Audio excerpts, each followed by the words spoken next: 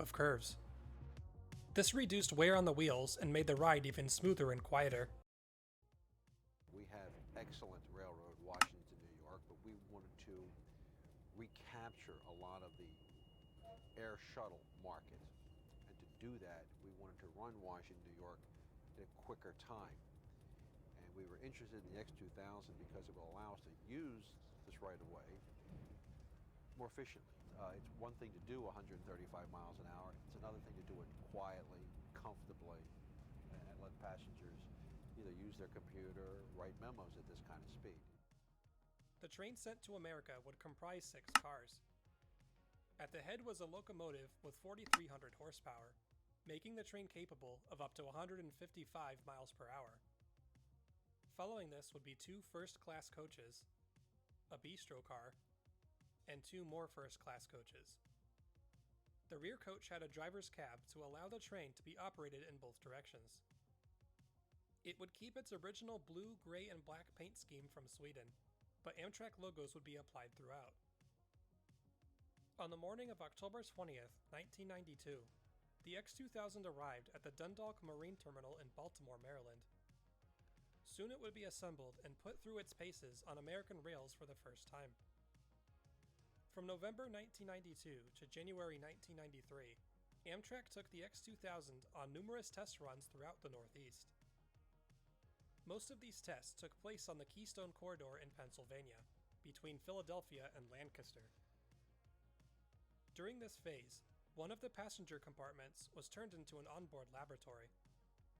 This allowed engineers to monitor the train's performance in real time. Politicians, members of Congress, were invited on some of these test runs. Amtrak wanted to demonstrate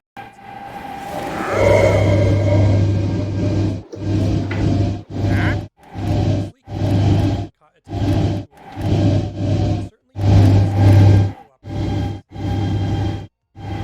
certainly being a reason.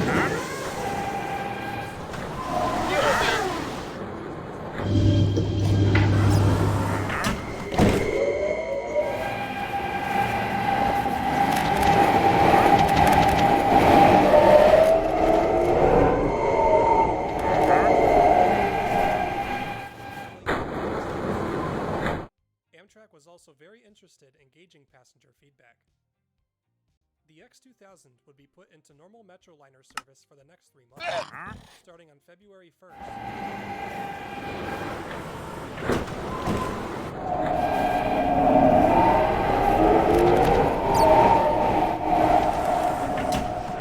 Was 125.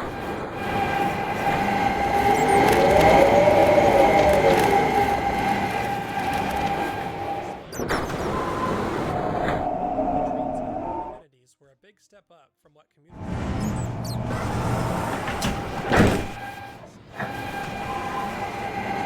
offered snacks, drinks, and a variety of meal options. Good meals served. Business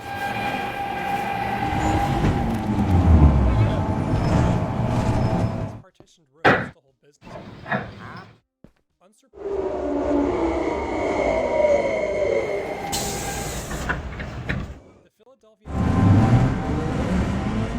the smooth ride.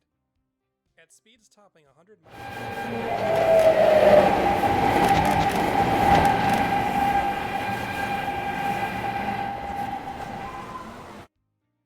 The only real complaint about the train was its European-style seating arrangement.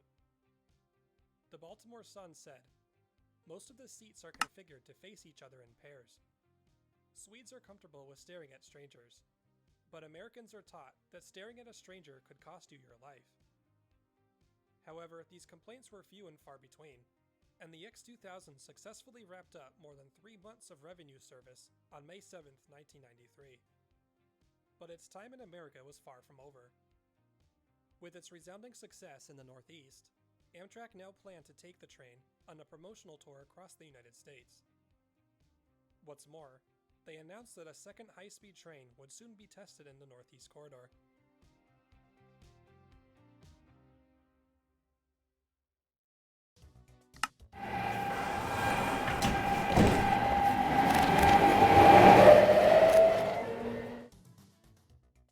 Amtrak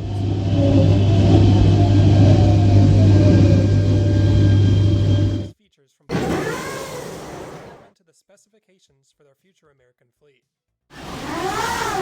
In 1893,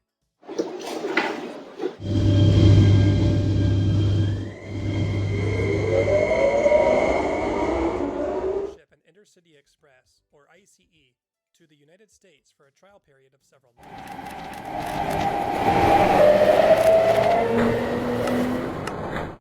Linking Hamburg, Munich, and Frankfurt. As the country's first, it was immensely successful in Europe. Under the hood, though, the ICE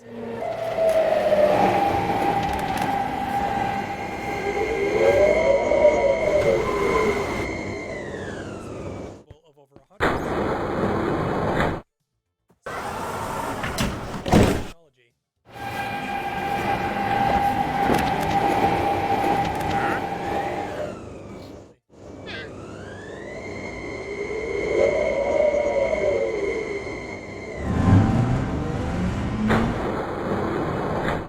But it goes on pretty much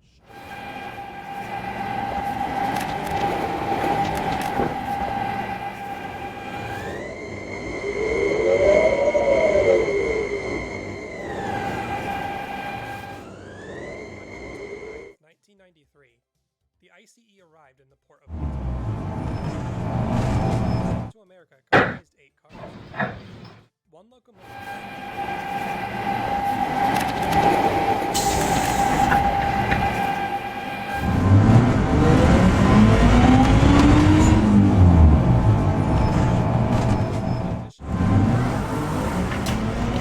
Shortly after its runs in the Northeast Corridor throughout the month of July.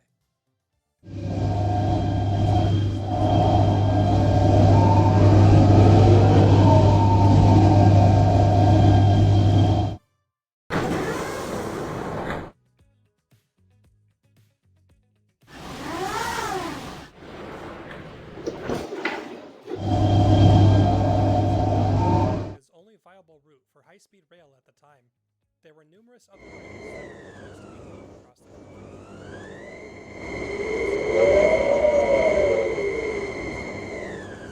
Dozens of cities look at what their future might hold. The general public would only get to see but local invited to ride along on short day trips. But since the national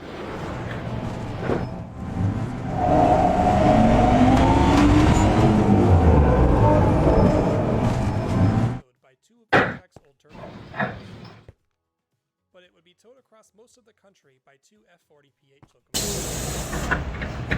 The day after,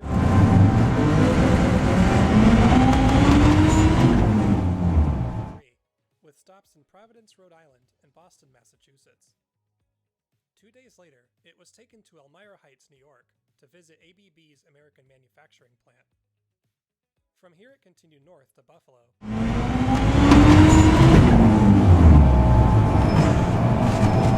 Farther east to Albany. The trip runs down to New York City and up to Ticonderoga. Public appearance, 500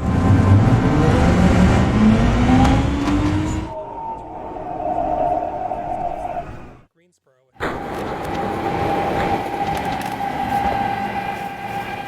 Orlando, Florida. Memorial Day. In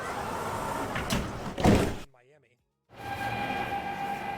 It came all the way back up for its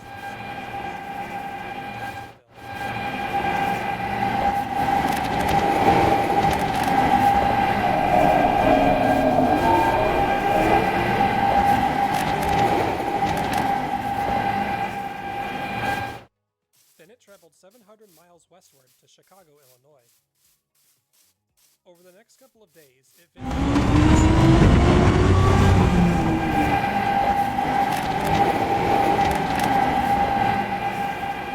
westward to Kalamazoo, to Detroit.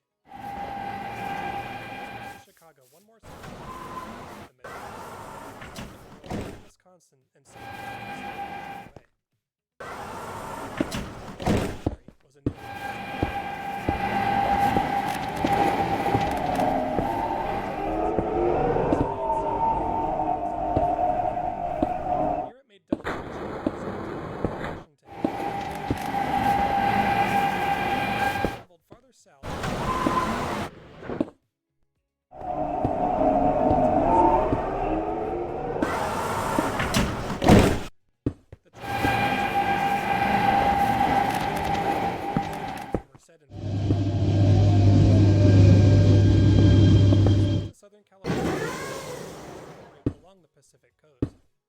stops in San Luis,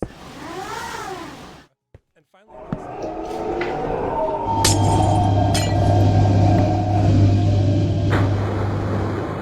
final leg of the trip would take it to several cities across Ohio, starting with Cincinnati.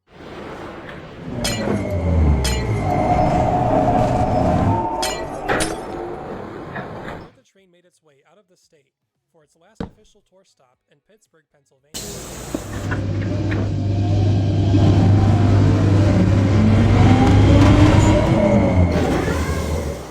Officials.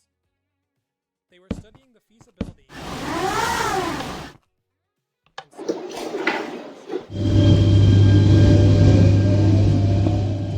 tour of Eastern Canada as well. Once again, the train was hauled up.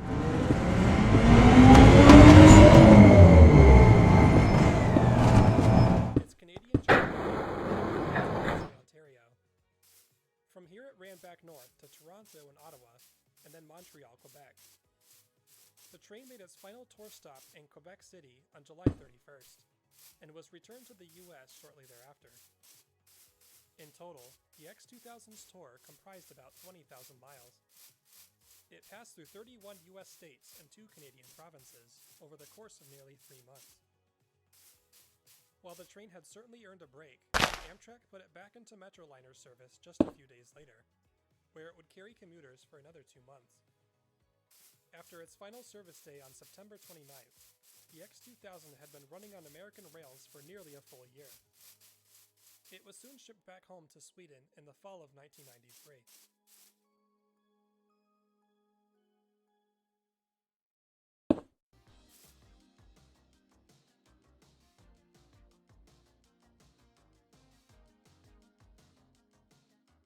A few months earlier in July, as the X2000 was finishing its national tour, the German ICE was completing its testing phase. It would soon embark on a national tour of its own, although the itinerary would be considerably shorter. The train would be towed across the country by 2 F-69 PHAC locomotives. These experimental units had been built in 1989 and were developed in part by Siemens, the same manufacturer as the ICE. While they had previously worn standard Amtrak colors, the 2 locomotives were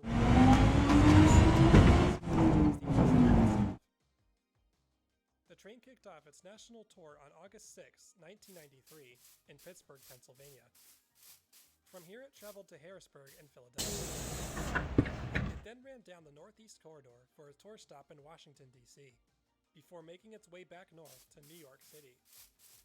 This stop in New York was especially noteworthy, as it lined up with the X2000's commuter schedule that same day.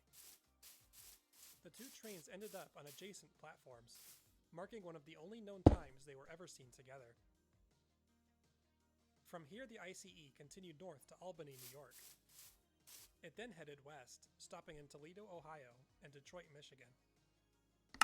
After arriving in Chicago, Illinois on August 16th, the train made a round-trip demonstration run to Milwaukee, Wisconsin. It then traveled 2,200 miles directly to California, reaching Los Angeles on August 25th. From here it ran north to San Jose, Sacramento, and San Francisco. Then it traveled back down to Los Angeles, and then continued down for a round-trip demonstration run between Oceanside and San Diego. Over the next couple of days, the train made its way back east, traveling over 2,700 miles through the southern states. Its next official tour stop was Orlando, Florida, where it spent Labor Day weekend. From here it headed back north, stopping in Raleigh, North Carolina, and Richmond, Virginia. The ICE then passed up through the Northeast Corridor to make tour stops in New Haven, Connecticut, Boston, Massachusetts, and Portland, Maine. Curiously, the final days of the tour took place back in the Midwest. The train made its way back to Chicago, where it made a run down to St. Louis, Missouri for its final tour stop on September 21st. In total, the ICE's tour comprised over 13,000 miles. It passed through 31 states over the course of about a month and a half. It was now time for the ICE to be put through its paces on the Northeast Corridor.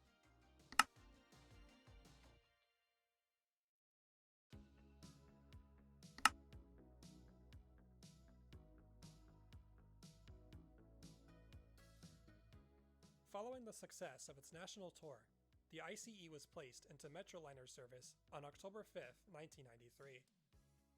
Jack, look what's coming.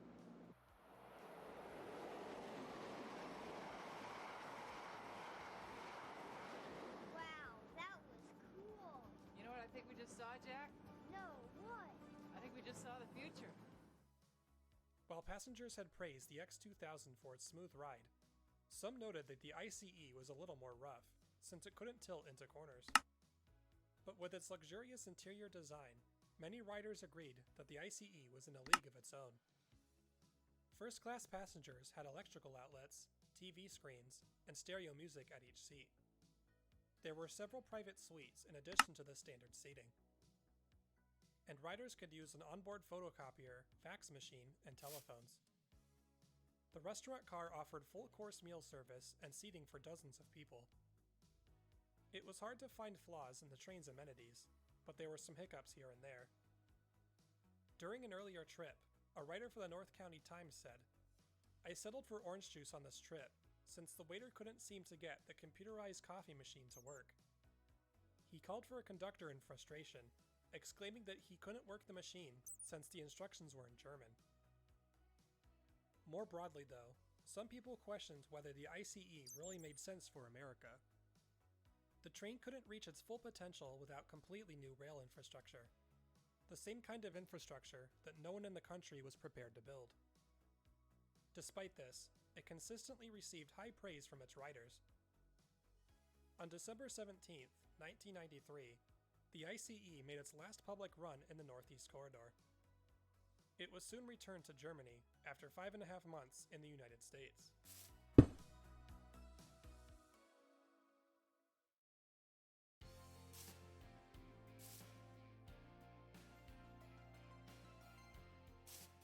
With both European trains now departed, Amtrak's rail work began. Based on the information they had collected over the last 15 months, they began working up the specs for what they wanted to see in their own high-speed fleet. Their primary requirements were a fleet of up to 26 trains that could reach 150 miles per hour. These would need to meet the strict US standards for crashworthiness. They would also need to have active tilting technology to handle the curves of the Northeast Corridor. And to comply with the Buy America Act, most of the manufacturing would need to take place within the US. Naturally, the two primary contenders for the contract were ABB from Sweden and Siemens from Germany. Both companies were backed by additional partners that would assist with the stateside manufacturing. Other companies showed interest in the contract, but the one that posed the biggest threat was the Canadian firm Bombardier. The company had never built any high-speed trains before, but they had a partnership with GEC Alstom, the manufacturer of the highly successful TGV trains in France. Bombardier owned the North American rights to the technology, and they were confident this could win out the contract. In fact, the company already had an established relationship with Amtrak. Bombardier had built the LRC train sets that had been tested 15 years earlier. And much more recently, they had manufactured two of Amtrak's newest coach fleets, the Horizon and Superliner II. To compete with ABB and Siemens, Bombardier and Alstom revealed their concept for a high-speed train of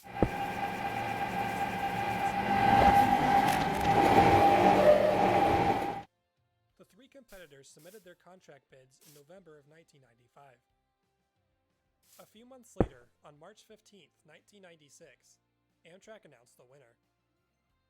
Bombardier was selected to build a fleet of American Flyer trains, despite being the only contender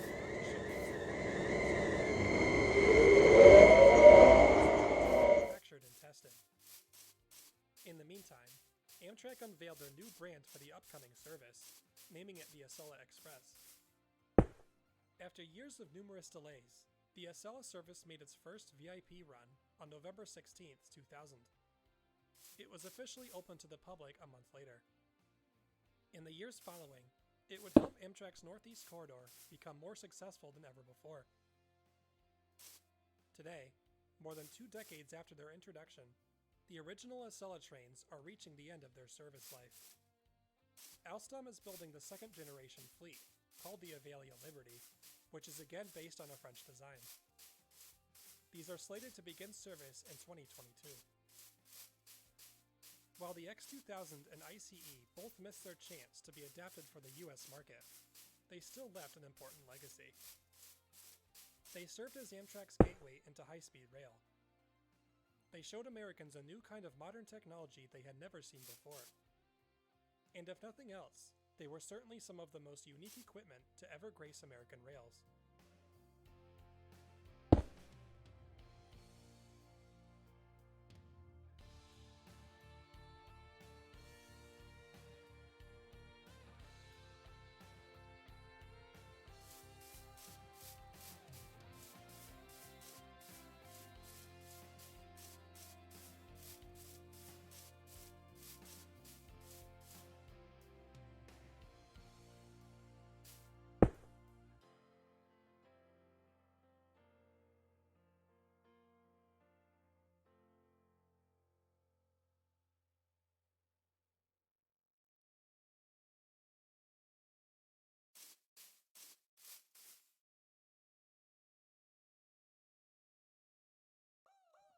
You have a great website.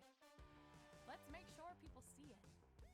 GoDaddy website hosting is fast, secure, and always online, all at an affordable price. Get a domain and email plus expert support. There's not a name in the world that screams days of steam so much as Flying Scotsman, Britain's most beloved steam engine and the most famous railway engine in the world. Every train fan has a book with Flying Scotsman in it, a model of it in some form, or at the very least opinions on the many events of her lifetime. Nothing brings train fans together more so than this bright green engine. It's hard to imagine a timeline without Flying Scotsman in it. But what if I told you that that timeline almost became a reality? I'm going to tell you all in excruciating detail the story of Flying Scotsman's ill-fated tour of the United States, and how she almost didn't return home.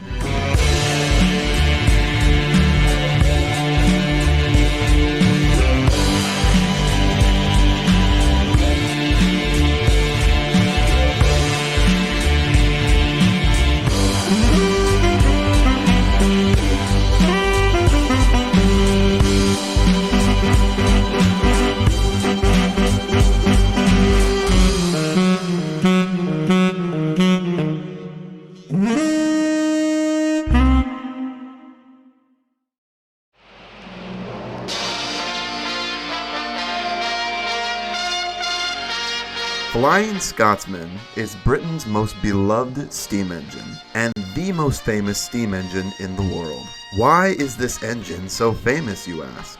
Well, for several reasons. First of all, she is the only surviving member of Sir Nigel Gresley's incredibly successful game-changing A3 class locomotive.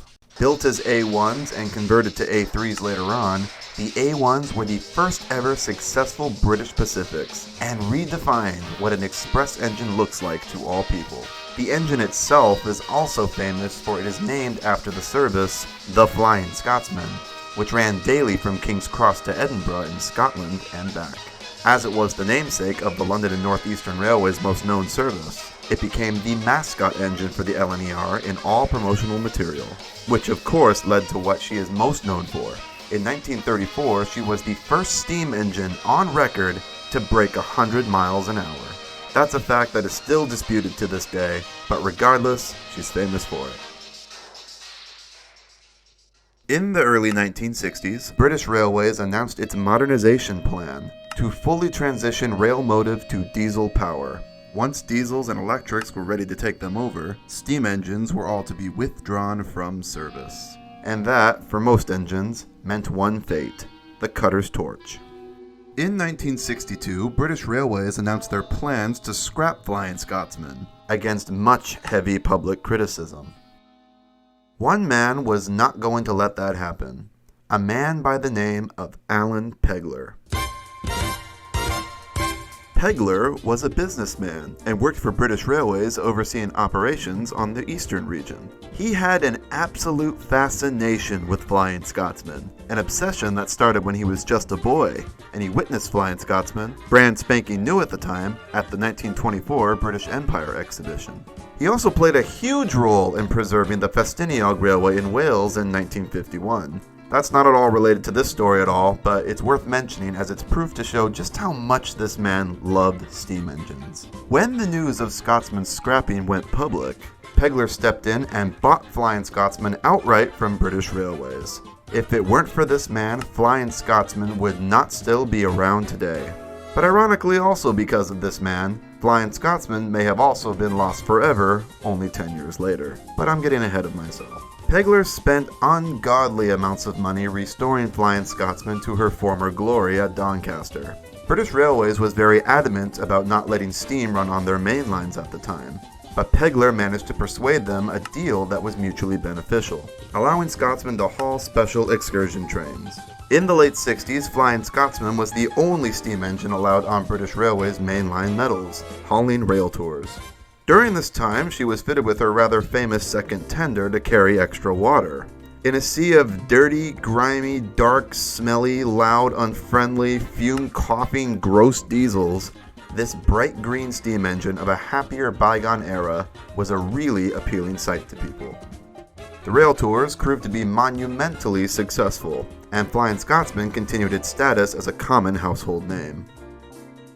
During this time, Pegler got the idea to ride Scotsman's success even further and take her abroad, on a big tour of the United States.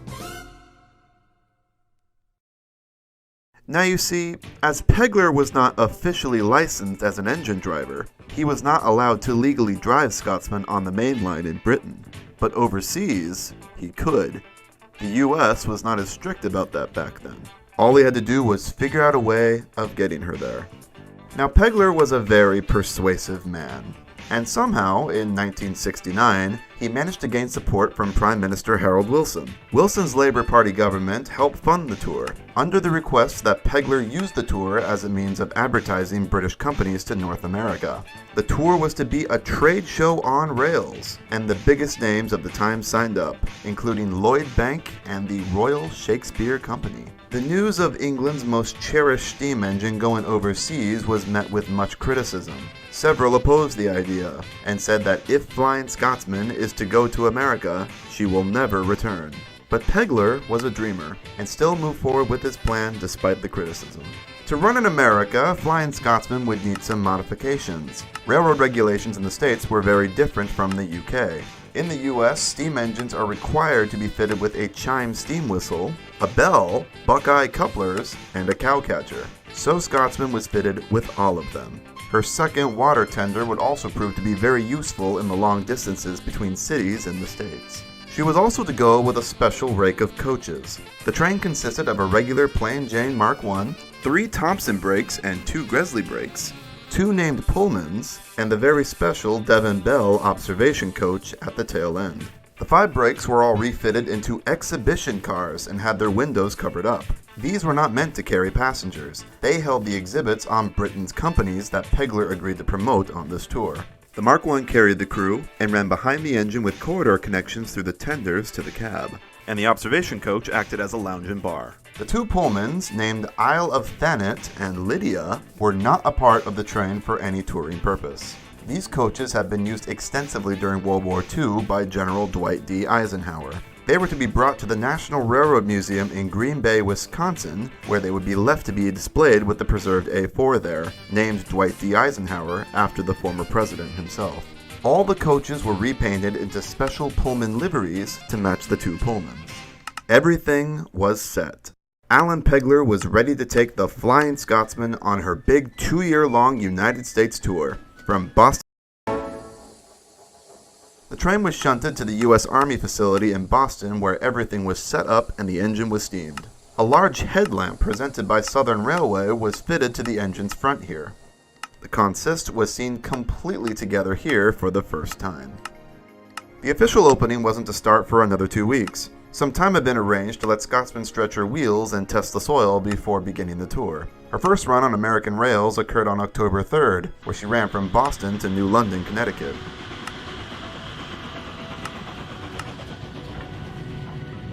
Scotsman's first run did not start out all that well, as she was greeted by some children throwing stones at her as she passed. One person even fired a shot.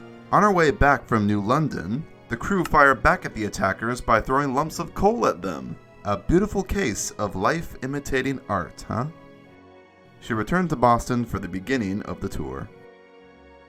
October 8th saw the official opening. The whole train was displayed at Boston South Station as the celebrations took place. Crowds gathered, and Pegler and other important people gave speeches. On October 12th, Scotsman began her 2-month-long journey to Houston, Texas.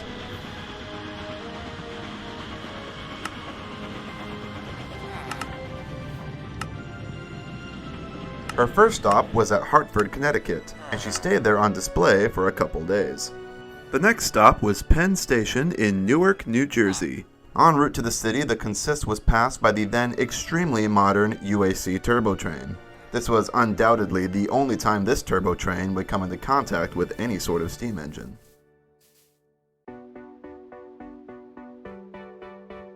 Scotsman was stopped in New Rochelle outside the New York City limits. The only way to get through the city was underground, and steam was not allowed in the tunnels under its own power.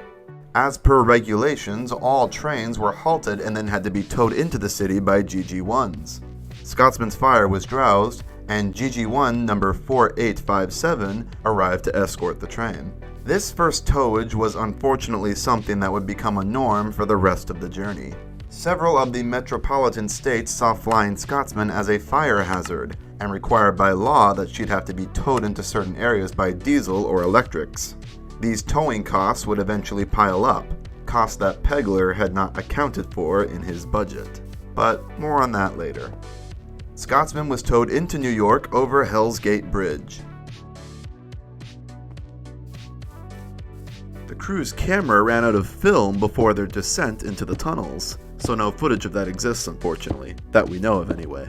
Under New York City they went, uncoupled from the GG1, and then she glided into Newark Penn Station in New Jersey. Scotsman was on display here in New Jersey for 4 days.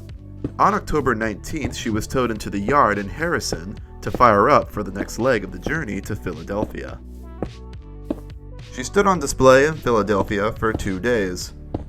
On October 23rd, she arrived in Baltimore. From Baltimore, Scotsman was towed again by another GG1, this one number 4845, to Washington, D.C. In D.C., she'd be on display again for another 2 days. The next big stop on the trip was Atlanta, Georgia, which would take some days to get to. She left D.C. on October 28th, passing through Lynchburg, Virginia, Salisbury, North Carolina, Gainesville, Georgia, and finally arriving at Atlanta on October 30th.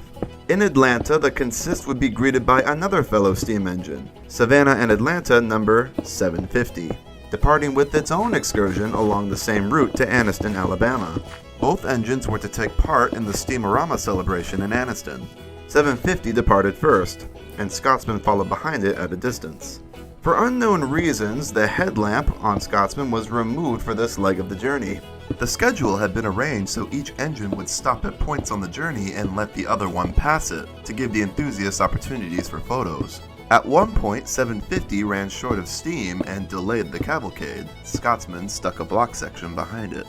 At Anniston, Scotsman met 750 again and Southern number 4501 at the Steamorama Festival. All 3 engines were lined up for about 2 hours, and approximately 10,000 people showed up to see them during that time. After the festivities, Scotsman continued on her way to Birmingham, Alabama. The next major stop was Dallas, Texas. From Birmingham, they traveled through Meridian, Mississippi, Vicksburg, Shreveport, Louisiana, Mineola, Texas, and finally Dallas on November 5th. Some reports say November 4th as the arrival date, but I have no way of confirming that. She stood on display in Dallas for 2 days, and then continued on her way south to Houston, the last major stop on its 1969 journey. They arrived in Houston on November 10th, and she rested on display for 5 days here. The 1969 leg of the tour was over, but they still had a lot of ground to cover. From Houston, the Consist traveled back north through Fort Worth to Slayton. The Santa Fe offered up the old Slayton Roundhouse to store the whole train. The train was split up here for the first time since arriving. The coaches were individually split up and parked in the shed berths. Pegler notes that this was the first time ever Scotsman was on a turntable long enough to turn her complete with her 2 tenders. On that evening of November 18th, Scotsman reversed into the shed where it would spend the remainder of winter until the 1970 tour began the next year. A total of 17 states traveled, over 3,000 miles covered, and all destinations met on schedule, the 1969 tour had gone without a hitch. The tour could have ended here and the story would have a very different, happier ending. But Pegler was insistent on getting his engine across the country. 1970 had a few surprises in stock for him.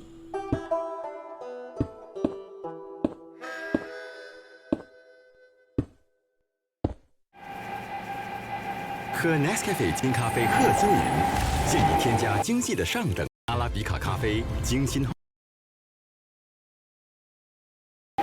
Just like everything else good in this world, Scotsman's tour schedule was messed up by politics. 1970 saw the voting out of Harold Wilson's Labour Party in Britain and entering Edward Heath's Conservative Party. This change in political leadership would spell considerable discourse for the tour. Priorities changed, and Harold Wilson, the PM who had greenlit and helped fund the tour, was no longer in power. The money he had promised to fund Scotsman's tour was revoked. If Pegler wanted to keep Scotsman touring in the US, he'd have to basically fund it himself. Pegler was driven by the desire to drive his own engine across the country. As the 1969 leg had proved successful enough, and they still had to go to Green Bay to drop off the Pullmans, he decided to carry on with the tour and to not bring Scotsman home, despite the looming costs. And boy oh boy, did he pay for it. The original announced 1970 schedule had to be changed significantly to stay relatively within a now even tighter budget. The train was meant to travel along the south into Los Angeles, California, and then up the west coast. From there through the North States into the Midwest, and then up to Toronto for the Canadian National Exhibition in September. Then they'd loop back and finish the US tour in Green Bay, Wisconsin. With no financial support, they ditched the West Coast entirely and went straight for Green Bay first, and then to their planned Canada stops after. The new schedule took the train south first towards Fort Worth and then into Temple. From Temple, they went north into Oklahoma. They stopped in Muskogee and then turned around. From Muskogee, they went back into Texas towards Waco. In Waco, the engine derailed. No pics I could find of this, but Scotsman's rear bogie came off here due to a broken journal. She was repaired at the ATSF workshops in Clayburn, and then she continued on her way. Through Fort Worth again, and then into Oklahoma, then Parsons, Kansas, and finally arriving in Kansas City on June 21st. Scotsman rested here on display for 7 days until June 29th. The next leg was to St. Louis, Missouri. On this leg, she passed through Mexico, and then Wright City, where these incredibly surreal photos of her on a modern freeway overpass were taken. Scotsman arrived at St. Louis on June 30th. Until July 6th, Scotsman was kept on display in Union Station. During this time, her cowcatcher was refitted and painted black to blend in a bit better and not stand out as much. Any photos of it in red were taken before St. Louis, any photos of it in black were taken after. Chicago was the next stop. On this leg, Scotsman made a whistle stop in Decatur, Illinois. Once in Chicago, she stayed there on display in Dearborn Station until the 18th. On July 19th, she set north for her original final destination, the National Railroad Museum in Green Bay, Wisconsin, where she would stay for the next month on display in the park. At the museum was fellow LNER engine, the A4 Dwight D. Eisenhower. This would be the last time these two LNER engines would ever meet. Dwight did return to the UK for a brief period in 2012, but Scotsman was in pieces at that time. Scotsman was to continue on her way up into Canada to be a part of the Canadian National Expo in Toronto. The Pullman coaches Isle of Thanet and Lydia reached their final destination. Isle of Thanet was left here to be displayed alongside the A4. However, Lydia continued on the tour, to be returned to Green Bay when the tour finished. I could not find a concrete reason why for this. Scotsman would continue on the rest of her tour without Isle of Thanet. On August 19th, Scotsman left Green Bay and traveled back to Chicago, where she was stored in 40th Street Yard for a night. From Chicago, she went through Detroit, Michigan, through the St. Clair Tunnel into Ontario, Canada, through Hamilton, and finally Toronto on August 21st. She was based in Spadina Yard, where these posed photos of her and Canadian National number 6218 were taken. During her time in Toronto, Scotsman was on display at the Canadian National Exhibition, where Pegler gave cab rides to the exhibitors. On the 8th, she left for Ottawa, passing through Belleville. She stood on display in Ottawa from the 9th to the 17th at the Museum of Science and Technology. Here, a giant Canadian flag was attached to the side of the coaches. From Ottawa, she went to Montreal and stood on display there near Virtue Station until the 27th. She was met by 6218 again. Here in Montreal Yard, her 6218, another turbo train, and a diesel engine were lined up for an exciting photo shoot. A rare lineup of engines that will never ever happen again. After Montreal, she traveled through Brockville into Kingston and stayed there for 2 days. Then from Kingston, she went through Toronto again to Hamilton, where she was on display for a day at James Street on October 1st. On October 2nd, she traveled to Niagara Falls, where she stayed on display until the end of the month. On October 31st, Scotsman would travel to Toronto for a third time to take shelter for the winter. The train was split apart again, with Scotsman being stored inside the old Spadina roundhouse. What was to happen next? No one knew.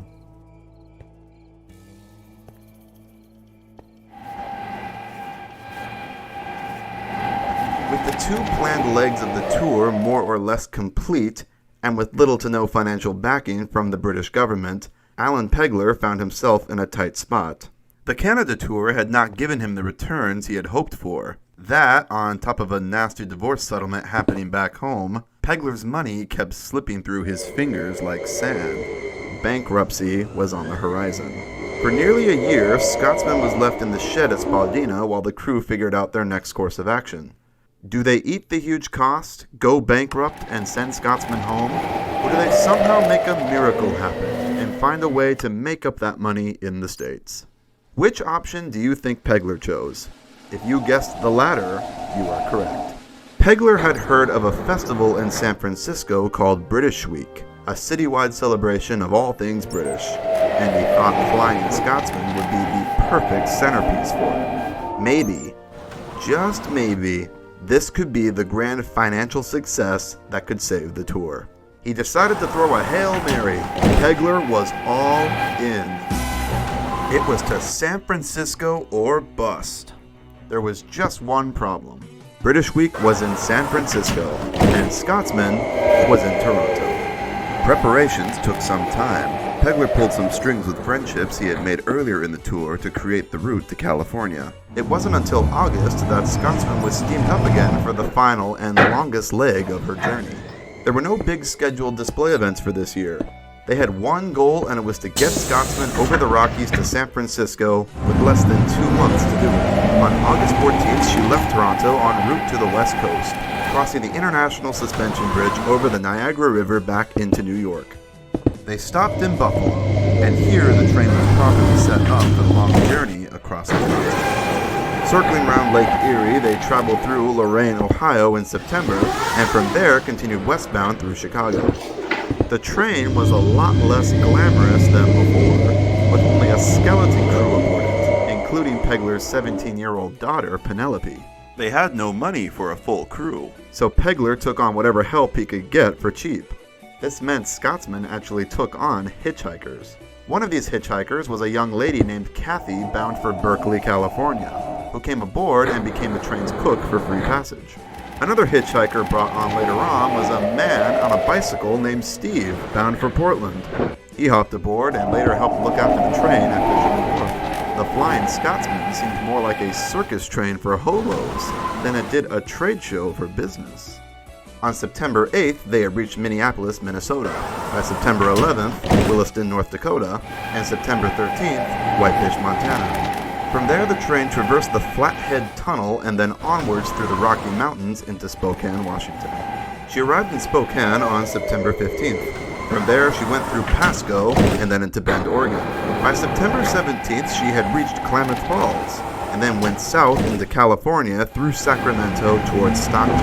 From Stockton, she traversed through Altamont Pass, then through Fremont and up north into Oakland. On September 27th, Flying Scotsman had reached Oakland, California, with now only a bay separating her from San Francisco. San Francisco is located at the tip of a peninsula, with the only rail access to it coming from the south all the way around the bay. It was quicker to transport the consist there via ferry. In Oakland, Scotsman and the coaches were loaded onto the Las Plumas car ferry and were scooted across the bay to Pier 43. Scotsman was unloaded at Fisherman's Wharf, San Francisco, her final destination, and just in time for British Week in October.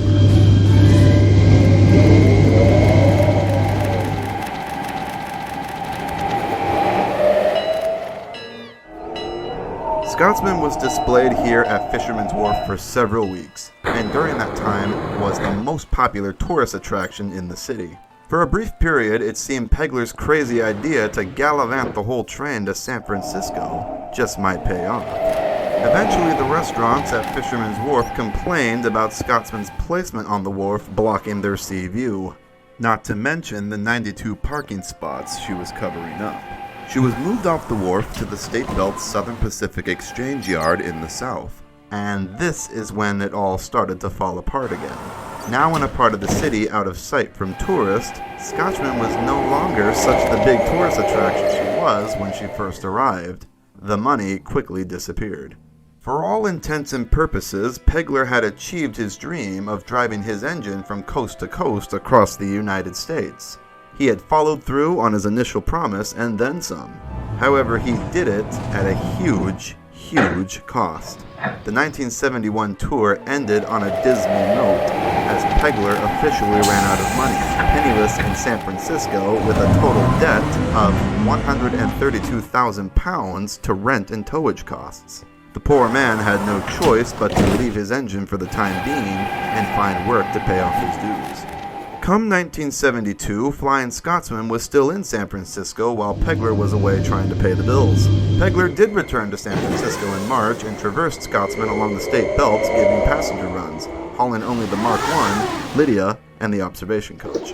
During this brief time of giving tourist trips, Scotsman derailed again on March 25th, this time at a set of points.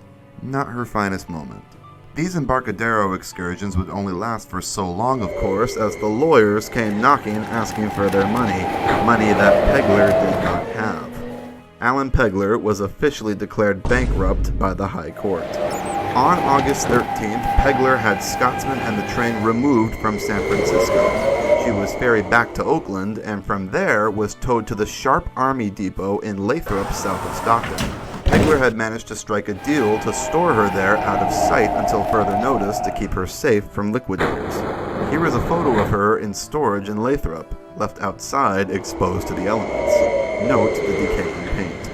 But try as he might to hide her from the inevitable eventually happened. The engine was liquidated from Pegler. Alan Pegler had lost the Flying Scotsman.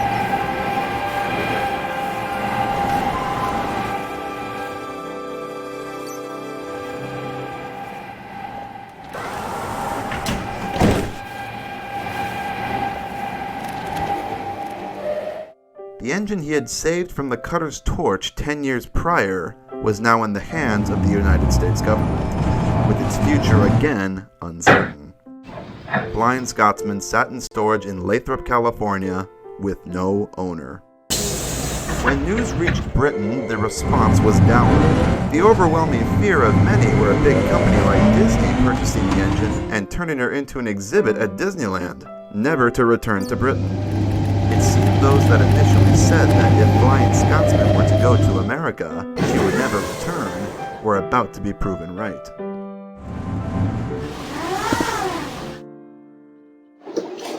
This is where a wealthy British businessman named William McAlpine, Bill for short, comes into our story. Bill was the director of the McAlpine Construction Company. He had an adoration for steam engines, and had started collecting his own in the 60s. Bill was made aware of Flying Scotsman's plight after being approached by a powerful committee to join them in a rescue attempt. What they needed was money, and Bill had it. In December, George Hinchcliffe, the operational manager for Flying Scotsman, was tasked to go to the States to see what was needed exactly to get her home. In January 1973, Hinchcliffe was present in California working out a deal, while the railroad attorneys were preparing a writ of attachment for the engine to put it up for sale to pay off the rental fee debts. On this day, January 2nd, Hinchcliffe phoned McAlpine with the exact number needed to pay off the debts. McAlpine agreed and wrote the check. Flying Scotsman was saved, and now officially under proud ownership of Bill McAlpine. The nation was relieved. Flying Scotsman was moved out of storage in Lathrop and towed back to the Oakland dockyards in secrecy, as some creditors were still left unpaid at this point, including the San Francisco Port Authority. She was a part of a freight train of boxcars hauled by 3 diesels. Funnily enough, they managed to transport Scotsman without gathering public attention. It was the moving of a giant floating crane across San Francisco Bay that got a local reporter investigating. The crew managed to persuade him from filing the story of Scotsman's move until her ship was outside U.S. waters, with a very liberal supply of Scotch whiskey. Everything in this world has a price. On January 17th, she was lifted off American soil for the final time. She was first loaded onto a barge, and then scooted across the bay to the deeper waters of Oakland docks, where her ship home, the California Star, awaited her. Welded to the ship's deck with her 2 tenders on either side of her, Scotsman's 8,000-mile journey home commenced. The ship, coming from the west coast, of course journeyed through the Panama Canal. Flying Scotsman would be the first ever steam locomotive to travel through it. Here we see Flying Scotsman off the shores of Panama, a once-in-a-lifetime sight, never to be repeated again. The California Star arrived in Liverpool, to the exact dock Flying Scotsman had been loaded 3.5 years before. In typical England fashion, it started to snow as the unloading began. Over 15,000 miles traveled on American soil, and 3.5 years later, Flying Scotsman touched down onto British soil, never to leave it again. Except for the one time that she did, but that's another story.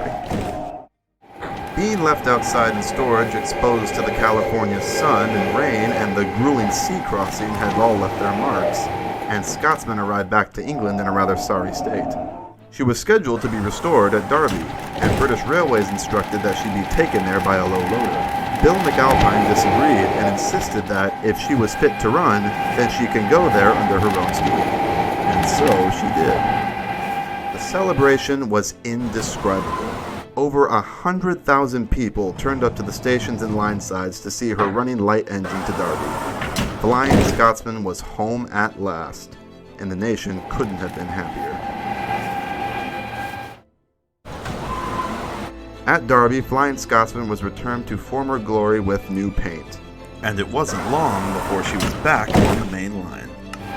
Flying Scotsman was back where she belonged, in the UK hauling rail tours on the main line. And she still continues to do so to this very day.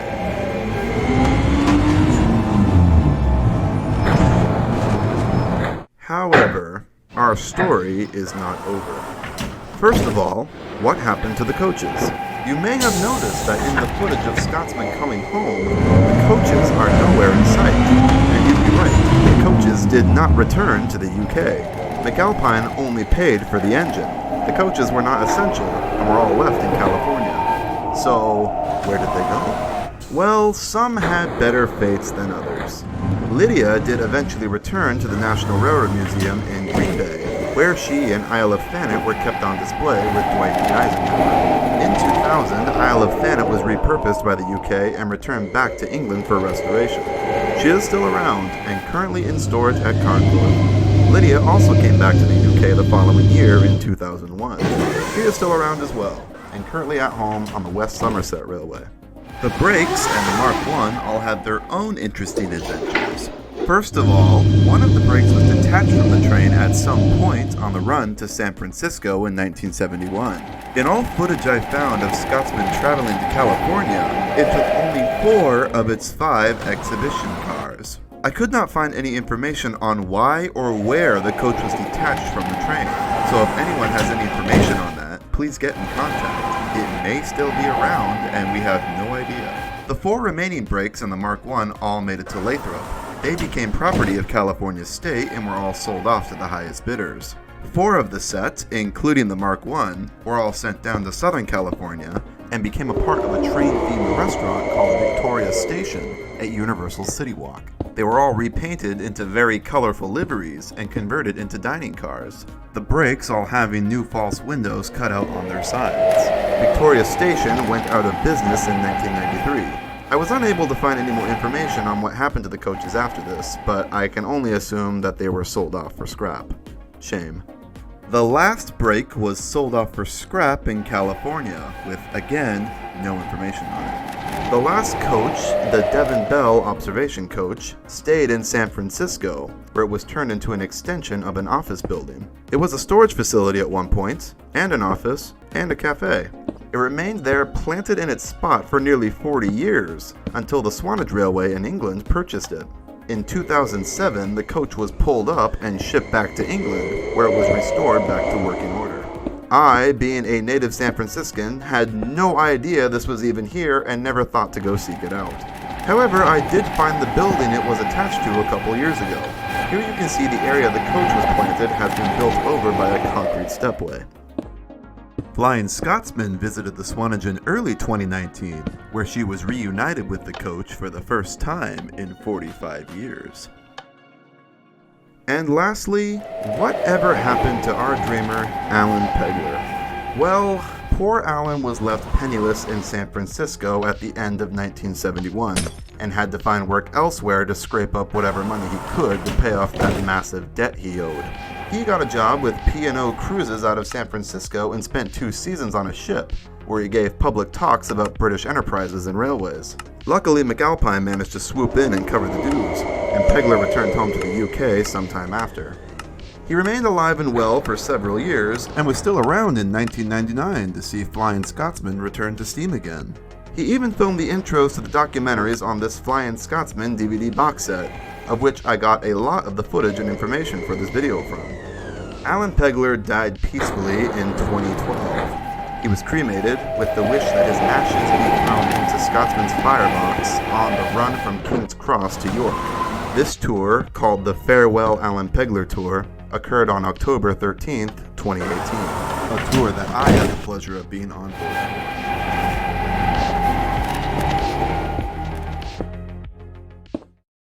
The story of Flying Scotsman's USA tour is one of the most fascinating stories in all of railway history to me. It happened at just the right time in both British and American history, seeing the very British Flying Scotsman in photos of an era of pure Americana that doesn't exist anymore. It was such a huge plight, an incredibly complicated and unrealistic undertaking, however made possible because of one man's desire to drive his engine on foreign metals from coast to coast. It took him 3 years, all of his money, and the loss of the engine itself to do it, but god damn it, he made it happen, and he had the adventure of a lifetime doing so. And I've really got no money left at all by this time. I mean, it was entirely my own fault. I mean, the fact that I lost all my money, well, I thought I was having a ball driving the blooming engine all around North America, which is absolutely true, and I knew exactly what I was doing. And I simply took the view, this is a once-in-a-lifetime chance. The man doesn't seem fazed in the slightest, recollecting the time he filed for bankruptcy and lost the engine he poured everything into. To him, it was all worth it. He was a man that lived life to the fullest. I have a lot of respect for Alan Pegler and his go-getter dreamer attitude. It's very inspirational to me. If it weren't for him, Flying Scotsman wouldn't be around today. We all owe him a lot for that. We need more Alan Peglers in this world. People that aren't afraid to take the biggest of chances. I think a lot of people, for the most part, view Scotsman's United States tour with disdain, and understandably so. She did almost get lost there. But to me, it is the most interesting thing to happen in this famous engine's history. As someone who has always been fascinated by this tour for years, it has been so satisfying for me to compile everything for this video and finally tell its full story. There are still several gaps of information that are missing about this tour, so if anyone watching has any more to add to the conversation, please tag me on Twitter. Thank you all so much for watching, and I'll see you all in the next one.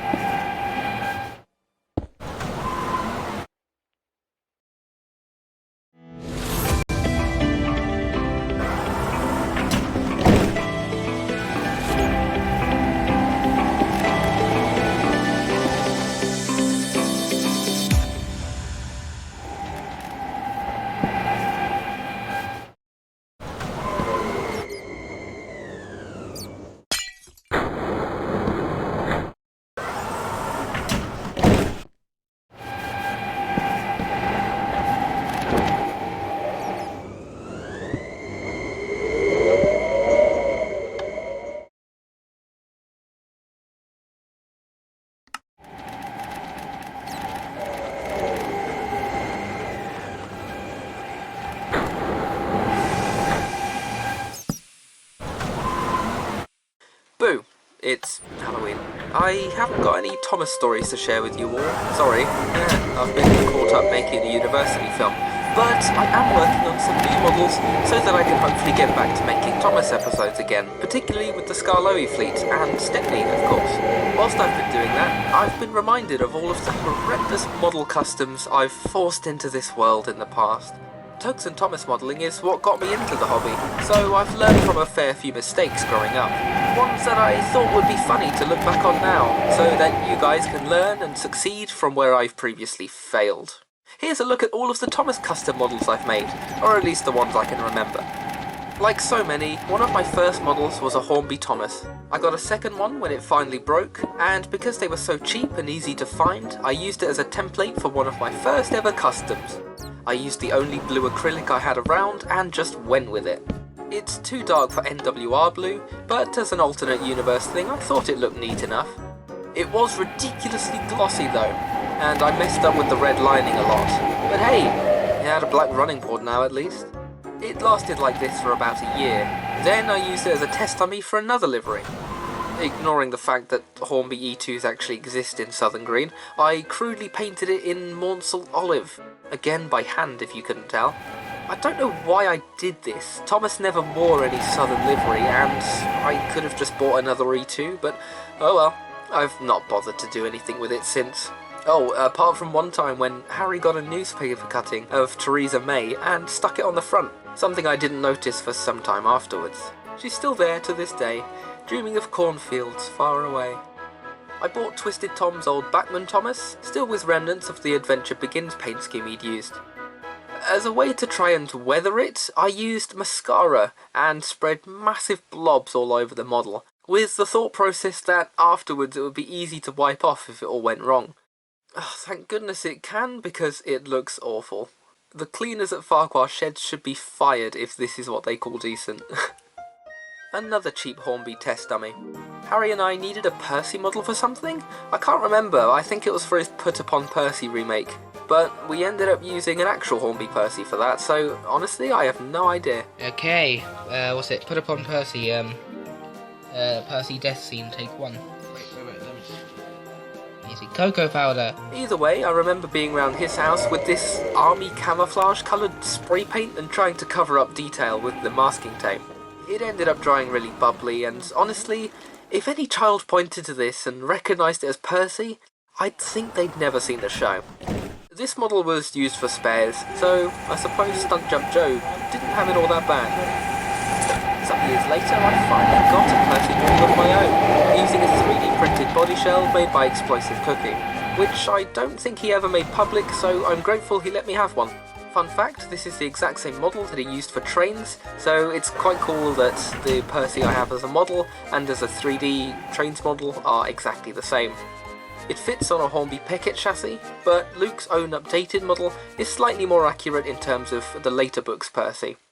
This was printed in the cheap Shapeways plastic, which isn't the best when it comes to quality, and even after a fair bit of sanding, the surface is still pretty rough, and again, painting it by hand instead of using lining tape. So this little guy is patiently waiting for a repaint. The current livery is a little dirty.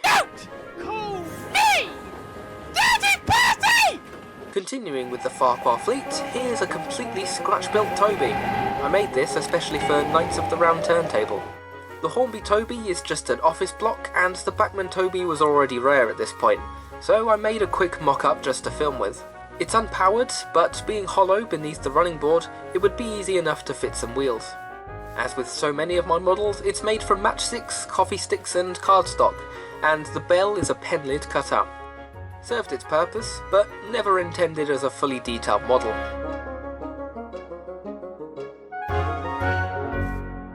Another static model, again in that deep royal blue. This T9 is supposed to be Edward, but yes, it's really just one of those cheap magazine models that were available everywhere you looked in 2014. Harry and I bought it together with the intention being that we'd just share it out depending on who needed to film with it, until he eventually bought a Bachmann Edward from Bass T-Bone Music to go on his newly built Wellsworth layout. Needless to say, being static, we never really ended up using this Edward. Apparently, I was so in love with that blue that I did the same to Gordon. This was a Hornby Flying Scotsman, which I pretty much butchered, but I kept it with the intention of using another Hornby Railroad model to make a double-tendered version. Much like the real Flying Scotsman's second USA tour being a success, that never ended up happening. What's better than a 2 empty? Two empties. In my freshest year at uni, I got pretty bored. The battle with COVID-19 has raged on for over 2 years. You're battered, weary, and worn. But you're not defeated. Because what keeps you going is the desire to protect the ones you love. And it all begins with a reminder to take care of yourself, so you have the strength to take care of others. Starting today, let's prioritize your health. Invest in yourself. Bored. So to counteract that, I started doing more modelling, and Arthur was the first thing I finished. I was impressed with the newer Bachmann 2MT, so I bought one of the older tooling ones and painted it in red like Arthur, complete with the number he had in his concept art, which is the same as the one in red at the Keighley and Worth Valley Railway. Sadly, I butchered up the smokebox door trying to remove it, and never found a replacement, so the cheap paper faces will have to do until I can get a 3D print one for him. The lining was done by hand, but I was always intending to redo it with transfers someday. That never happened, and as reliable as he was, I sold the fish boy onto Harry, where he now lives by the quayside at long last. Another university repaint, this time with the Hornby Railroad N2. I love Ryan as a character, and I thought it would be nice to have such a dramatically different coloured engine in my collection. So Ryan it was. Learning from Arthur, I bought a wooden railway face for him, and managed to get the lining slightly neater. Then I made the mistake of using a very thick coat of cheap gloss varnish, which dried white and ruined the whole thing. I didn't like the simplicity of the model itself, so eventually sold him on, making sure to repaint the model first to get rid of those varnish stains. Thankfully, after a fair few years, I still had the original paint. As you'll probably know, I've been very lazy with some of my representations of various characters in my videos, going as far as slapping Spencer nameplates on a very obvious Dwight D. Eisenhower, and just having TARDIS Rescue record a few lines saying, "So what, I can be BR Green if I like, who cares?" Who cares? I never properly got a model of Doug, but I did have this poor old non-running Pannier. I don't know what brain cells were on annual leave at the time, but I decided to paint it red. Not London Transport red, just in your face red. Wait, no, black. I want a pannier in BR black. Wait, no, both. Why not both? I don't know why I did this. No, what if I put it in Phoenix Precision Improved Engine Green? It's far too dark to be Improved Engine Green, but maybe it'll look like the Railway Children pannier. Yeah! This poor model was victim to an indecisive child equipped with a paintbrush. Not Sodor related, but around the same time I also made this. It's a freelance industrial shunter I made for my sister because she wanted an engine, and I let her choose what colour she wanted it and what to add to it. It's very simplistic, but that's all it was ever going to be. Can't for the life of me remember what she called it, so if you have any good sensible names, let me know. Going narrow gauge now. I waited so long to find a Bachmann Scar Loey, so when the time came when I did get a second-hand one from a friend, I didn't have the heart to repaint it.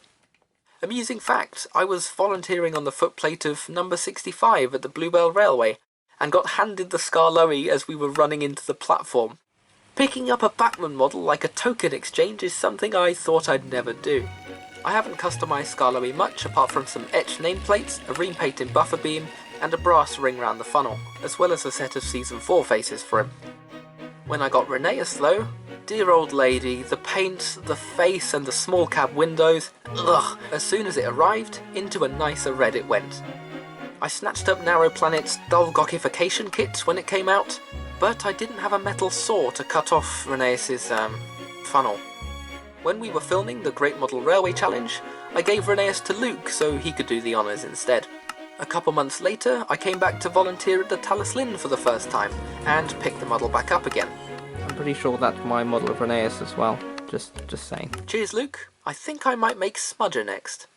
I got some name, number and works plates from Narrow Planet, and the Quarryman headboard too, because Rheneas was in John Lennon's original band. Who knew? The nameplates I got were too big, so try not to notice those.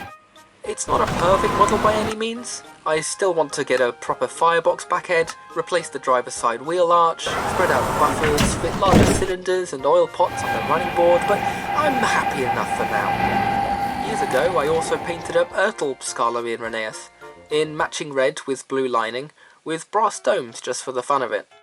Thinking about it, I also had a Bluebell black Stepney, and made a couple of Thomas paint-ups, so if I can find photos of those, they'll be greeting you now. I get asked about this a lot, so for the other narrow gauge models that have appeared in my videos, Duncan I bought as he was, modelled by Sodor Modelling in Miniature. Rusty I'm still yet to get a new body shell for, as I keep mistaking the Bachmann one for an orange Skittle. And Sir Handel and Peter Sam were made by the Jam Tram. I just stole them to film all in a spin. As I mentioned though, I'm slowly working on improving my Scar Loey gang, so hopefully I shall have to steal no more. On the topic of future projects, I also haven't mentioned the obvious character. I plan to make a separate video talking all about the modifications I've done to various Hornby Terriers over the years, because I've had quite a few. I'm still hoping to modify a new Stepney out of the new Hornby A1X tooling, so that'll be included too. Well, that's that little horror show done with.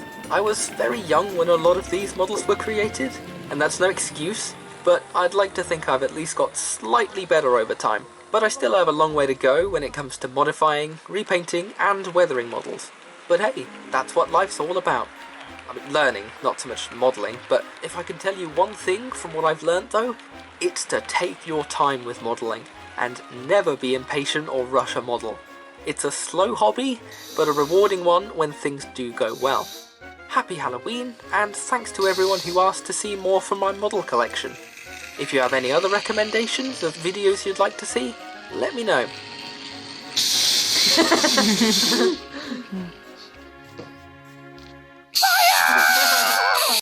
A big thank you to all of my Patreon supporters, particularly Alex Goodman, GBH Train, Donald 9 and Douglas 10, D0280 Falcon, Sean Tempest, Kildane's Coven, Nat, and Sam Bennett.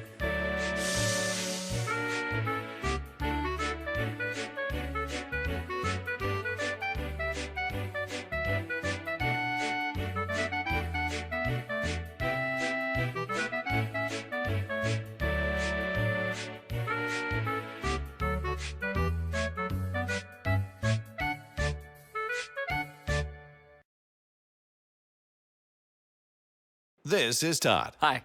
This is Todd's mom. Hi. In a moment, Todd...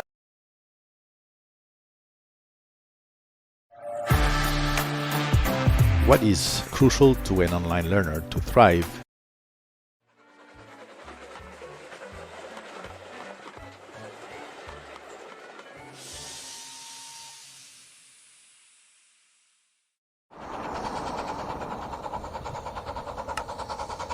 You may think that this is just a toy railway. However, the Romney, Hythe and Dymchurch Railway has developed nearly 100 years of history that has proven it must be considered as seriously as any full-scale main line. And yes, you should never overlook a little engine and all of that.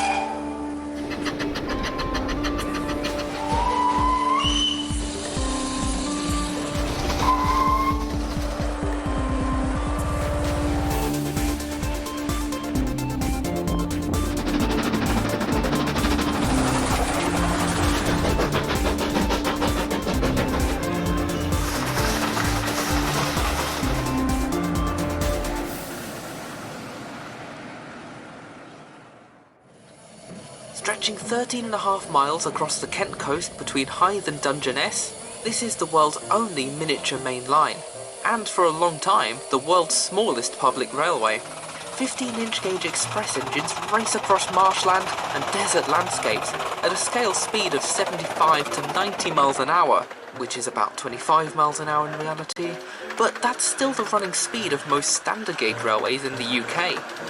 So, own up, whose model railway got a bit out of hand then? Come on.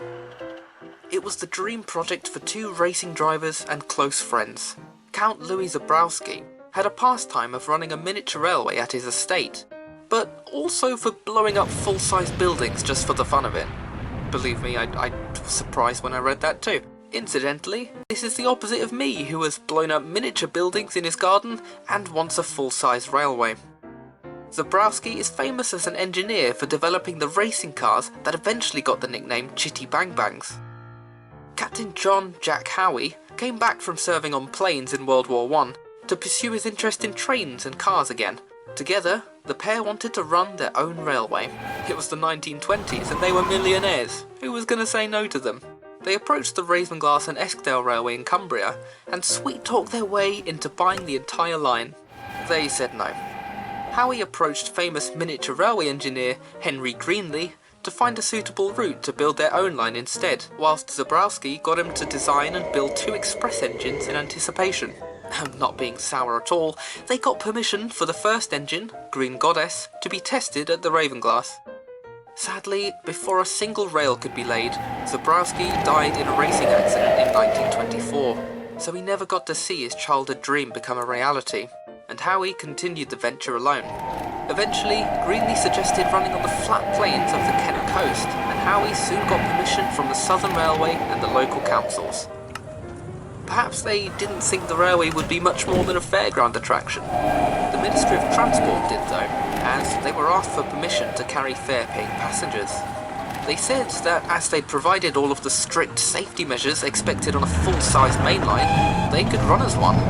Work was soon underway building double track between Hythe and New Romney, and on the 5th of August 1926, they were visited by the Duke of York, future King George VI. Sir Nigel Gresley also came along to chill in the tender apparently, which is fair payment since he had given permission for Howie and Greenley to base the engine designs on his A1 Pacifics.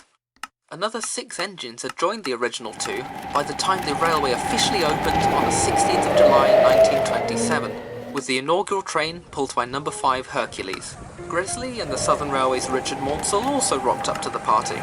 Unrelated, but the railway was an immediate success, and Howie was clearly confident that it would be, because before it had even opened, he was planning an extension all the way to Dungeness Beach. This was opened the following year, and everyone was happy forevermore. The War Department took over the line in World War II. As being on the Kent coast, the whole area was under great risk of attack, or even invasion, particularly during the evacuation of Dunkirk. In the early years, the line transported and supplied reinforced concrete sound ranging detectors, or sound mirrors, that were built along the coast, to help detect enemy aircraft, with a little branch off of the main line serving these.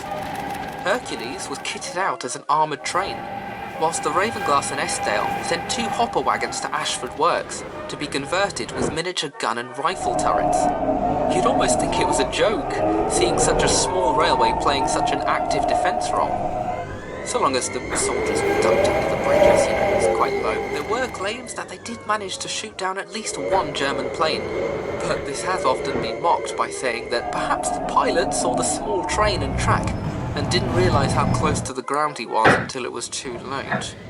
In 1943, the line also played a vital role in a top-secret mission, Operation Pluto. Sounds all fancy and technical, but it stood for Pipeline Under the Sea. It was one of 2 fuel pipelines stretched across the English Channel to provide Allied forces with petrol after the Normandy landings. The railway took the pipe components to Dungeness, where they were then assembled together and dragged across the channel. By the end of the war, the railway had been left in a critically poor state, and the full line was not back in working order until 1947, though the Dungeness section had to be reduced to single track, because there simply weren't enough new rails available. It wasn't all doom and gloom though, because Laurel and Hardy came to reopen it, and the little railway soldiered on.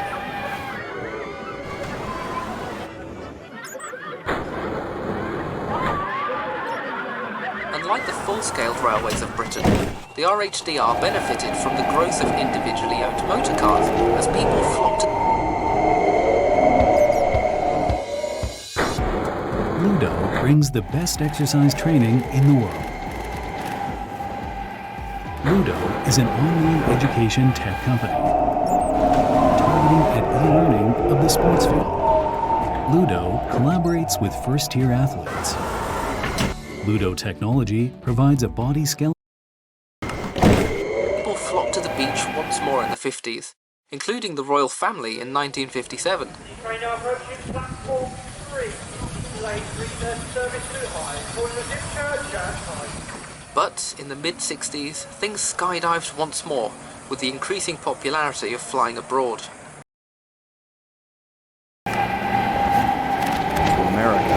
And they were entirely ready to sell this thing to it, with a US dub already tested and planned. Not to mention the many other countries they had plans for, including Japan, Australia, Portugal, Singapore, and many others.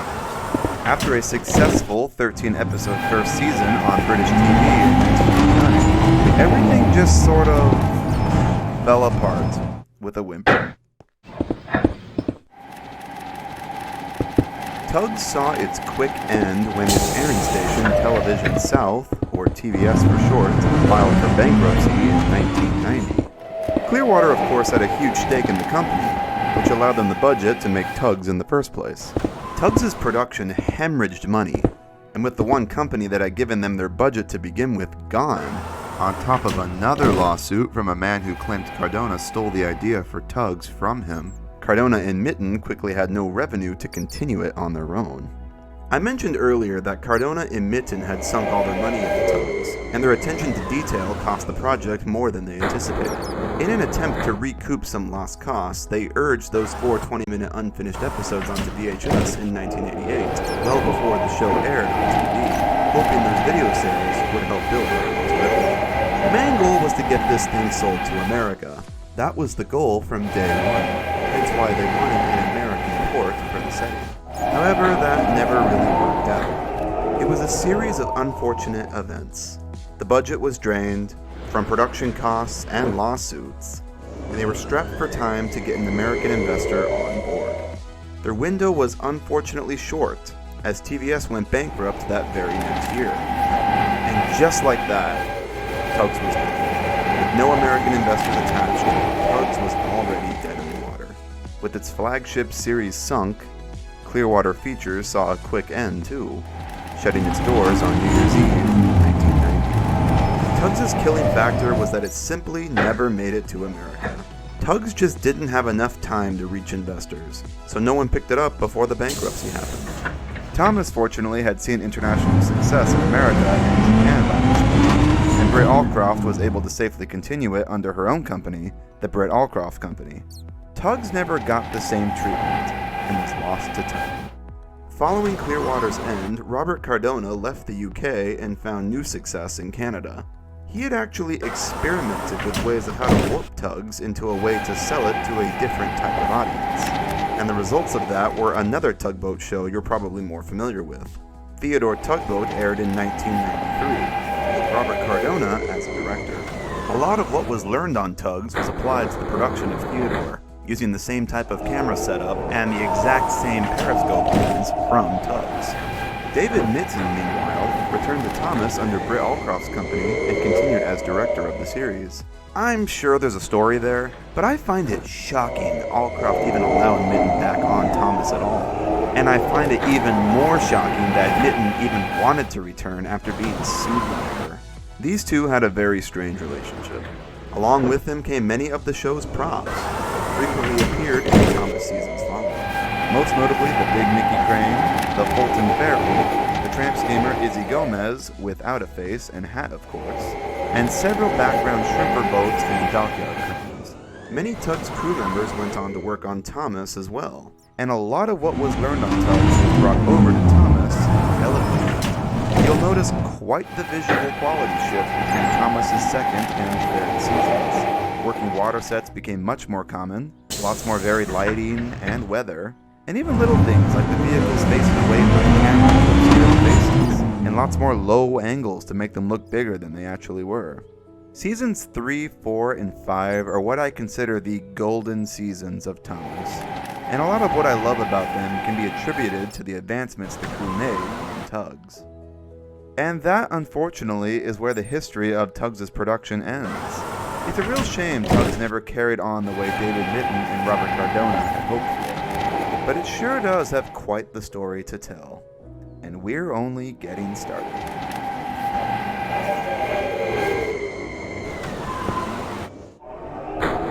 Welcome to another episode of Eric and Tracy Development Series. Today we are going to touch on the Avenir, which is a freehold development.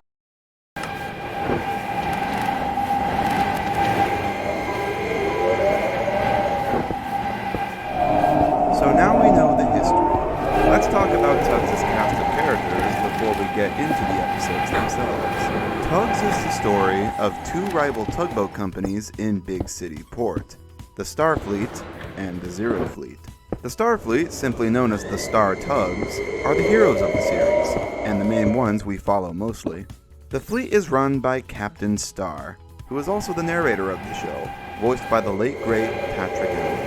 The show is a present-day Captain Star looking back on his younger days of being a tugboat captain and telling the audience these stories in the past tense. I remember the day we got our first big break. His booming voice added such a level of seriousness to the atmosphere of Tugs. Night came down fast. Docklights helped Big Mickey transfer explosives to the naval tramper Krakatoa. One last-minute slip-up could mean disaster. I can just imagine how different the show would feel if they got some other guy to fill the role. We never actually see Captain Star on screen, or any human character at all. All we see of him is a megaphone from his office, which he uses to communicate with the Tugs. The lack of humans was a neat stylistic choice, as the focus of the show was not on the people of the working harbor, but the harbor itself. The vessels, the industry, the atmosphere. Humans took a backseat to the action in the show, but they did very much exist. This isn't like Cars, where people just don't exist at all. They do have a presence here, but intentionally are never shown. Captain Star's Starfleet is made up of 7 tugs.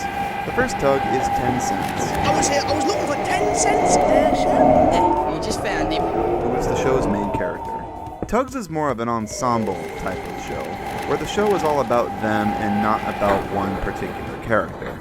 But 10 Cents is very much the audience stand-in. He is young, a boy's age, and actually voiced by a teenage boy, much like the audience watching.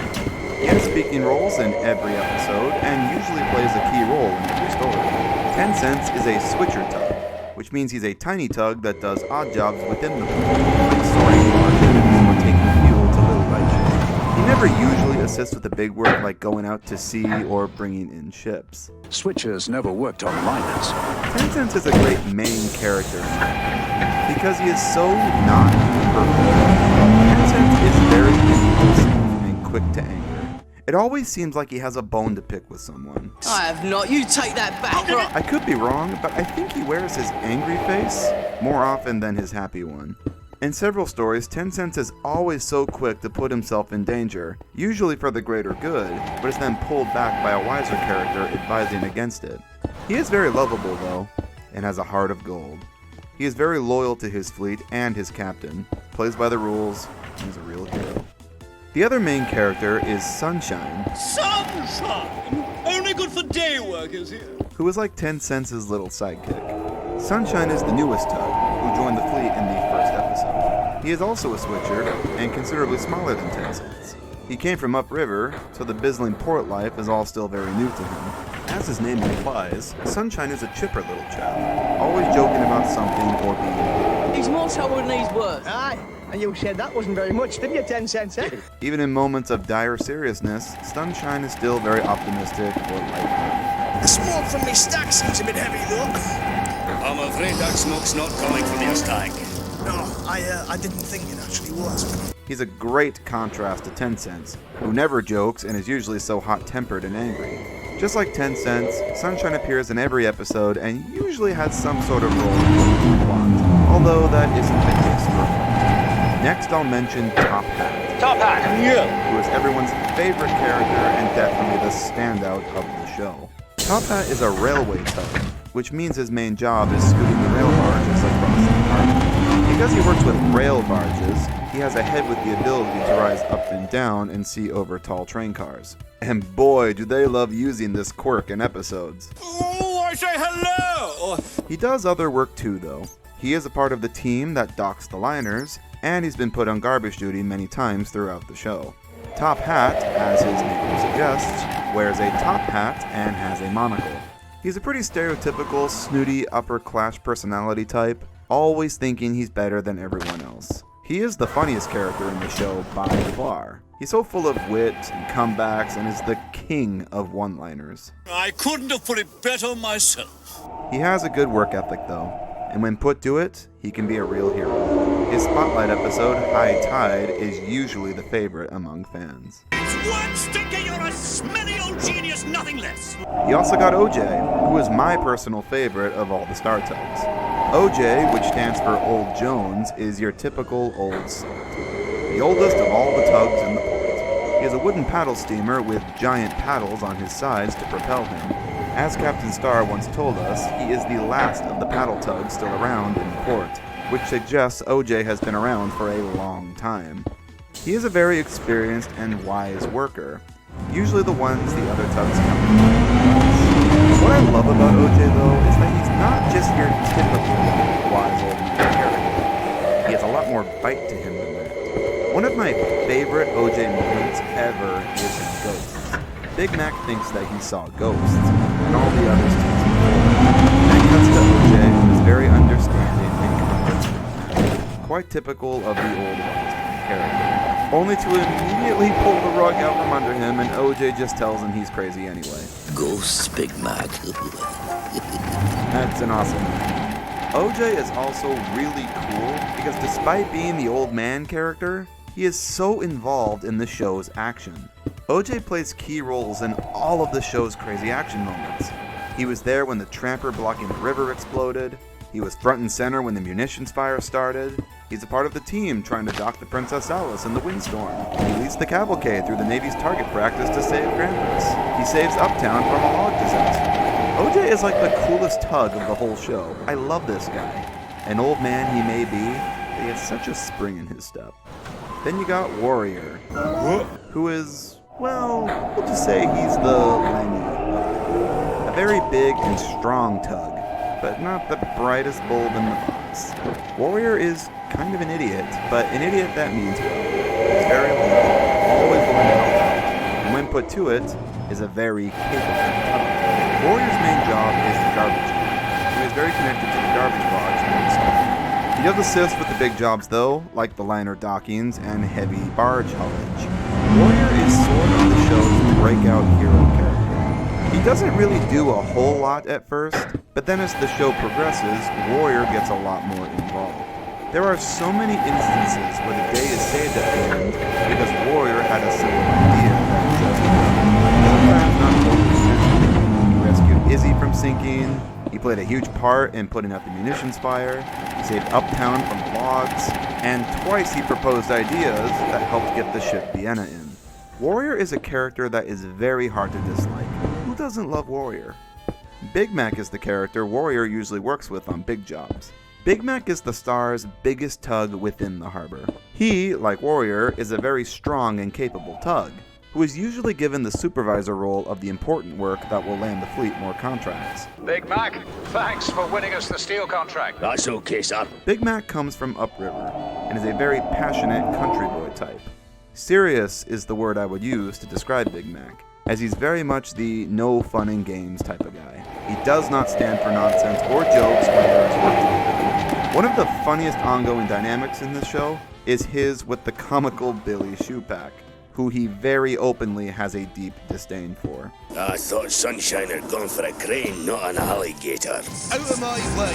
I'm in charge now! That's what I'm afraid of. Eh? No, it's safe. Only joking. You better be.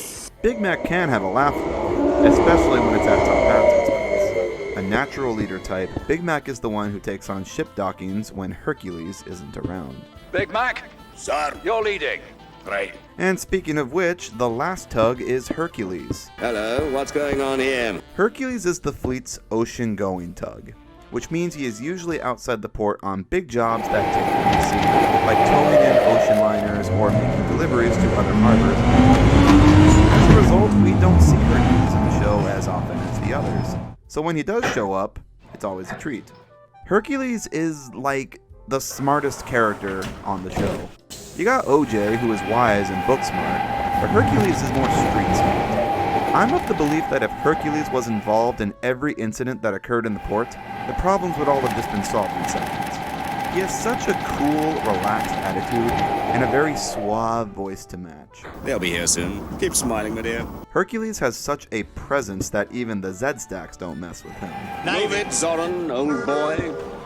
Only a game, you understand, Hercules? Oh, it's Hercules. You all wish you were as cool as Hercules. You all wish you could be as confident to call people darling or sweetheart and still come off as super masculine. Attention, nothing. I'm finished here, old darling. Moving out. And there you do. None of that chiffing's out. Check all you like, sweetheart. I'm needed elsewhere. As the original script for Sunshine revealed, 10 Cents and Hercules are brothers, which is a pretty neat little bit of lore. Totally explains why both wear the same eagle crest on their hats, and why Hercules endearingly tells 10 Cents to look after the Duchess for him. Oh, and 10 Cents, look after the Duchess for me, won't you?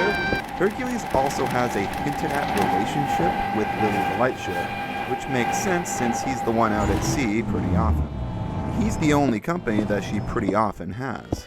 It's not flat out said at any point, but it is implied, especially in this scene in Sunshine. I love this scene. It's so awkward. 10 Cents shows up out of nowhere and Hercules gets so flustered. Oh, thank goodness you're back. Yes, only just. Why, what's the problem, old chap? Everything went all right with the Duchess, I hope? Hello, 10 Cents. Yeah, I just arrived back just now. Definitely haven't been here for 2 hours chatting up Lily or anything. Yeah, tape delays, absolutely wins. And then 10 Cents just reads how awkward the situation is, and it's just like, okay, I'm gonna go now. Bye. Hercules is a good example of not every character needs the spotlight to be interesting. There's enough implied with Hercules that make him a pretty compelling character. We all wish we could be as cool as this guy.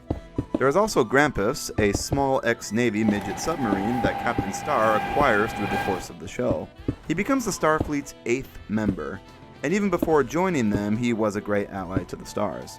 Grampus used to work for the Navy, until the Navy deemed him too out of date to be useful. As the real Navy does with their old vessels, he was planned to be blown up in target practice. But the Stars managed to save him just in time, and Star purchased him from the Navy. Grampus is one of the most unique character designs in the show by far, having giant goggles so he can see below the surface, and always spitting water when he surfaces, implying that he has to hold his breath when he goes under. He speaks with a lisp, which I think is meant to convey that he always has water in his mouth because his face is right at the surface line. If the modern Navy's gonna be like him, I'd be better off down with the fishes. He's also a very cheeky sort that doesn't always respect authority, as evident by the many times he directly spits water at Blue Nose. What has me here? Oh, what the? So those are the heroes of the show. Now let's transition to the antagonists.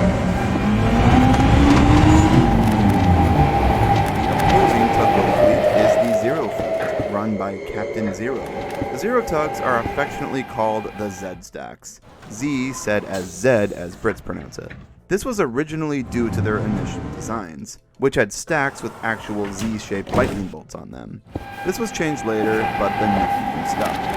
Captain Zero is a shady character. Like Star, we never see him on screen, only hear him through his megaphone. He doesn't have many appearances, but several episodes imply there's quite a history with him. Captain Zero used to have some criminal friends, possibly was or still is involved with the Mafia. His philosophy is that the world is unfair, so you do what you can to get by, no matter what. What's devious is what's necessary to make an honest living in these days of corruption and bad business ethics. And that, of course, reflects on how he manages his tugs. Zero's first tug was Zoran. Me, Zoran, see? Who is the show's main antagonist. Zoran is devilish, scheming, intelligent, and willing to play dirty to get ahead. He is incredibly loyal to Captain Zero, and everything he does for him and his fleet, no matter the cost. Zoran is the fleet's leader character, in a similar fashion to how OJ sorta is for the Stars. While the other Z-Stacks don't appear as often, Zoran is present in almost every episode, and is usually the main antagonistic force. While he is a character that no one should trust, I would not say that Zoran is evil.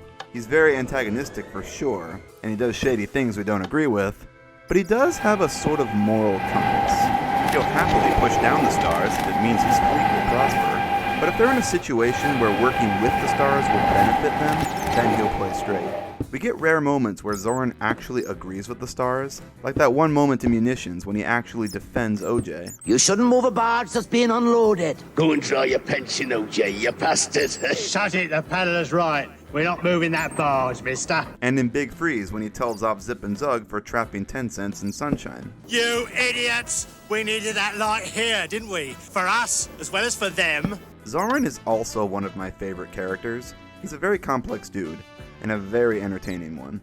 A lot of that comes down to his voice, I think, which is brilliantly performed by the show's assistant director, Chris Tulloch. It's so funny to me that Zoran gives one of the best performances in the show, and it's by the only voice cast member that isn't an actual voice actor. Tulloch just did the temp voice for the rough edits, but they all liked his performance so much that they just kept it. Stop laughing! Stop laughing, it's not funny! Next up is Zebedee, who is the brute strength of the Z-Stacks. Not exactly the brightest or the fastest, Zebedee is a gentle, introverted giant who pretty much keeps to himself. He works with Zack mostly and gets assigned the big jobs that require strong tugs. Zebedee is the show's most complicated character, and the only Z-Stack that was given a spotlight episode. In that episode, which was called High Winds, a lot is revealed about who Zebedee really is. Deep down he has a good heart, and while he puts on a big tough exterior, he really has no allegiance to either fleet and will help out anyone in trouble. As a result, Zoran doesn't really trust him that much and mocks him for being so sensitive. You've been helping those star switchers, you creep. Ought to be a goody-goody star tag, would you? While Zebedee was once offered to join the Stars, he turned it down as he claimed he was perfectly happy being a Z-Stack. I imagine that a lot more was planned for Zebedee in the second season than Then we got Zip and Zug, who are absolute lost causes. They are both switchers too, the two young ones of the group, and are just complete idiots. They are sort of like Jasper and Horace types, two smaller henchmen that do Zoran's dirty work. Zug is the more conniving of the two, usually coming up with dumb schemes that never end well, and roping Zip into them. And then there's Zip, who I don't think actually has a bad bone in his body. In Warrior, he was ready and willing to help 10 cents, but was stopped by Zug. In Sunshine, he hasn't a clue what's going on or understands why the Z-Stacks do what they do. Oh, my name's not Zoran.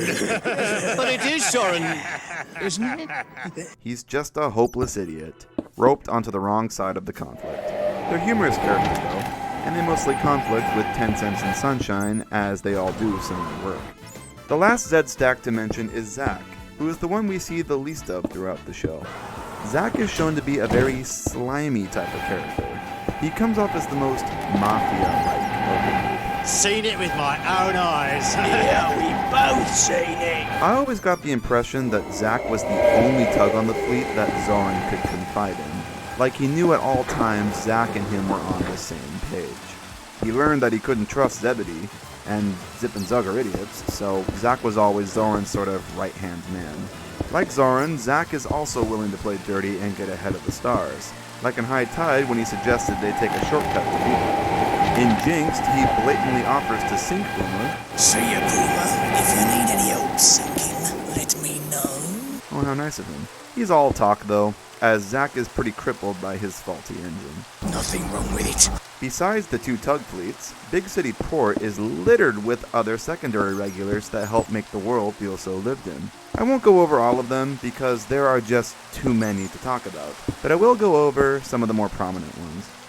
Lily Lightship, the show's most prominent female character, is a lightship that is anchored out at Demdur Rocks and blinks a light to keep ships away from the shallow waters there. Clearly inspired by the real Nantucket lightship that keeps ships off of Nantucket shoals. She is outside the harbor and sees very little action, so she often gets lonely and longs for company. She has a thing with Hercules, as we already discussed, seeing as Hercules often goes out to sea for work, so passes by her pretty often. Lily is pretty neutral to the whole Stars-Zed-Stacks conflict, and treats them all equally and politely, although she's not above pulling a fast one on Zoran, if given the chance. What? You crook! That's good coming from you, Zoran. Lily is sort of like a holy character in the show, a shining beacon to the other characters, quite literally. She's like a siren that guides everyone home. I've always really liked Lily. She has one of the most fun props in the show, alongside OJ and Pat. Blue Nose is the main Navy representation in the show. He is as insufferable gets. He is so up his own ass as an authority figure that he just thinks everyone will always do what he says, always. If I order you to jump, you jump.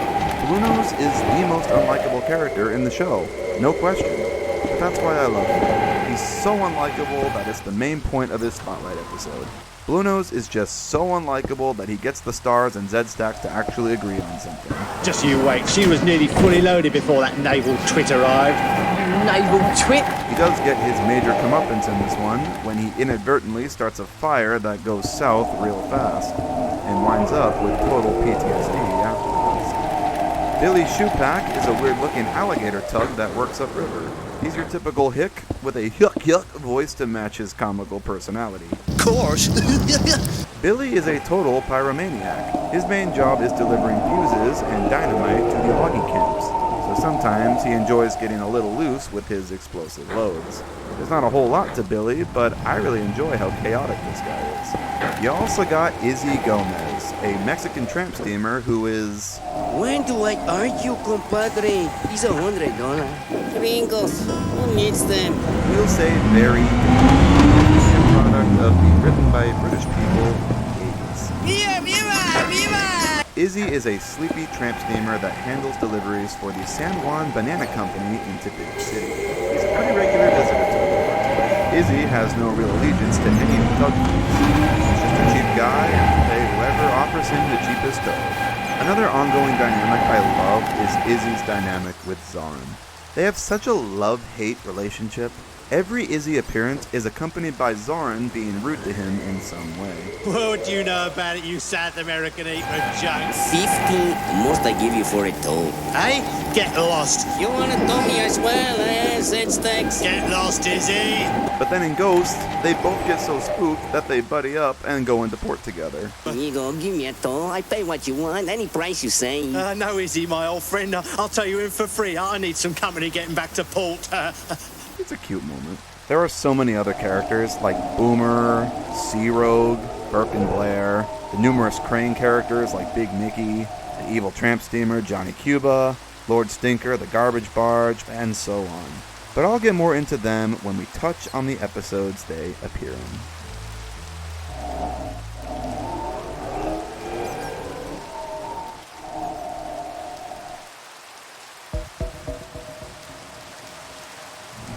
Now we'll go through each of the 13 episodes, and I'll give a quick rundown and review them. One of the most debated topics is the official order the episodes follow. Unfortunately, there are like 2 or 3 different orders, and I don't know which is factually the most correct, so I'm just going to go through them in the most common order found online. The order they aired in. Episode 1, Sunshine. This is the pilot episode, and as all pilots are, it's pretty simple in structure, as they are meant to introduce the world and the characters more so than tell a deep story. The plot of this is the Star Tugs have the chance to dock the ocean liner, the Duchess. On the same day, a new tug called Sunshine comes and joins their fleet. Zarin and the Z-Stacks try to sabotage them, and do so by purposely causing Sunshine to ram into the Duchess during the docking. This foils the Star's chances of winning the contract, and Sunshine runs away in shame, unable to explain what happened. Tencent and the others learn the truth of the matter, find Sunshine, and give him a proper welcome to their fleet, complete with a proper Star livery paint job. Pretty simple intro story. It's not the best of the show, and the overall plot is nothing like original, but I do really like this episode regardless. All the characters are so strong, Stars and Z-Stacks, and I love the world building. My favorite part is the whole night sequence and Tencent's search for Sunshine. This sequence is awesome. It's a nice way to showcase all these different parts of Big City to the audience. During this search, we get to see the small canals, the liner dock, Demder Rocks, and the upriver mouth. A clever and efficient way of giving the audience glimpses of as many of the show's settings as possible in the first episode. I should also probably mention that this episode was subject to major rewrites and several reshoots over the course of production. The original script was a lot darker, in which Sunshine actually sunk himself because of the accident. Like, good lord guys, that's a bit too dark for your pilot episode.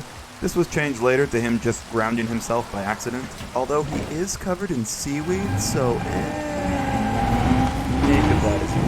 This is one of the 4 episodes we have the 20 and 15-minute cuts of, and I'm going to go against the grain a bit here and say that I actually don't mind the 15-minute cuts. I prefer the 20, of course, but the 15 actually works okay, I think. Since a lot of the episode is just introducing different places around the port with no real connection to the plot really, they trim out pretty well, and the episode still flows nicely. A very solid start to Tugs. Episode 2, Pirate. Alright, this might be Tugs' darkest episode. We're literally at only the second one, and already we're dealing with a life or death hostage situation. I'm not joking. Tugs doesn't mess around. The plot of this one is that Tencent's barges keep going missing. When the deliveries keep disappearing, everyone starts to suspect Tencent is the one stealing the loads and selling them off. Even Captain Star becomes suspicious. Grampus, the naval sub, wants to clear his name, so on his search he comes across the true culprit, a shady tug stealing them in the night. On further investigation, he discovers the tug, whose name is Sea Rogue, is stealing the barges around the port for a pair of evil green-eyed tugs holding his uncle hostage. They threaten to sink him if Sea Rogue doesn't steal for them. This is, like, really dark for a kid show. Wow. When Grampus leaks the news, Tencent and Sunshine confront Sea Rogue, and they work together to lure out the Green Eyes and catch them. This is one of Tugs' best episodes. What a follow-up to the first episode, wow. If you had any doubts about Tugs being something special after Sunshine, then prepare to be proved wrong with this one. I love the overall mood of this. The calm harbor night shots and the mist throughout this have such an atmosphere to it. In terms of story, it's great. It's all mystery and build-up, continually building, with new plot reveals as it goes. I love that they didn't sugarcoat the extremities of the situation.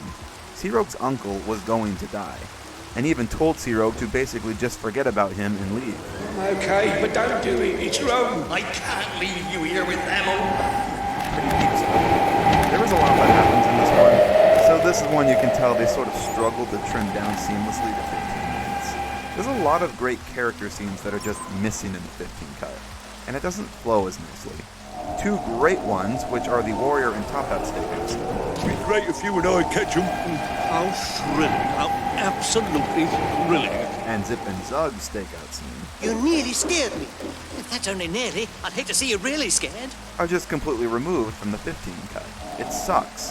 They also add a narrator line at the very end of the 15 that makes, like, no sense. It goes to show that you shouldn't be fooled by appearances. Just because Sea Rogue wore a black patch didn't mean he must be a pirate. Did they miss the point of the episode?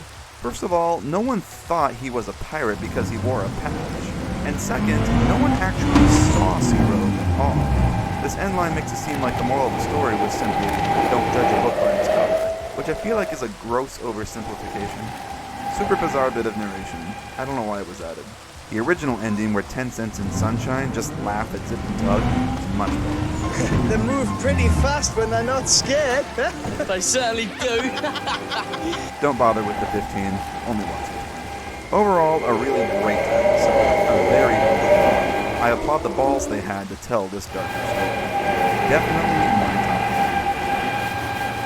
Episode 3, Trapped. Trapped is the funniest episode of the show, with the most zany and simplest of concepts. In this one, the Tugs are working upriver. Zoran and Zug are towing a rusted tramper to a breaker's yard when it breaks loose on them and blocks the river. This episode basically predicted the Suez Canal fiasco. This was that. So the whole episode is the Tugs stuck on the other side trying to figure out a way to move the tramper. It's such a simple story that is just so funny. All these characters being forced to work together to figure out this bizarre situation is so fun to watch, and it really brings out their personalities. This could be the first episode you watch and you totally get all the characters by the end of it. Top Hat is snobby, Zug is pathetic and scares easy, Zoran is a scheming opportunist, OJ is the wise leader that they all look to for an idea, 10 Cents is the hero who does what he can to save his friends. Have you come to save the day, 10 Cents? If I can. Etc. It all comes to an end when Billy's shoe pack comes to the rescue and just blows the thing up with dynamite. And one of the wackiest scenes in Tugs ensues. All the Tugs get washed away in the current, and Zoran gets beached on a rock. A perfect ending. I love that this one is placed right after. Right after that super moody, dark story, here's one that is just plain fun and full of charm. Tugs has range, and I love it. Episode 4 is Regatta, also called 4th of July. This is a pretty big episode, with 2 big plots and a subplot all combined into one. It's 4th of July in Big City Port, and a lot is happening. Everyone is preparing for the annual regatta parade. Lily Lightship is upset because she never gets to see the annual parade, always anchored out at Demdur Rocks, keeping ships off the rocks with her light. But one night, a blind tramper misses her light and strikes her. An incident inspired by the real-life incident where the White Star liner Olympic struck the Nantucket lightship and sunk it. Lily starts to sink, but luckily Grampus finds her and keeps her afloat until help arrives. Yes, I know what this looks like, let's all be adults here. Lily gets saved and brought into dry dock for repairs. It all works out for her because she got to see the parade this year after all. Meanwhile, we have another plot happening with Grampus and the Navy. The Navy deems Grampus too old to be useful, so they decommission him and plan to blow him up in target practice. Grampus just sort of humbly accepts this fate and goes along with it. They're going to blow me up today? Huh? Geez, Grampus, you're weirdly okay with this. The Stars, of course, can't let this happen and put the parade on hold to save their friend. They fake parade out to sea and march right through the area, swapping Grampus out with a timber barge. Grampus is saved, and after hearing what the Tugs did, Captain Star buys him, and Grampus becomes a part of their fleet. A very happy ending. So much happens in this one. We're introduced to so many staples of the series here, and so much important lore stuff occurs. First of all, we learn a lot about Lily. This is her first major appearance. We're also introduced to Blue Nose and the whole Navy presence in Big City Port. We get a bit of history with Grampus, and he becomes a Starfleet member. On top of that, we're also introduced to Lord Stinker and Warrior being the garbage tug, in a scene that everyone remembers. Nice day for garbage. There's no garbage today. What do you mean no garbage today? No garbage today. Regatta is such an unskippable episode. Too much important stuff happens in this one. Not so much plot-driven as it's more, these are all the things that happened on 4th of July this year in Big City Port. We have both cuts of this episode too, and like Pirate, you can tell they struggle to get this one down to 15 minutes. There's just too much that happens in this one. The 15 acts as the whole garbage is, and that's just stupid. Just watch the 20. The 15 sucks. Regatta is a pretty crucial installment in Tugs. You can't skip this one. Episode 5, Munitions. I'll just straight up say that this is my favorite episode of the show, hands down. The plot of this one is that the Navy is loading munitions onto their ship Krakatoa, and the Tugs are put in charge of transporting them to the dock. They have to be careful though, as munitions are not something you want to bump around. They're all stressed as the officious naval tug Bluenose keeps trying to order them about. Bluenose technically has authority over them as an officer, and on the night of the loading, he takes his privilege a bit too far and bumps a barge. An oil drum falls over, a crate breaks, and just like that, all hell breaks loose. A fire starts, and the munitions are set ablaze. The rest of the episode is an action-packed adventure as explosions go off and spread fire around the port. The tugs all step in to help do their part to put the fire out. It's quite the battle. There is no doubt in my mind that this is the episode everyone thinks of when they call it the Tugs. You can tell the crew knew that this was the big one. This was the flagship episode of the show, and the one that was going to sell this thing. In fact, I know that's true because it was one of the first episodes they put on VHS even before the show aired. They wanted this to be the world's first exposure to tugs. Funny enough, this was also my first exposure to tugs as well, all the way back in 2007. I had absolutely no clue what tugs was, only to stumble upon an 8-minute clip of this episode uploaded onto Random Stuff's channel. I was so blown away with what I saw, I just had to know more about this crazy-ass show. It's been deleted since, sadly, but the channel is still up. Dazzling special effects aside, I think this episode does an amazing job at building tension. The build-up to the action in the first 10 or so minutes is so great. There's a real feeling of dread in the atmosphere throughout this movie. You know something is going to happen. All the tension with Bluenose is leading to something big. And when it finally happens, the episode is non-stop from that point on. The execution of the fire scenes are amazing too. The tugs are all shouting at each other, the fire tug is barking orders over the explosions, everyone is in such a frizzy. They're all in danger. This shit is so exciting. It's such a fun ride. The fact this whole concept was allowed to exist at all in a kid show is so crazy to me. I mean, I know this was the 80s, when kid shows weren't as neutered as they are today, but even then, the fact there was a time when TV companies approved stuff like munitions and petrol tanks blowing up, and Navy interference in kids' programming blows my mind. What a magical time this must have been. So let's talk about Big Mickey's death. So yeah, Big Mickey, a sentient giant hammerhead crane, dies in this episode. He actually dies. They show a character dying. He falls into the water and drowns. I can't believe this was allowed. Oh my god. It should be noted that they did design a face for Big Mickey, but ended up not using it when they started filming. And something tells me they cut it because they did not want to show a character with a face drowning. God, this episode already is dark as it is. Imagine if you had a face on when you went under. We have the 20-minute cut in this episode, and thank God we do, because the amount of stuff cut out for the 15 is shocking. So weirdly, in the 15, they very awkwardly add this narrator line about how Big Mickey actually survived because he landed in like shallow water or something. And lying in shallow water saved Big Mickey from both fire and explosion. Like, wow, thanks, way to break the tension. Except it's still weird because the way OJ and 10 Cents talk about Big Mickey after still seems like he died. It took real skill to make that move. He saved us all for sure. You don't talk about your friend like this if they're fine. So anyways, he survived the TV cut apparently, which I guess aligns with the airing order because he appears in a later episode. Obviously, something is out of order. The 20 also mentions scenes from an episode that haven't happened yet. Big Mac, thanks for winning us the steel contract. That's okay, sir. The 20 has a very clear continuity with other episodes, while the 15 makes edits that actively try to remove it. I really hate the 15 of this one. Don't watch it. Munitions was Tugs' magnum opus. Absolutely stellar in every regard. Action, the tense build-up, the character moments, the balls it had to actually kill off a character. I just love it. It's a 10 out of 10 episode for me.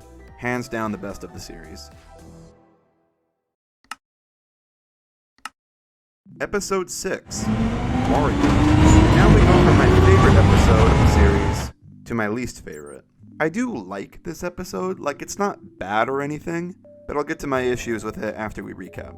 A new foundation is being built, and Big Mac and Warrior are put in charge of hauling barges of rocks to it. Warrior, however, keeps being clumsy and bumping into things, as he does. Izzy Gomez Gomez, meanwhile, decides today is the day he's going to sneak into port for free, and while trying to do so, he runs right into the new Foundation and grounds himself. He nearly capsizes, and Tencent tries to save him. He can't do it alone though, so luckily Warrior comes to the rescue and saves the day. That's it. That's the episode. Okay, so there are a lot of fun character moments in this one. I like Zoran being a dick to Izzy. I like how Zip wanted to help save Tencent and Zug stopped him. I like how defensive Big Mac gets over Zoran putting down Warrior. But that's really all it has going. It's my least favorite of the series because it just kind of feels like filler. Every episode so far has introduced new characters or new world-building elements or had scenarios that were very unique in concept. This one is just kind of nothing. I would totally feel differently if this was the only major focus Warrior got in the show. But Warrior is a hero character in like 2 or 3 more episodes after this one. It's sort of implied the Tugs all gain a new respect for him at the end of this, after he saved the day. But then they say that again at the end of another later episode, Upriver, in which Warrior also saved the day. So I'm kind of just left wondering what was the point of this one. We don't really learn anything new about Warrior here we didn't already know. Like, okay, he's clumsy. We got that from Pirate. He's a hero that jumps into action to save his friends. We got that in Munitions. Warrior is very simple. We got that in Regatta. Perhaps there was more in the 20-minute cut, but we don't have it, so I can't say. However, it's probably worth noting that the 20-minute cut of this does exist on tape and is currently owned by the Star Tugs Exhibition Group, who have chosen not to release it publicly. But let's not get ahead of ourselves here, because we're going to talk about them later in the video. It's not a bad episode per se, but it is the weakest of the series, in my opinion, and the only one of the 13 I feel didn't really bring anything new to the table. I would have preferred if they used this slot for like a Hercules story, a full Z-Stack centered story with Izzy could have been really interesting. Episode 7, High Tide. And now for everyone's favorite episode, the Top Hat one. My load is wider! And oh boy, it's a good one. The plot of this is the tide in the port is at the highest it's ever been in a while, and making work somewhat difficult. Meanwhile, a steel company is moving across the bay and offering a contract to the tug fleet that successfully transports their machinery to it. Zack and Zebedee are hauling a tall steel rig, and take a shortcut through a canal to beat the stars. They forget about the high tide, and the rig collides with a railway bridge. The two go to get help, and while they're gone, a train approaches. It's up to Top Hat to get the rig under the bridge to hold it steady while the train crosses. Once again, Tugs excels at building dread. The tension of this entire train bridge sequence, from when you first hear that train whistle, to the moment it crosses. It's impossible not to have your eyes glued to the screen during this whole thing. The music softens and you get this brief moment of relief that everything is fine. But in typical Tugs fashion, the action doesn't stop there. The rig tumbles, and the bridge collapses. Another train is coming. Oh god.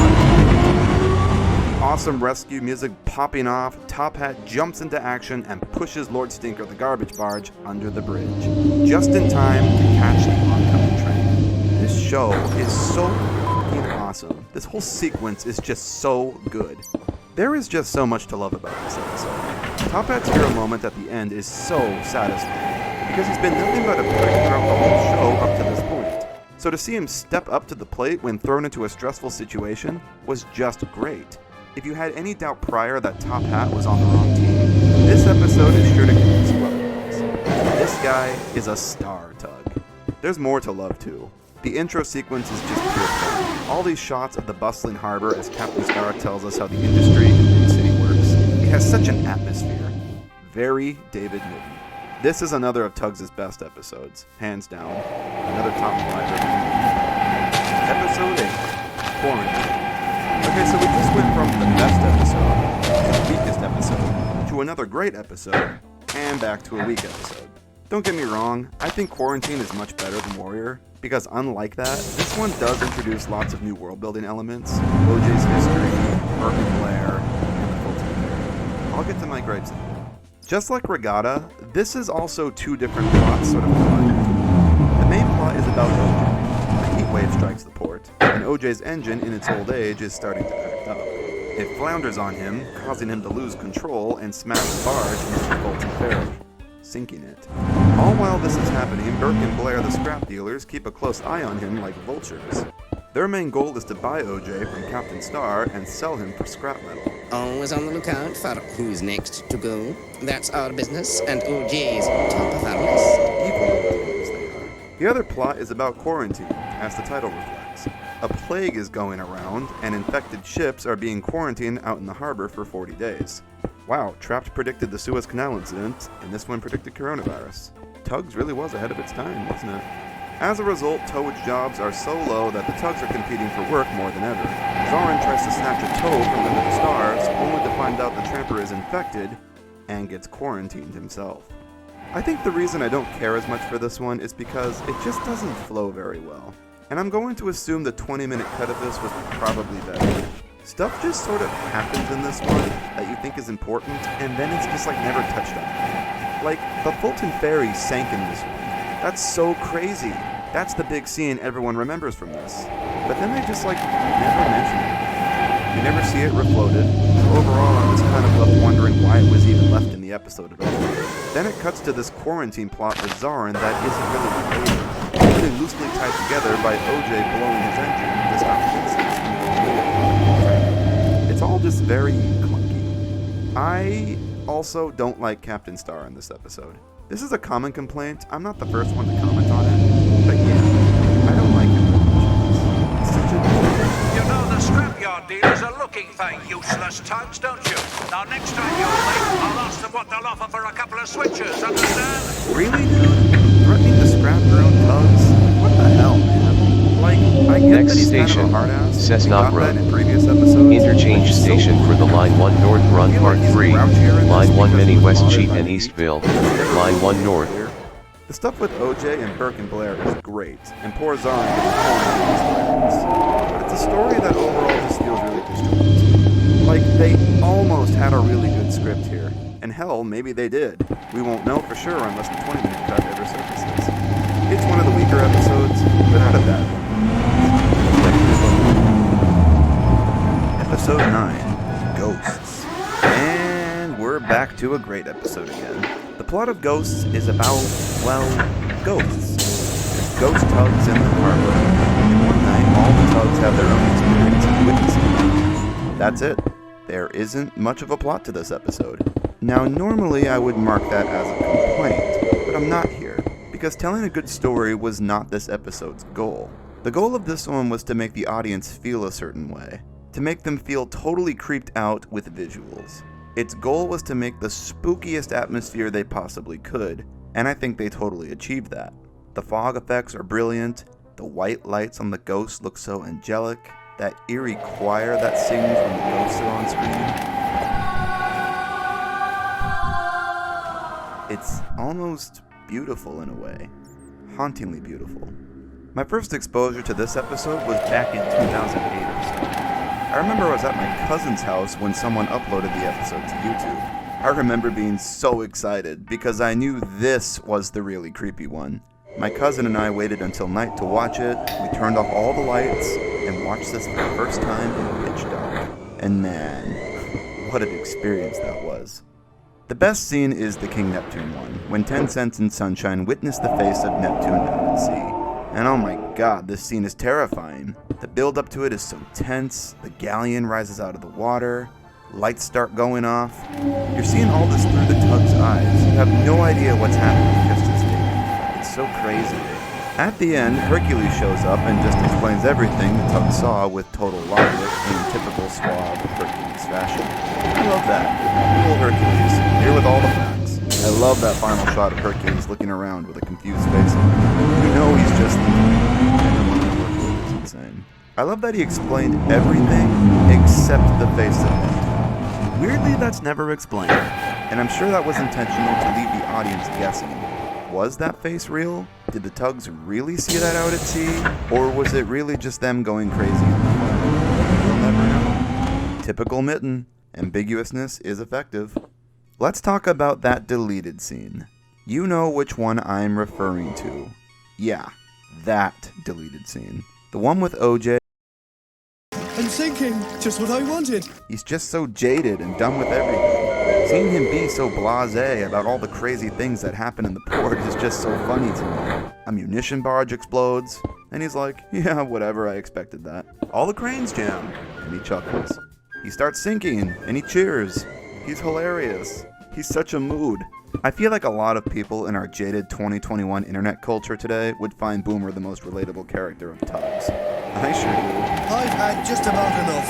I think Jinxed is probably the episode that suffers the most from the 15-minute cuts, to be honest. From what I understand, Jinxed was the first episode filmed, back when they still had the 30-minute cuts in it. So over half of what was written for this episode was removed, and leaves the final 15 cut feeling like a lot is missing. I feel like there was more to 10 Cents' whistle, possibly because of the drinks.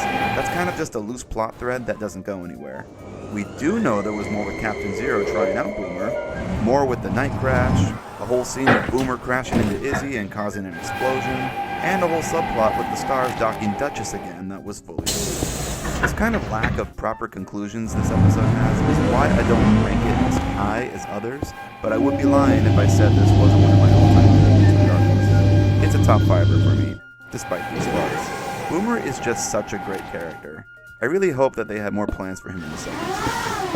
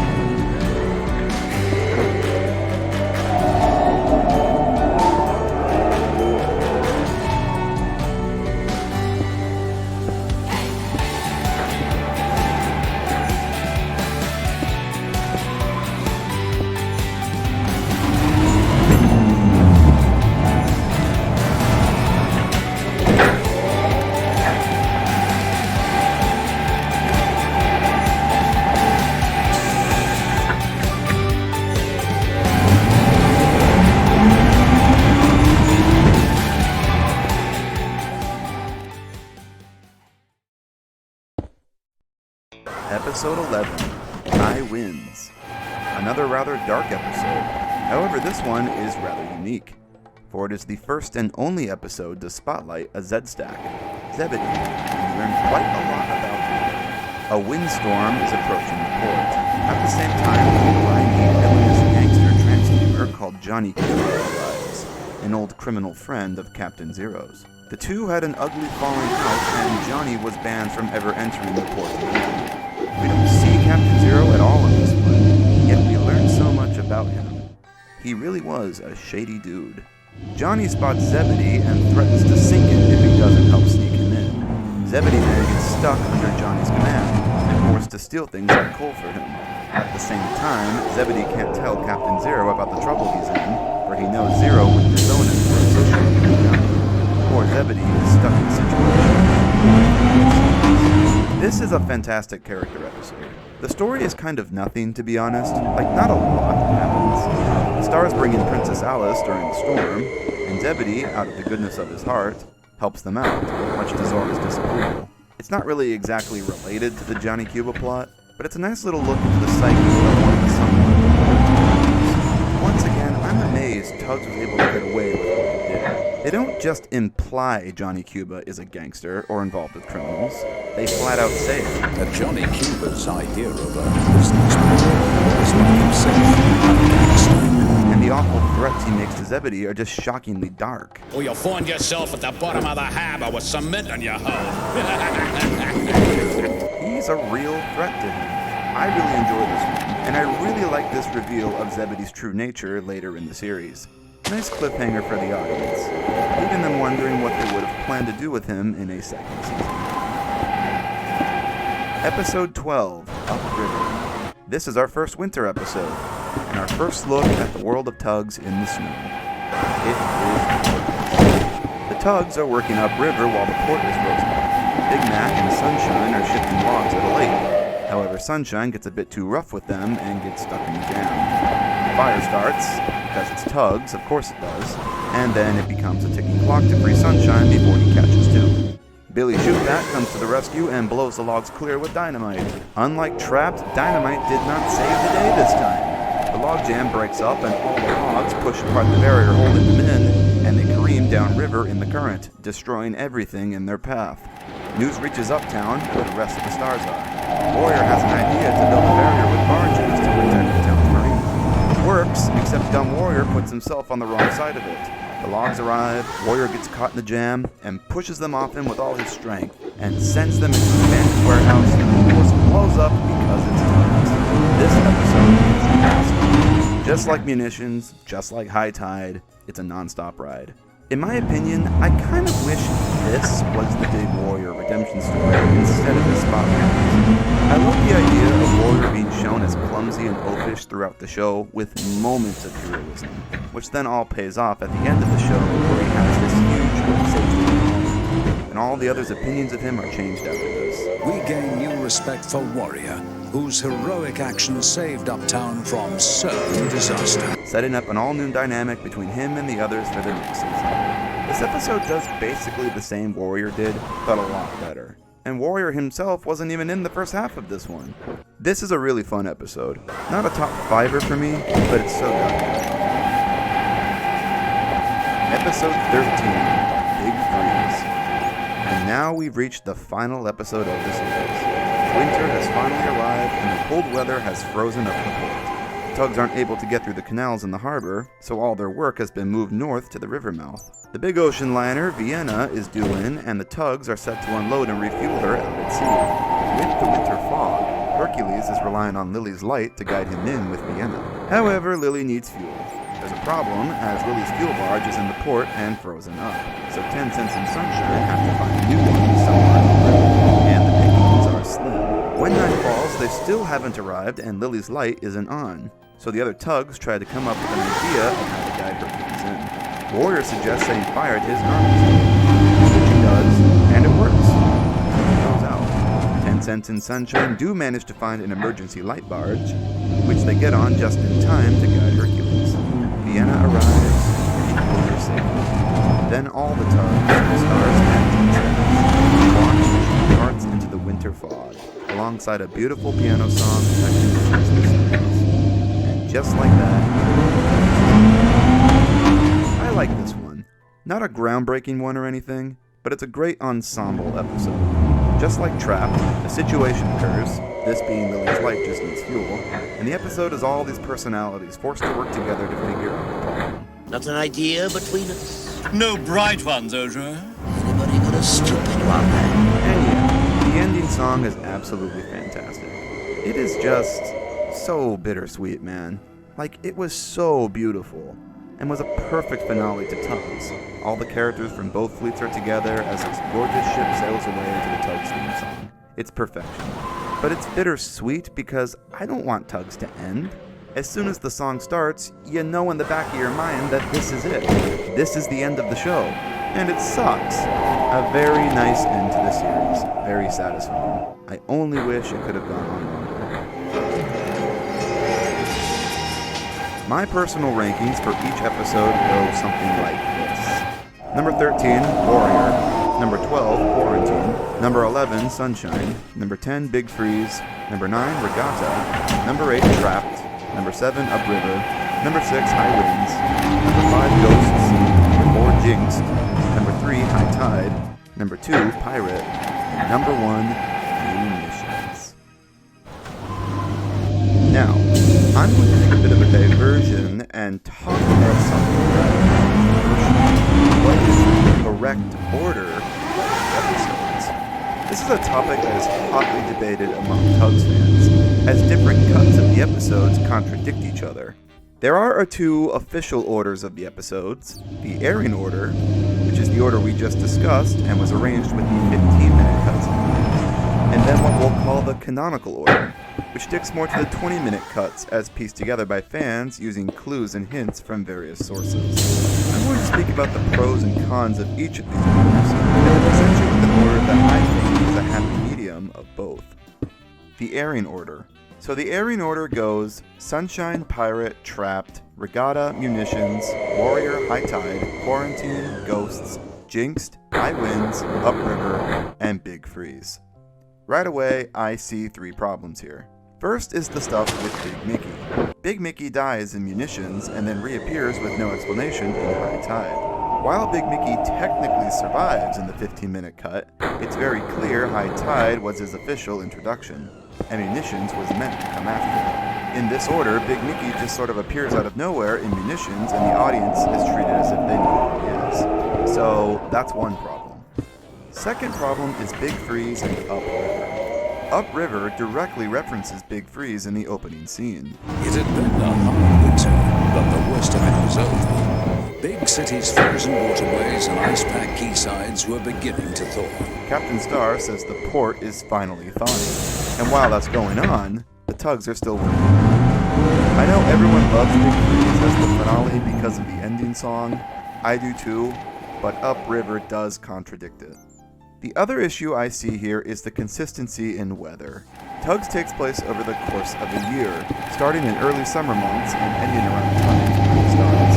In this order, you have the episode with the giant heatwave, Quarantine, right next to Ghosts, which states winter is starting. Which I guess is fine, you just say it's a time skip. But then after that is Jinx, which looks like we're back to summer again. So all these should probably not be right next to each other. Something I do really like about this order, though, is that High Winds is towards the end of the series, as a late season reveal of the colors instead of somewhere in the middle. So we'll keep all these things in the canonical order. So this order was pieced together mostly by fellow Tugs fan MK the Instrumentalist, amongst others, using various clues from episode summaries, photo books, and leaked scripts.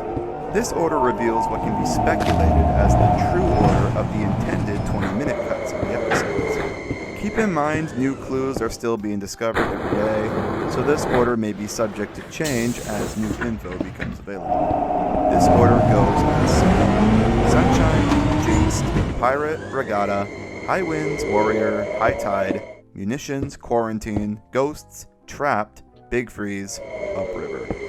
Let's analyze it. Okay, so first up is obviously Sunshine. No one will argue that. The following episode is Jinxed, as it was confirmed to be the second episode in production filmed alongside Sunshine, explaining why only footage from these episodes appeared in the original.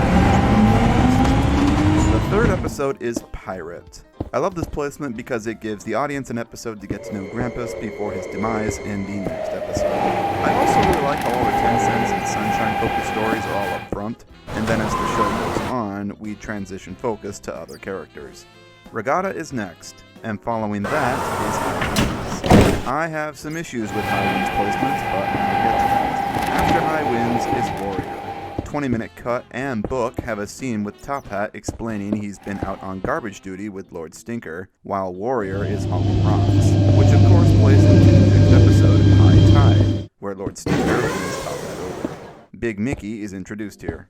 Then is Munitions, which is great because Munitions 20 references the events of High Tide, and Big Mickey actually dies in this cut. Following Munitions is Quarantine, as supported by this photo here showing a completely scorched Krakatoa after the fire. Beside her are a faceless Johnny Cuba, as in the episode, and Top Hat and Warrior. The Stardock briefing scene in the 15 cut is notably shortened. OJ departs with Top Hat and Warrior beside him. We can probably assume that in the 20, after OJ departed, Captain Star ordered Top Hat and Warrior to collect the wrecked Krakatoa and tow her to the Breaker's Yard, which then likely would have led into a more proper intro to Burke and Blair, whose intro in the 15 is also noticeably shortened. This is all speculation, of course, but this photo does confirm that Quarantine was indeed filmed after Munitions. Ghost follows this, which of course had the deleted scene with OJ seeing the ghost of Big Mickey following the Munitions fire. Ghost states that winter has arrived in Big City.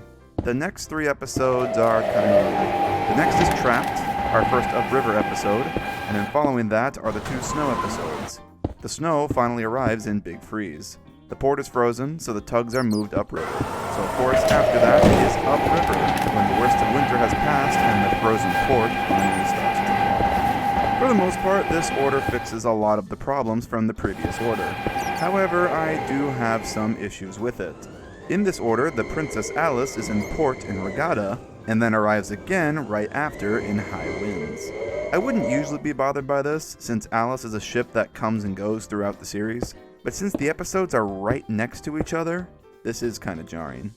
Zebedee's big roles are also very near to each other now, with High Winds revealing his true colors, and High Tide closely after directly undoing that by showing him actively try to sabotage the stars.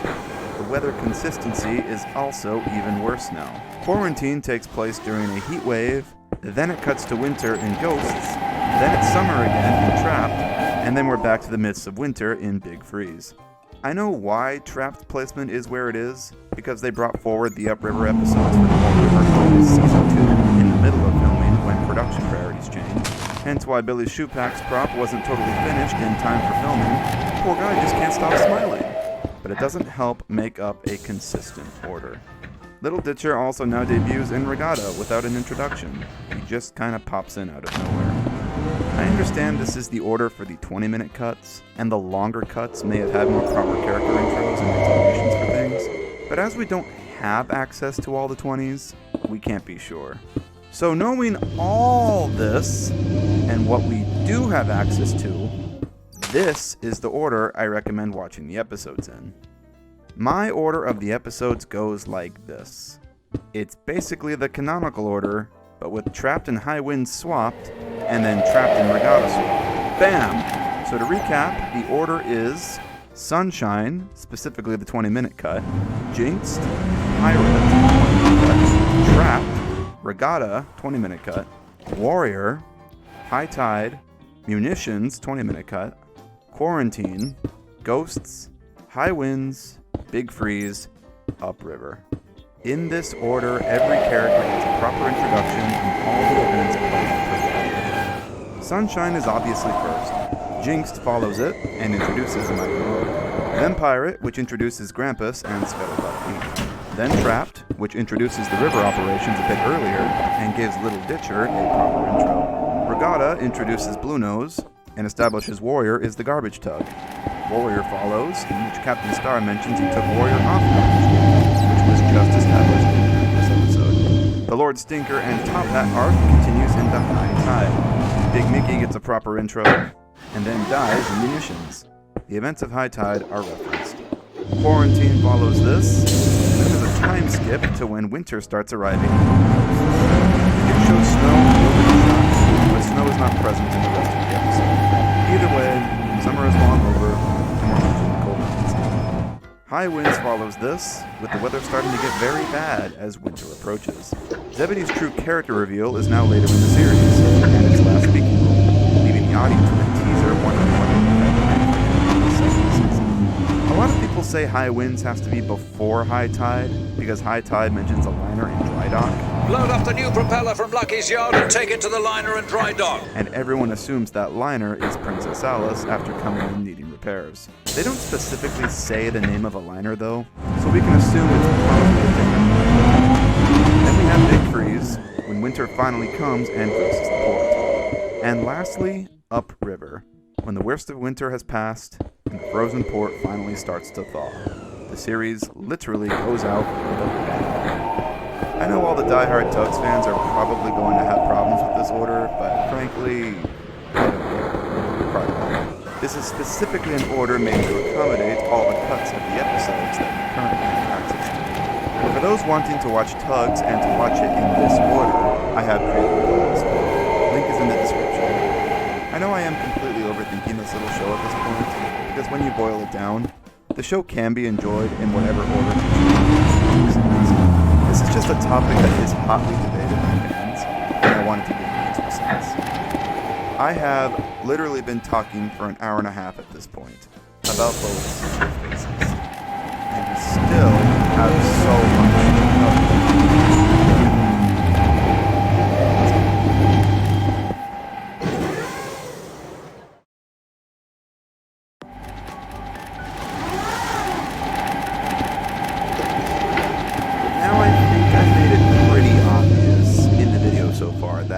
am a big fan of this show. After an hour and a half of me praising this thing, you're probably thinking that Tugs sounds awesome.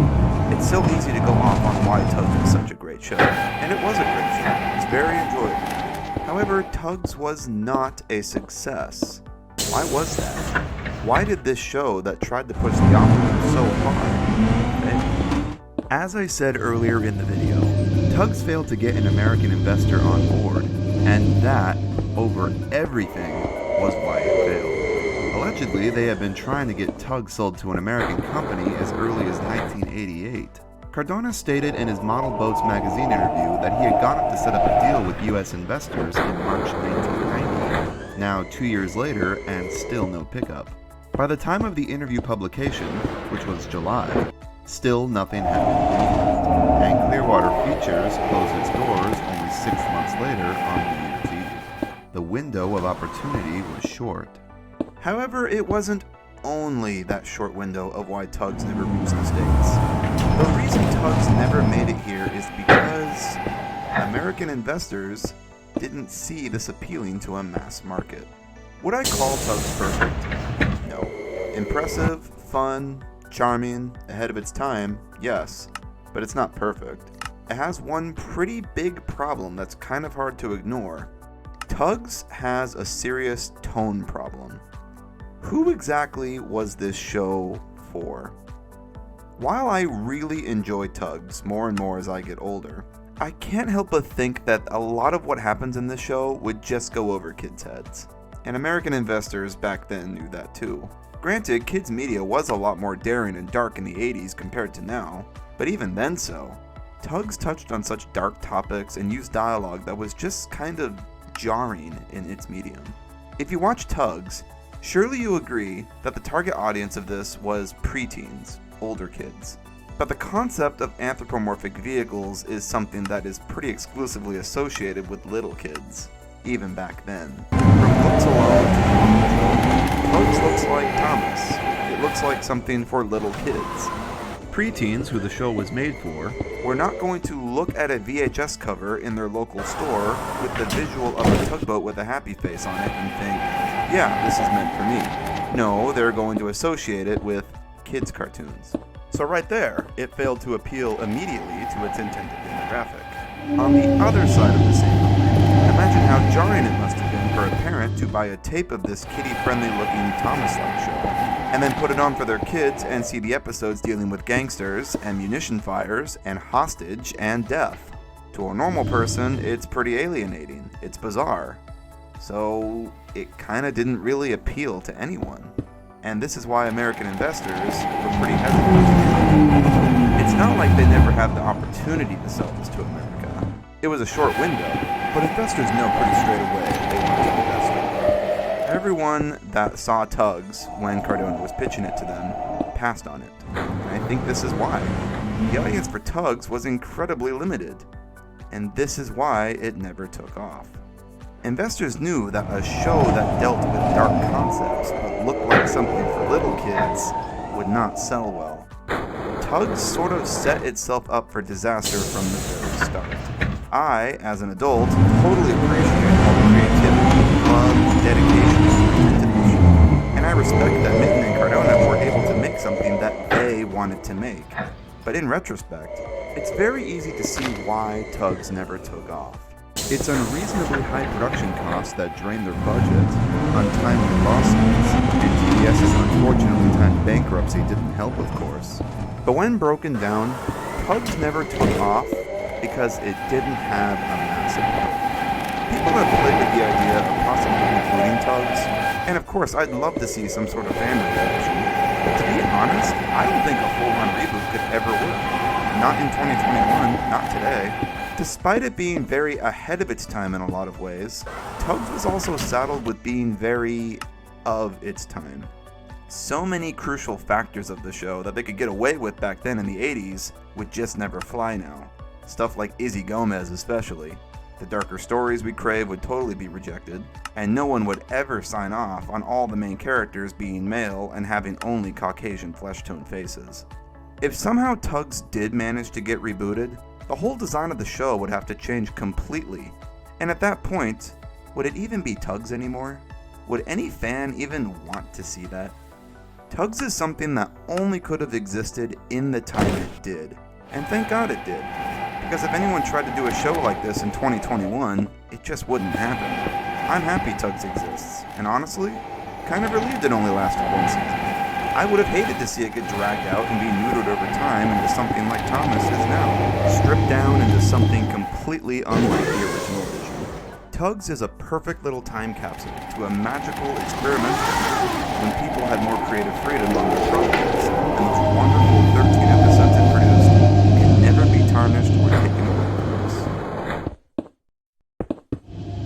After the failed attempts to sell to America, Robert Cardona understood that Tugs was too mature for contemporary audiences, and he actively tried to think of ways to alter it to make it work, which entailed testing new, more light-hearted dubs of the episodes, including a rather infamous dub with Brian West. These dubs, of course, never saw light. His efforts eventually resulted in a whole new show entirely. Theodore Tugboat was very clearly aimed at a way younger audience than Tugs, and it was a lot more successful as a result. However, Cardona's efforts to alter Tugs for America did not go totally in vain. Well, if you ever wondered what a neutered contemporary version of Tugs would look like, look no further than the 1997 TLC cartoon series Salty's Lighthouse, because this was exactly that. 8 years after Tugs aired on British TV, Cardona managed to strike a deal with an American studio called Sunbow Entertainment to get Tugs on TV in the States. The company saw potential in what Tugs presented, but of course knew it had to be severely edited to appeal to a mid to late 90s mass American kid audience. Cardona understood, and a deal was made. Cardona licensed the footage right of Tugs to Sunbow, giving them all 13 episodes of the series.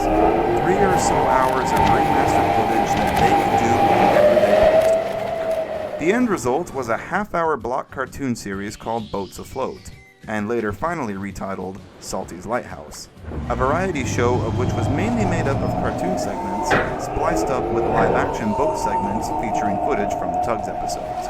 8 years later, Tugs finally saw its US release, but it was not in the form anyone anticipated. Everything that made Tugs unique was stripped from the show. The amazing soundtrack by O'Donnell and Campbell was discarded. The voices were completely changed, and any elements of a darker tone were removed completely. Some of the changes made were rather bizarre, but some sort of understandable considering the time period. Several characters became female to match their gender. Sunshine. You bet! I'll race you there! And Little Creature. We'll need more than luck, warrior. Because when I look at this grimy, disgusting piece of shit crane, I think little girl. I can? Right. Lots of characters' names and motives were changed too. To avoid copyright infringement with McDonald's, Big Mac became Big Stack. Yeah, they really thought outside the box on that one, and censored out his name on his whole. Most of the time. It was the 90s, and the O.J. Simpson case was still a hot topic, so O.J. was renamed to Otis, and also had his name censored. Izzy spoke with a pretty white bread voice. If Zoran was any later, all my fresh fruit would turn rotten. Yeah, that totally matches Otis. The evil Johnny Cuba became a nice character named Steamer who just wanted to make friends, and the scummy scrap dealers Burke and Blair became movie producer types. You've probably seen our Waffo Socko movies. Beauty and the Boat, Jurassic Harbor, Tugrats. You can't make this shit up. Salty's Lighthouse was greenlit for 40 11-minute episodes, with the Tug segments being about 5 minutes each. The team had 13 Tugs episodes to work with. How do you turn 13 15-minute episodes into 40 5-minute ones? Simple. You cut all the episodes up until they become indistinguishable from the original intent. As you can imagine, completely reforming 13 episodes into 40 was not an easy task, and as a result, several plot points and footage were repeated over and over and over again.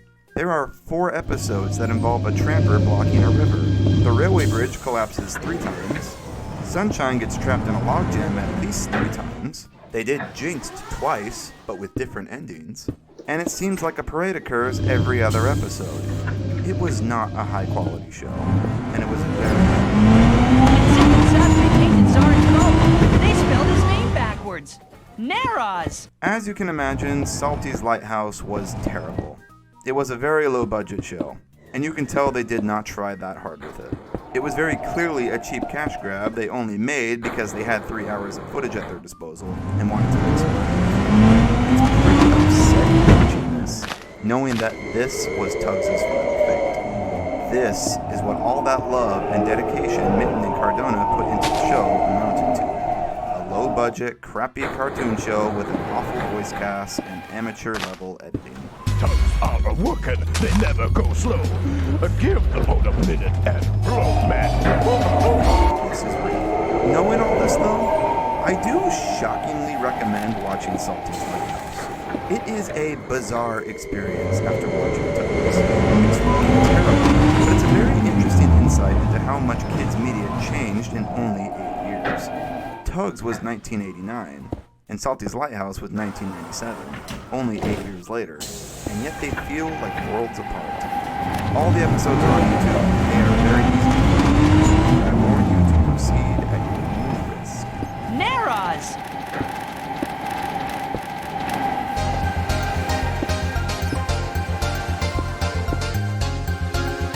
After a rather unceremonious end to Tugs' relevance with Salty's Lighthouse, Tugs just completely fell off the face of the earth and was forgotten at the time. It never saw any more home media releases, and there were other tugboat shows like Theodore that dominated that corner of the market. The show was forever done. Its creators had went off to do better things, a good chunk of the props went to Thomas, and the footage was sold off to a company that chopped it up into oblivion. After the end of the 90s, Tugs disappeared into the void, without a trace. You would think that right there is the end. Except, it's not. Here's how the story allegedly goes. Following Tugs' end, many of the props went off to be used on Thomas. The ones that didn't were kept together in Mitten and Cardona's own storage units at Shepperton Studios. Following David Mitten's untimely death in 2008, the units were cleared, and all the props in them were removed and presumably thrown out. This meant the Tugs. Being thrown into a dumpster out back, the model suffered severe damage. However, a passing builder discovered these magnificent boat props in the dumpster and decided to take them home with him, fitting as many as he could into his van. The builder, who will remain unnamed, later learned through TV adverts of a model boat enthusiast named Richard, who we don't have a picture of, so we'll just use this guy, and donated the props to him to be restored. In Richard's possession, he attempted to repair them as much as he could. Of course, no one in the online Tugs fandom at the time knew any of this was happening. Then one fateful day, in June 2012, there was an eBay listing. A production case with several Tug faces and buoys inside. Then other listings appeared with more cases and faces. One of the Shepperton liquidators were selling off the stuff they had cleared out from the storage units. And little did Tugs fans know, the whole fleet would surface online in December that year. Later that year, Richard released pictures of the Tugs online and put them up for sale, featuring almost every character. They were all still in quite a state, but nearly everyone was there. The euphoria from fans was astronomical. Seeing these things were all still around and mostly intact was surreal as hell. The Tugs had lived.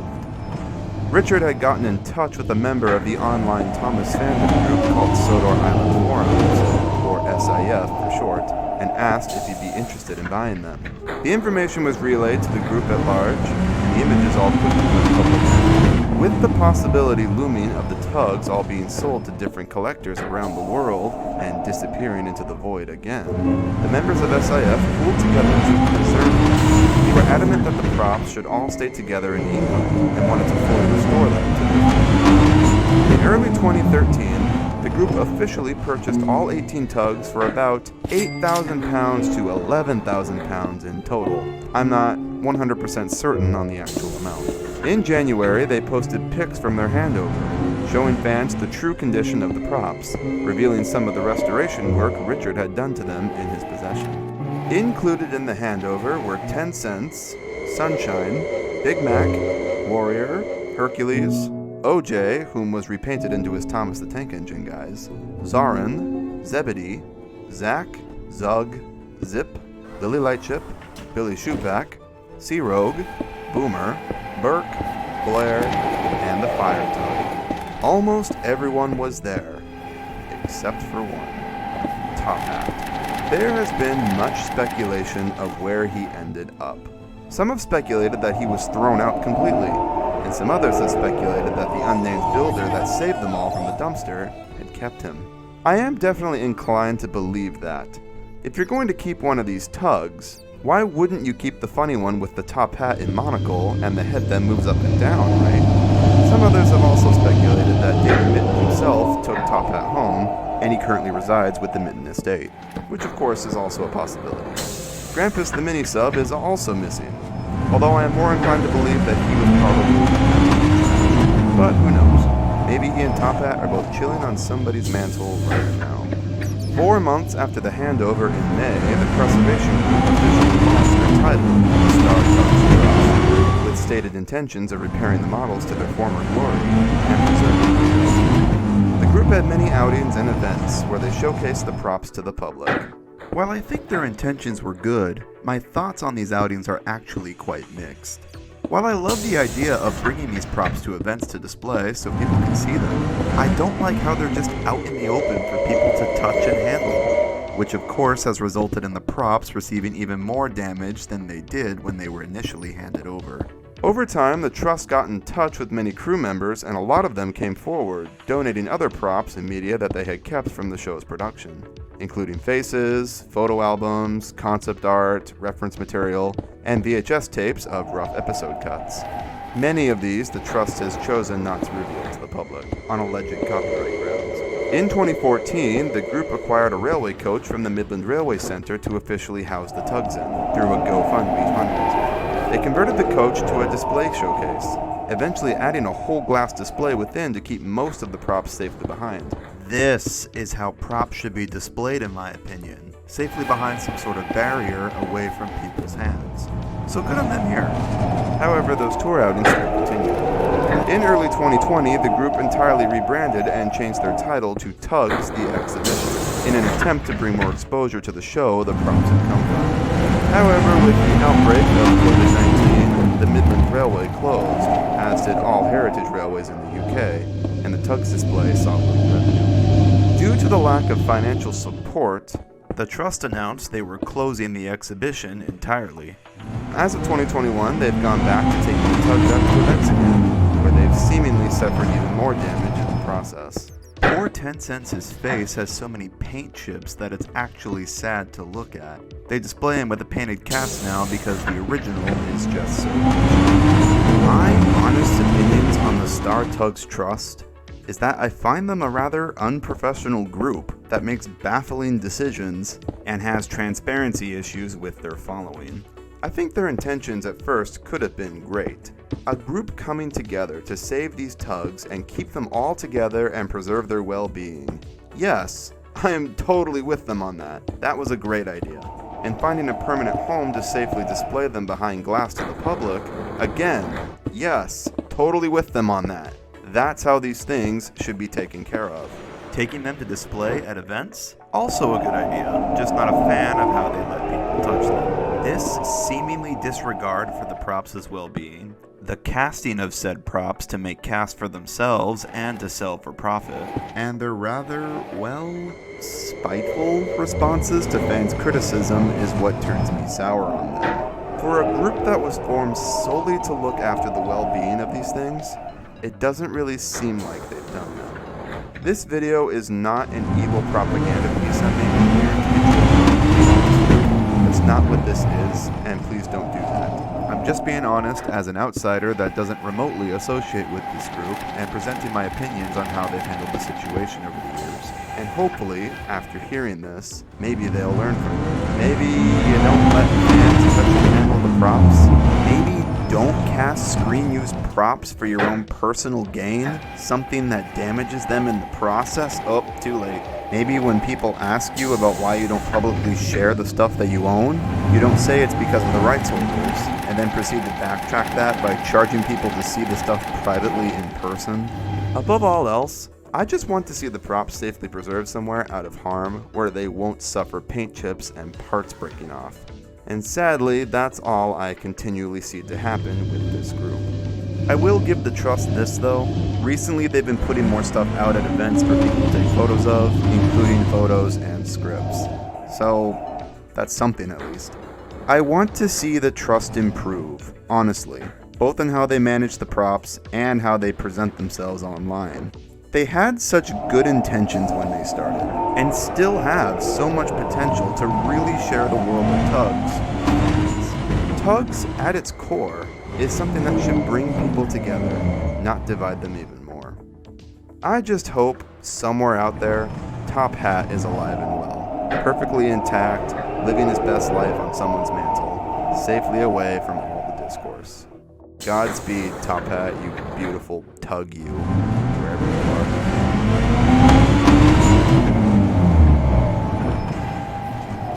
Celebrate with Amazon. Spend less, stress less, smile more.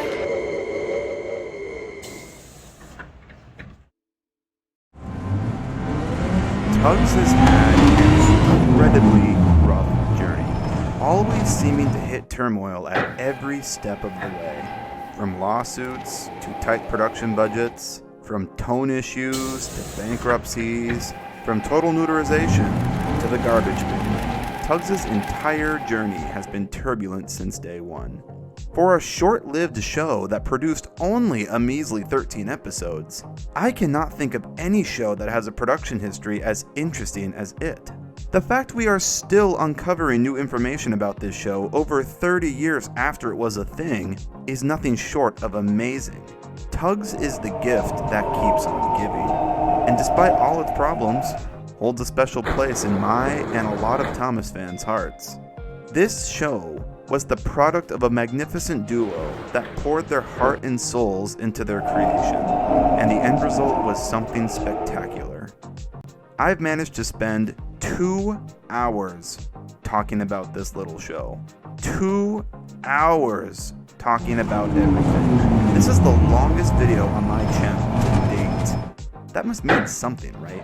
There's clearly something here with this show. Tugs is possibly the most unique and inspired kids show that has ever existed. There will never, ever be anything like it. I want to give the following people a huge shout out and thank you for all their help on this video. The Star Switcher, John Hayes, MK the Instrumentalist, BBS Was Good, Tug97, and Geo Phoduck the Vigilant.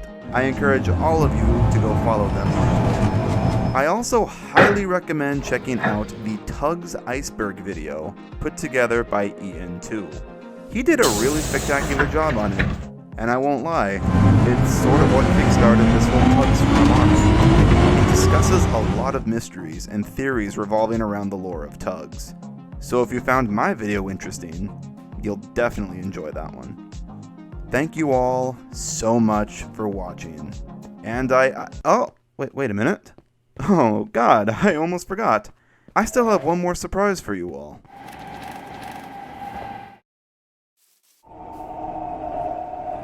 So, you may have noticed throughout the video that there's been some never-before-seen behind-the-scenes photos of the props.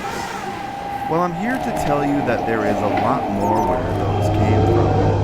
My friend Ahmed has been sent a surplus of negatives and prints from a Tugs crew member, who has given us full permission to release them to the public. And in the description of this video, after the premiere ends, I will add a link to a drive folder with a variety of them for you. This is Tugs.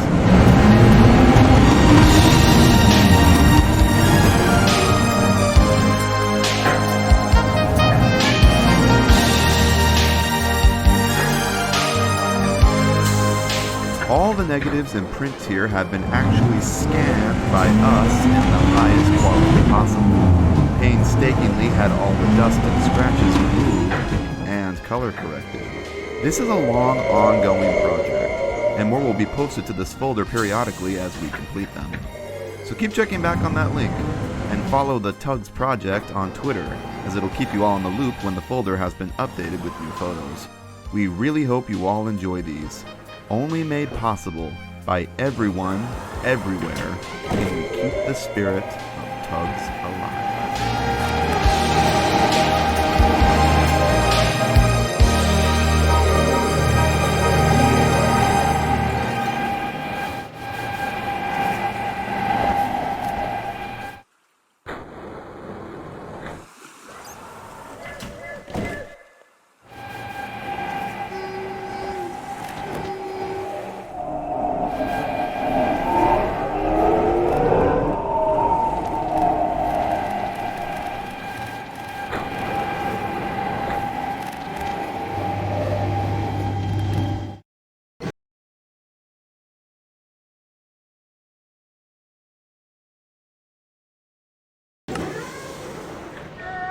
This is John's reunion.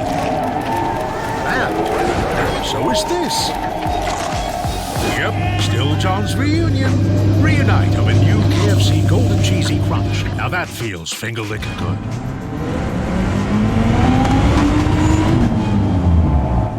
What keeps you going?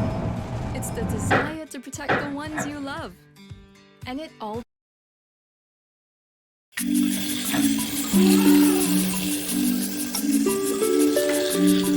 Alright guys, today we have quite a large unboxing, as you can see. You guys asked me where I get my Captain Playroom from, and the answer 9 times out of 10 is eBay. But they normally come from the same seller, and that seller is actually L&J Toys. These guys have been a huge help to me, not only for collecting Capsule Playrail, but lots of other stuff too. I'll have their eBay store in the description, and if you guys are interested in getting any Capsule Playrails for yourself, I highly recommend this seller. They don't sell these things for crazy prices, they're very negotiable. Their number one goal is helping people like me and you with collecting their Thomas and Friends trinkets, so I highly recommend these guys. I mean it when I say they're genuinely good people. And it's them we have to thank for today's video, because they've actually sent me this giant surprise box.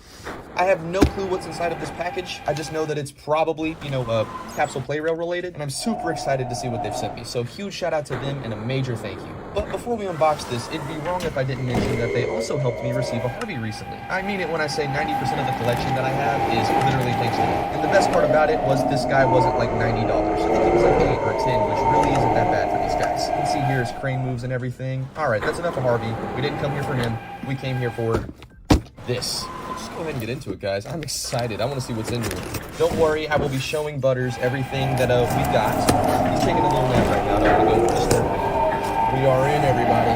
Here's another look at their cards and their socials. Again, huge shout out to L&J Toys for making this video possible. Alrighty, let's see. What do we have? Is that okay? Alrighty, looks like we have a glittery Boko. Let's go ahead and get this guy out of his packaging so I can show you guys better look at him more up close.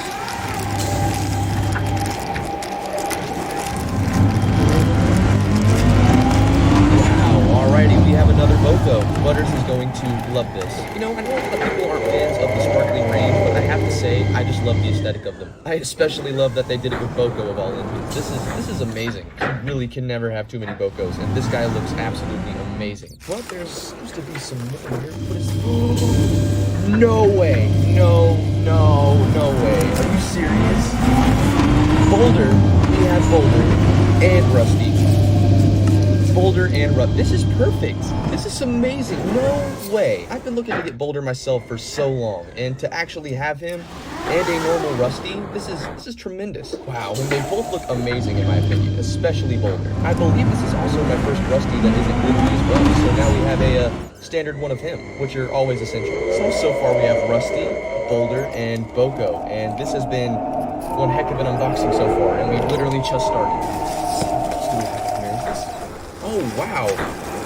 Oh, wow. Okay, let's see here. We have Capsule Herald.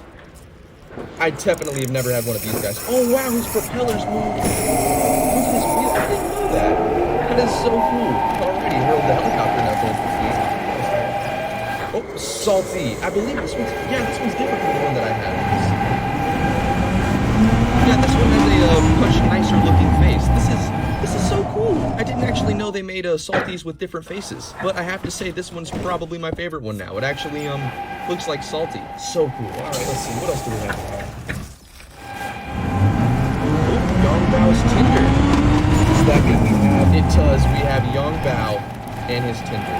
Wow, and the Yong Bao is still new in packaging. I have to put the stickers on him. Here is his Tinder, and this looks amazing. I don't think this is a sticker. I think this is actually printed on the Tinder. And from the looks of Yong Bao, it looks like there's not many stickers for me to have to put on him either. A lot of his detail is printed as well. Wow, he looks amazing. I'm going to put his stickers on and show you guys what he looks like at the end of the video. So don't worry, I will show you the completed Yong Bao.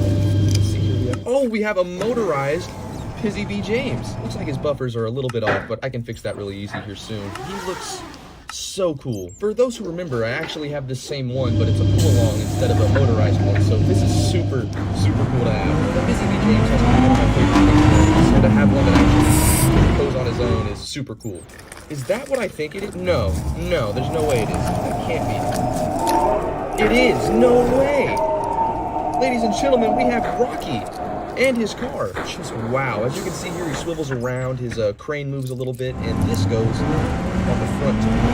And he looks amazing. This is adorable. I love his little face. I love everything about him. I believe the stickers on his side here are upside down, but it's really not that big of a deal. Just to have a Rocky is enough for me. That is amazing. Let's see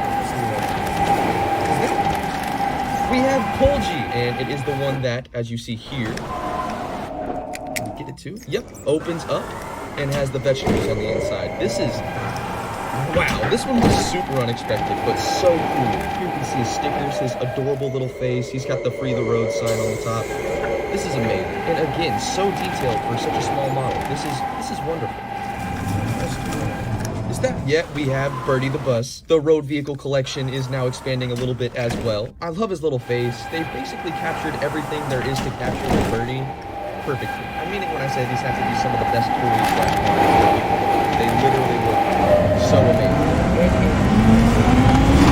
We have a whole bunch of troublesome trucks. We have a gray gondola. We have another troublesome van, which probably is my favorite, piece of wind-up rolling stock. We have a yellow gondola, which I've actually never seen. This is super cool to have. We have a red gondola, and you guys know how I feel about the troublesome trucks. These guys are adorable, and you literally can never have too many of these, especially if you're like me and like making really long and complex consists, and these guys will go perfectly with those. I believe that's everything here on this top layer, so let's go ahead and see what's beneath. Oh, wow. Oh, wow. Is this all? Oh, wow, it is. These are all still in the... These are literally all still in the little Easter eggs. These are... Okay. Wow. Okay, I'm not sure where even to start with this, so I guess we'll start with these little pieces of track. Here we have some light brown and dark brown straight and curved pieces, which are honestly essential because Flex Track does not like to work with your engines. Here we have, I believe this is a tunnel of some sort. I'm not 100% sure. I'll have to put this one together and show you guys. Here we have, oh, another, I guess, tunnel? We'll see. Here we have, oh, more water track. I believe there's two in this piece. Yeah, there's two pieces in this package. That's cool. Here we have, oh, two things of Flex Track, also in the light and dark brown that the other rails were in. And here we have another tunnel, I believe. And is that, this is, yep, we have Ace. See if you guys can see him through the packaging. He is adorable. I don't believe, yeah, he's not sparkly like most of the other stuff in here is. I think everything that's still in the Easter egg is shiny. So let's go ahead and see what we can find through it all. Here we have a surprise Thomas, as you guys can see through his little window. Here we have, oh, it's the castle. I can tell because of the sticker. It's the castle, and this one is also shiny and glittery like the rest of the stuff. I have no clue what this actually looks like, so I'll have to put it together. Here we have, is that James with the snow hat? That is James with the Christmas hat. That is adorable. And he is shiny as well. We have a shiny snow hat James. Let's see here. I'm having trouble seeing what this is. I see a sticker of Sir Topham hat, some little railway workers, and something blue. I believe it's a piece of track, but I have no clue what this is. Again, I'll have to put it together and show you guys.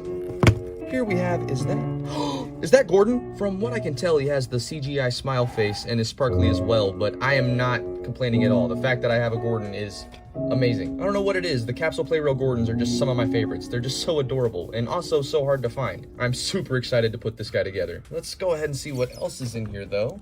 What's that? Oh, we have Connor. And just like the others, as you can see, he is also sparkly and looks amazing. I don't think I've ever seen the Capsule Play Rail Connor, so to put him together will be pretty fun. Is that? Well, it wouldn't be right to get Gordon and not have Spencer, I suppose. So here we have him as well. I believe this is also my first Capsule Play Rail Spencer, so that is a huge plus as well. Looks like I have two high-speed dudes that'll be tearing up my main line here soon. Let's see here. I believe this is... Oh, it looks like we have some track with a yellow sparkly car inside. I'm not exactly sure what the cars themselves are. I don't know if they're like mail vans or if they're something else, but I guess we'll see when we open this guy. Here we have some flex track here in a light blue and white. Just like the rest of the stuff, it is also sparkly and glittery. Let's see here, what is... Oh, we have Cranky. So now I have two variants of Cranky. I have the normal one, and now I have the sparkly version as well. Looks like I'm gonna have to make a clammed out Brendam Docks. Let's see here, what is this? I can't really tell, unfortunately, what this is. I can tell that it's green and sparkly. I guess we will see when I put it together. I'm pretty sure this is another tunnel, but I'm not 100% sure. It is white and sparkly, and looks like track. Yeah, that has to be track right there, but I am not sure what this makes. Here we have even more glittery straight track, and I believe some curves in there as well. Here we have another one of the glittery vans. I believe this one is... Yeah, this is just like a castle van. And last, but definitely not least, we have a glittery Percy. And he looks adorable, just like the rest of the guys. Percy and Gordon have to be some of my favorite Capsule Play Rail trains, and I have no idea why. It's just so cute to see them miniaturified, I guess. And I accidentally forgot to take Ace out of here, so let's move them out of there. And now, ladies and gentlemen, I'm going to have to try to put all of these together. So let's go ahead and get started on trying to, well, one, assemble all of these guys, and two, figure out what some of this stuff is, because I'm not gonna lie, I have no clue as to what some of this is going to build and turn into. So let's go ahead and figure out.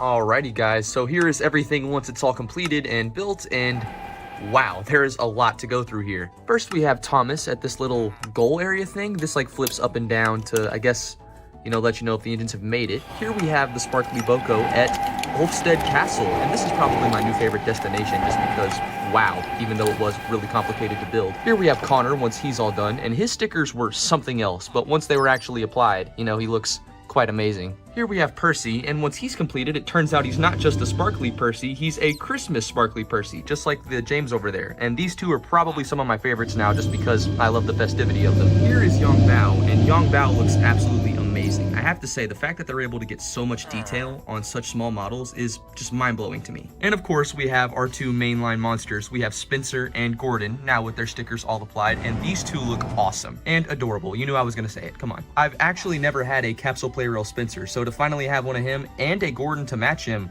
it's just so cool. Here we have the bridge, and this also came with stickers, but I didn't actually put them on. I honestly kind of like how it looks without the stickers, but I do have them should that ever change. And inside of this, it turns out the cars were little Ulfstead Castle cars, which works out perfectly, you know, for having Ulfstead Castle. And here is the little red one. These two are adorable. It's really cool to have such unique rolling stock. Here's one of the tunnels once they're built. I actually have Polder on top of this one, and I have to say, these pieces are much bigger and much more detailed than I thought they were going to be, not just your average tunnel. Here is Cranky once he's completed, standing above all the engines and looking amazing while he does it. And next to him, we have another snowman, and because it's brand new, is in much better condition than the one I have now, so I'm super hyped for that one. And on top of the car here is Ace. I'm sure you guys know I'm not really too big of a fan of Ace, but I have to say, his Capsule Play Rail model is quite adorable. He is something else, I'll tell you that. As a model and as a character, this is absolutely adorable. So that is everything, guys. I haven't got around to unboxing all of the track yet, but when I do, I plan to make a new, larger layout. And I have to say, with all of this being here, it'd almost be wrong if I didn't. But before we get around to that, I think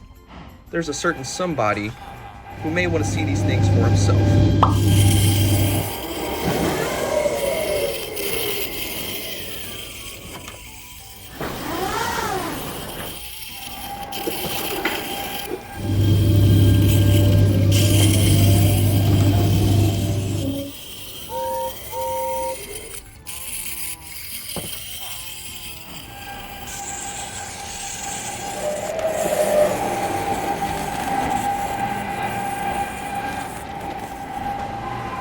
Sir?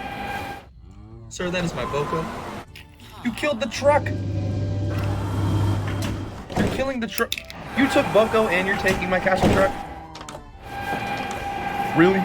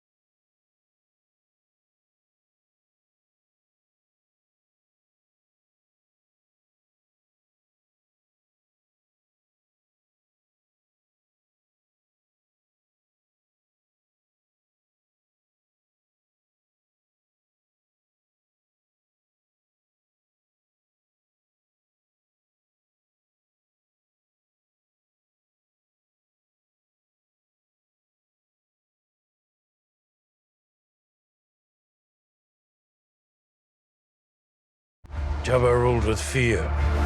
I intend to rule with respect.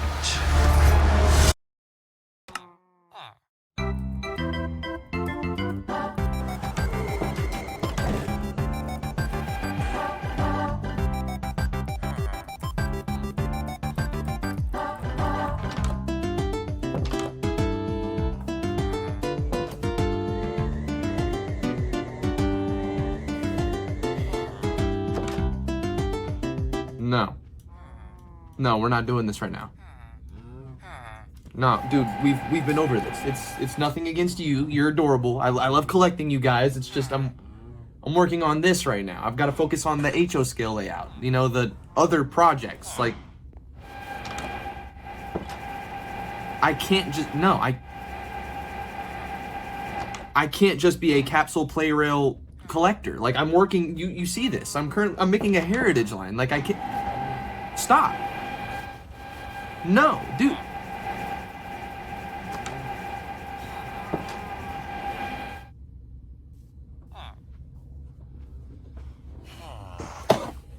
Allahu Akbar! Alright guys, we are back for another Capsule Play Rail unboxing, but not just any Capsule Play Rail package. This all comes from the homie Westy, and there should be some really cool surprises in here, so shout out to him. If you're on Twitter and not following Westy, like, what are you doing? Come on. Honestly, forget the intro. Let's just get in here. Let's just see what's inside of this thing. Alright, so everything you're about to see here comes from an auction website. I have no clue what auction website. I just asked Westy, hey, I need these characters, and he was like, bro, say no more, I got you. I sent him the money, and boom. So let's just go ahead and see what we have in here. Alright, let's just get these out of the way. I believe these are, yeah, these are just catalogs. Alright, let's get to the good stuff. Let's start with this first one here. Oh, okay.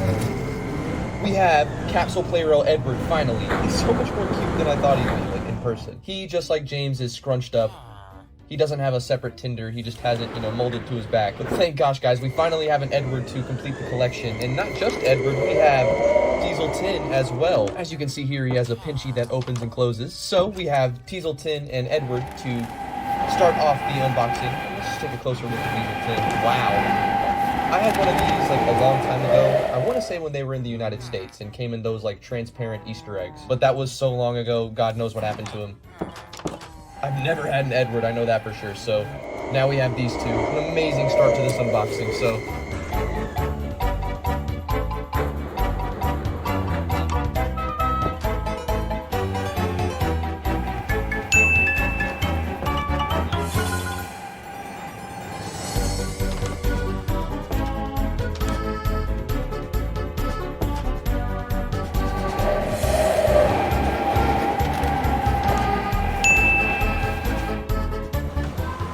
Alright, let's just see what's next. I really don't remember what all, like, I've got, so let's just see what falls in here. Oh, we have Molly. We have Molly. Abby specially requested that I get Molly, so this one is a huge bet. We also have her Tinder. Gosh, There's so much detail on these things. Like, it always mesmerizes me and amazes me how much of the character they're able to fit into such a tiny little train. Here's a better look at the face. This is a wonderful model. This has to be probably one of my favorites now too. Just like all the ones I'm going to literally unbox.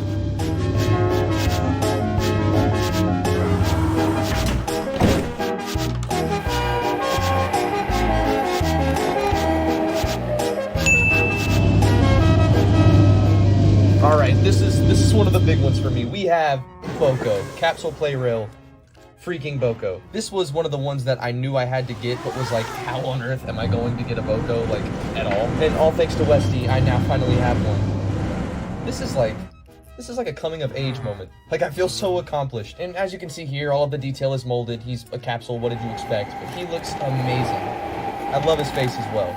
So we have Poco to add to this collection as well.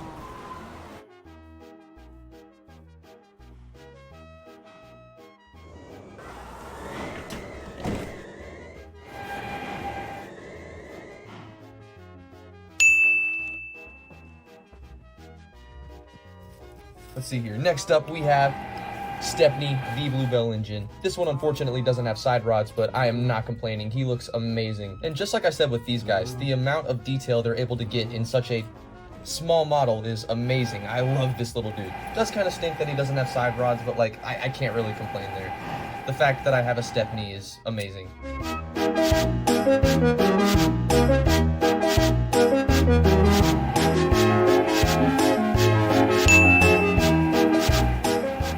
And we don't just have Stepney in this little lot, we also have...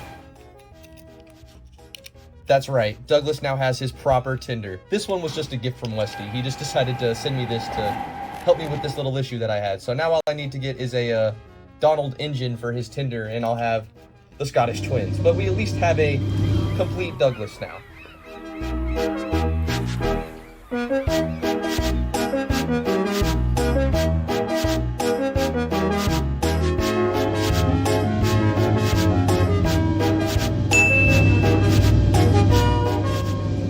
What is this we have here? Oh, we have a surprised Percy. This one doesn't have a wind-up feature, but hey, no complaints, I need more Percys. And this little dude is adorable. I love this little guy. So my Capsule Play Rail Percy collection is now expanding as well. Here's a better look at his face.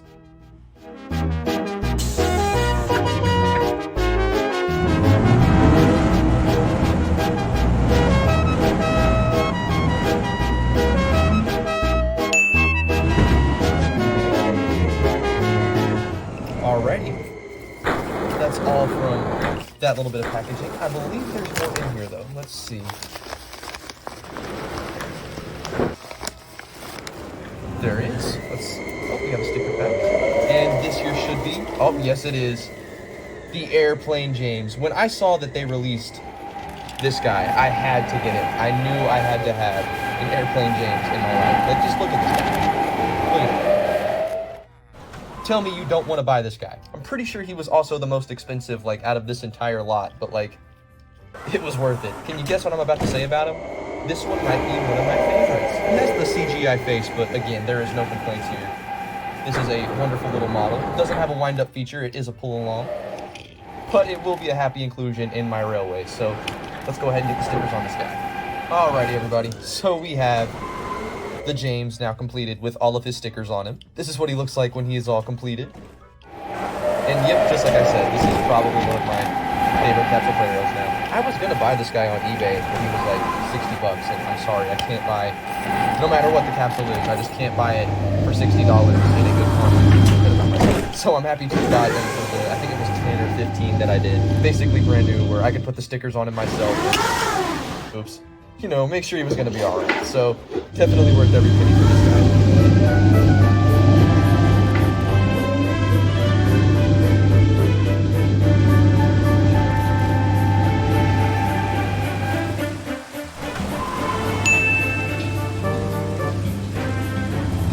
And just as a quick recap of everything we got, we have Airplane James, Molly with her Tinder, finally a proper Tinder for Douglas, a standard Edward model, which is exactly what I needed. This is perfect. A Stephanie, which is definitely unexpected, but so welcome. I'm so happy to have her with you guys. He's a fin with his pinchy that opens and closes, so definitely a welcome addition as well. Surprise Percy, which is always welcome. I'm always happy to have more of these guys in my collection. And probably the creme de la creme for me, the Capsule Play Rail Boko. This is probably one of my favorite lots that I've gotten so far. And again, huge shout out to the homie, the Little Western, for helping me get everything that you see. None of this would have been possible without him. I totally just realized that Molly is backwards. This is her bag sticker, and this is her, I guess, Tinder front sticker, but they are, or maybe I'm wrong, I don't know, but something tells me these are supposed to be switched. I couldn't tell you. You know, maybe Molly's my favorite. I don't know. These guys are all dope. I love literally every single one of these. Now you guys see the problem. It's his fault. It's this guy's fault. He started this. If it weren't for him, this wouldn't have happened. Shit's like crack, I'm telling you.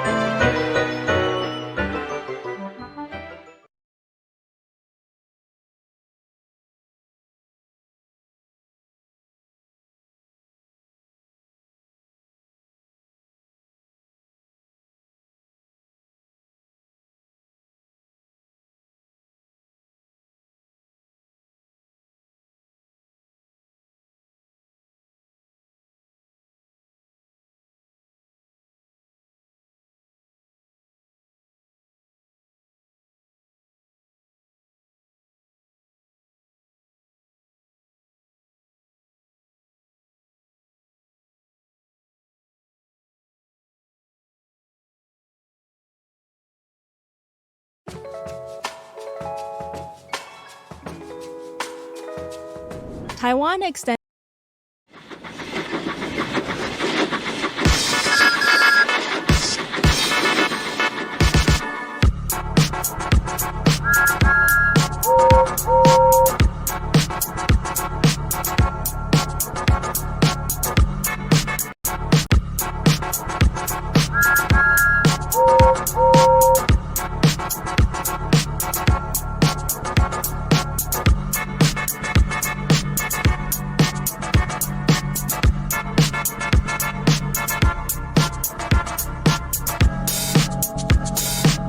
As a lot of you guys know, recently was my birthday, and as you do on your birthday, you go all out, and as such, recently a lot has been added to my collection, and that's what we're going to take a look at today, and recap the things that you guys have yet to see. As a quick side note, I won't be including all of her things that I've already done a video on, since I wouldn't really consider that new, or a part of this haul, so not exactly everything from April will be shown. But with that being said, there's still plenty that hasn't been shown off, and that's what I'd like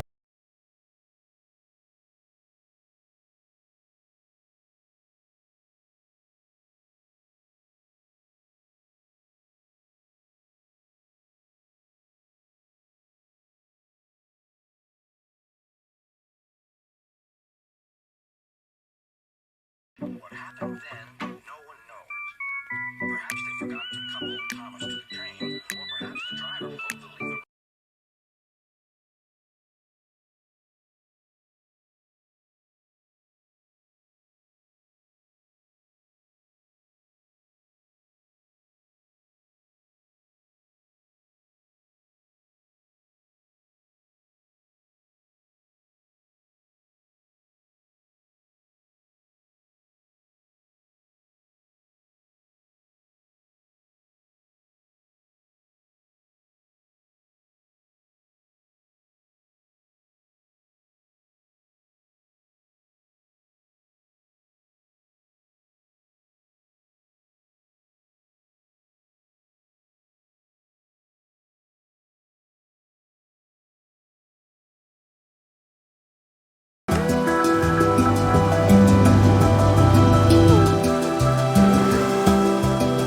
I'll redo it for you, man. A little bit of, yeah.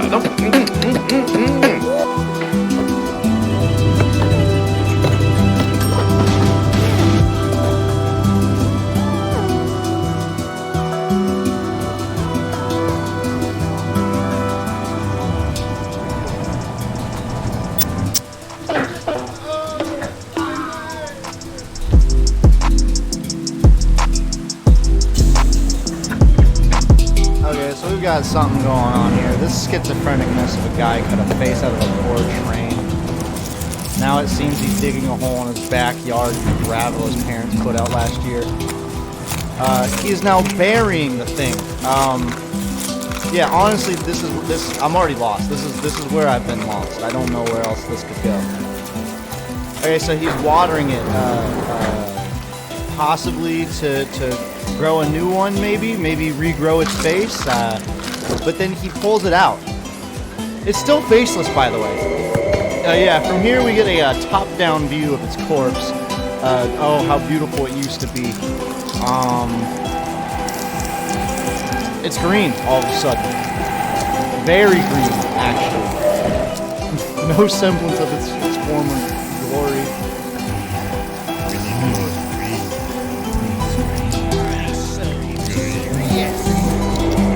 In this frame, we see Train Boy throw the train over and subtly get paint onto his fingers, subtly hinting at the fact that he wants to paint his nails. And now he is pouring Coca-Cola or Dr. Pepper or whatever that is. It's probably Dr. Bomb all over this poor train. Actually, I don't care for this train. This guy sucks. And he said he's going to put a disclaimer on this. You should do this. Don't listen to his disclaimer. Throw it away. Throw it all away. Your life, your drive, your meaning for anything, just throw it all away and do this. Do what he has done to this train. And for God's sake, shut the dogs up. Just throw them in the water and drown them. Water. More water. More water. More water. More water. More water. Come on. More water. I'll give him more water. More water. More water. Come on. More water! Okay, looks like we're done torturing it. He's now drawing a 6 and writing the word Percy, but it's not spelled right. So, remember, that's fine. And that face doesn't go there. This is defiled. This is messed up. I would use a wider range of colorful words, but I can't do that here. So, this is so sad. Everybody, remember to go follow my YouTube and my Instagram at PJ the Manly. Wow. Really, Train Boy? Really? I'm not going to say what we're all thinking, but we're all thinking it. I just want to let you know we all think that's pretty messed up, man. That you would put a man in the back of this guy, in his rear. Not that there's anything wrong with that. Remember, go follow my YouTube channel.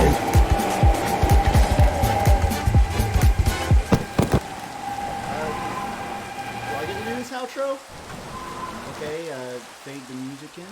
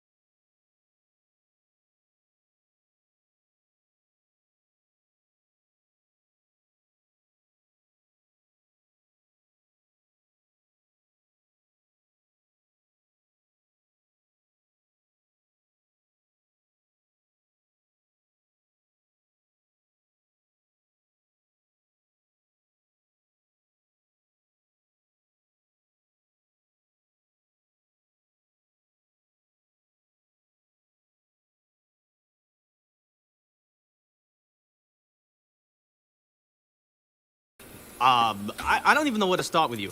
I mean, do you even know who you're talking to?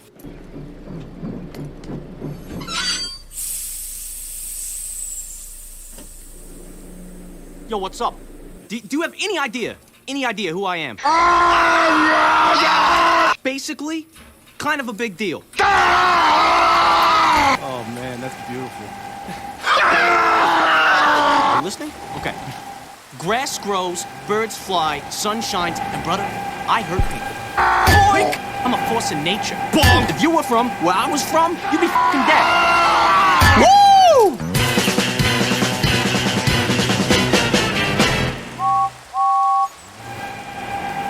Either subscribe, donate, or get the fuck out.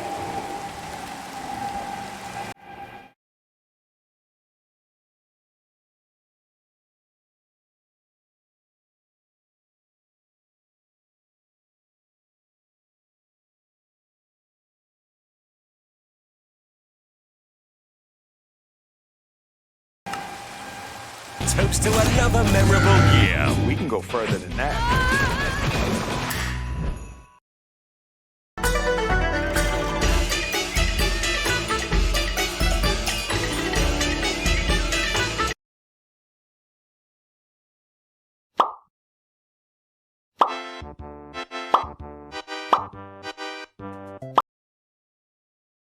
So about that just now, that is Vivo City here in Harbourfront. Here in Harbourfront, in one of the best places around Singapore. I hate my ads. This is why I don't show what I'm watching or what I'm playing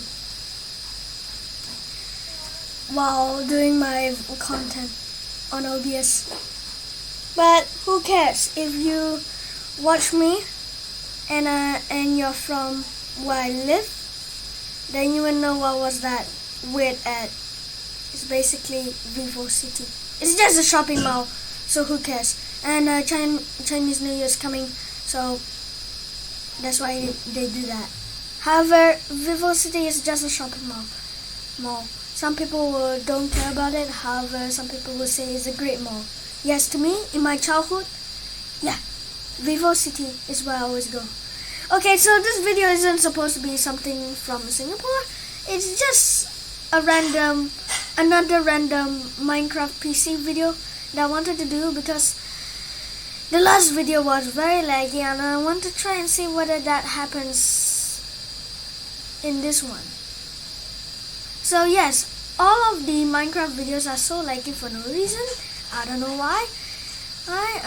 Maybe it's our good old friend encoding overload. However, this is a video recording, not a live stream. Who cares? Back to. Who the fuck do you all think you are replacing Edward and Henry, Audrey characters that are not only loved but respected by the entire Thomas fandom, and replace them with what could be a molded loaf of bread on wheels and a fucking tissue box? And of all things you could do with Edward, you put him in purgatory? Look at him and tell me that those are not the eyes of somebody who wants to put Flint water in his tank. What the fuck is the deal with Rebecca? Like, when the fuck has Gordon ever needed help with the Express, and what makes you think he needs it now? Like, why? What? When? What episode? Explain to me. What? So, you're trying to tell me that this is up to Northwestern Railway standards now? The fuck, Topham? You're running this place like it's Drayton Manor, just fucking ruining shit and breaking the natural order of things and just overall not doing what you're supposed to do at all. You really can tell that the writers of the show just really do not know what they're doing, and I don't know if anybody's ever told you guys this, but if you don't have any idea what you're doing, maybe don't fucking do it. It's cool that they want to make Thomas like more HD and shit, I guess. But why is it like every new season there's just some new unnecessary detail that they've added to Thomas? Like, what was wrong with how he was previously? What made you want to give him rivets? Like, that was time you could have used to write an actual plot. Or possibly realize that nothing you've ever written even has a real plot. Fan service is like cool and all, but it feels really bittersweet when you've changed every other aspect of everything else that we were already accustomed to. It's almost as if you all are saying, yeah, we really don't care about the principles of this shit, but do you all remember these guys? Yeah, we didn't, but you know what? We do now, so expect some new toys that nobody asked. No, wait, that'd be too good. Give them this. I could throw this over the railing at a zoo, and I feel like the monkey would just throw it back in a fence. Who does Mattel think buys their toys? Like, I really want to know. Yeah, there's probably some really sad kid who buys these and will never know what the luxury of an original Trackmaster was.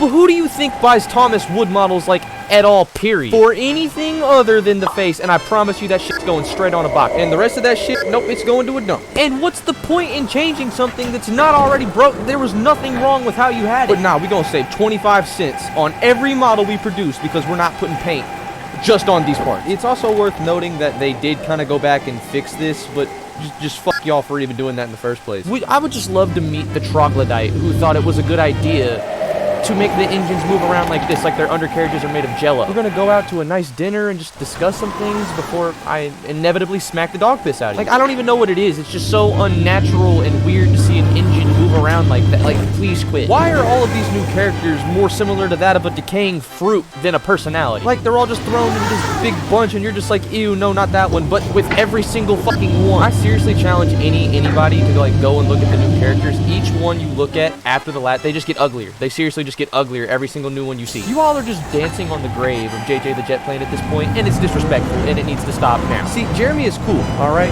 And Harold is too. He's got some demons, but he's alright, you know? This guy, y'all y'all are just gross.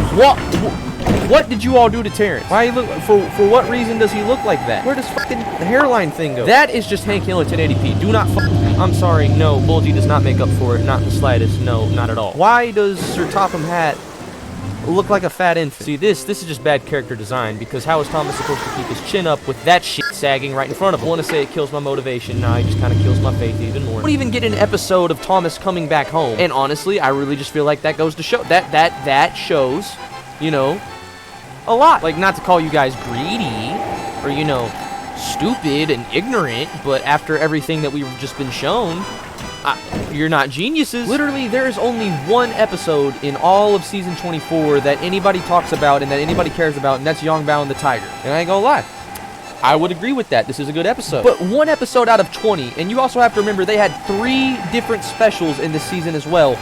That's not good. Thomas and the Royal Engine wasn't the worst thing in the world, but it was still plagued with literally all of these problems. This special felt more like an episode, and it would have done better as an episode.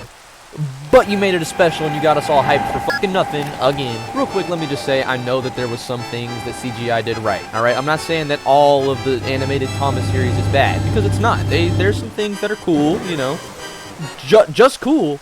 But, you know, there's some things, and you don't have to agree with anything I just said. Honestly, I'd prefer if you drew your own conclusions on the matter. But I think any, you know, even just casual fan of Thomas can say, y'all really just need to get your shit together. Might be a little late for me to say that at this point, but I'm still rooting for you guys, you know, at least a little bit. And seriously, guys, again, just because I may not like the CGI series as much as I like the classic series, and that's how, you know, others may see it as well, that doesn't mean that you have to see it that way too. If you guys actually like the CGI series, that's completely and totally fine. But don't you ever try to justify the fact that they were replacing Edward and Henry with fucking Nia and Rebecca. Like, no, get that shit out. Fuck you.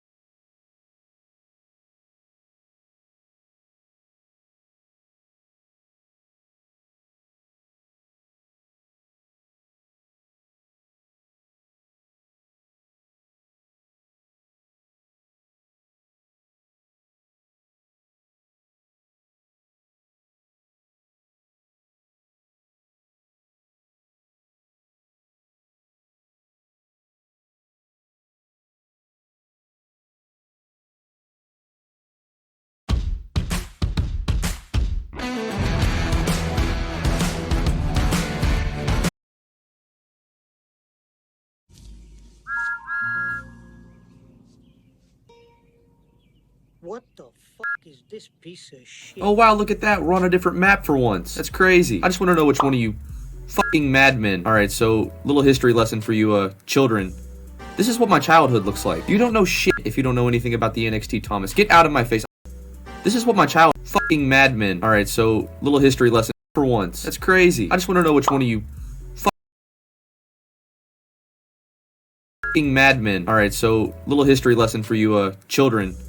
This is what my childhood looks like. You don't know shit if you don't know anything about the NXT Thomas. Get out of my face. I will put your card on yellow. I haven't played Roblox in like years, but like this is the Thomas that was around when I did. And somebody put it in trains. Thank you. Can we get the James model next? But it's not just this guy. We also got, yeah, somebody decided to make the mini Thomas. And just for comparison, here's normal Thomas in the back. We'll have this guy here for shits and giggles. All right, we have a little Thomas Armada. All right, now out of all these four, I wonder who's the fastest. All right, let's see it. 3, 2, 1, unpause.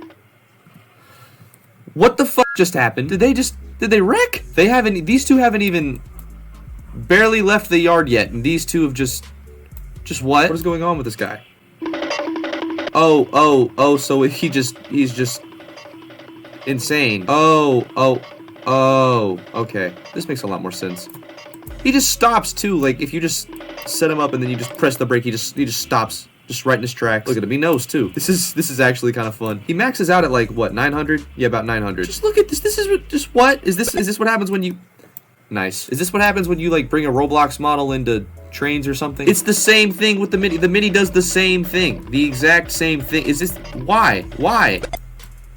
Oh, that's great. I love these. These are my new favorite models. So I made a tweet saying that I wish somebody made Rainbow Road in trains, and then somebody linked me with a link to it. What are these? What is this mushroom? What is this? Look at Luigi. Look at the princess. Look at Princess Peach. This is ridiculous.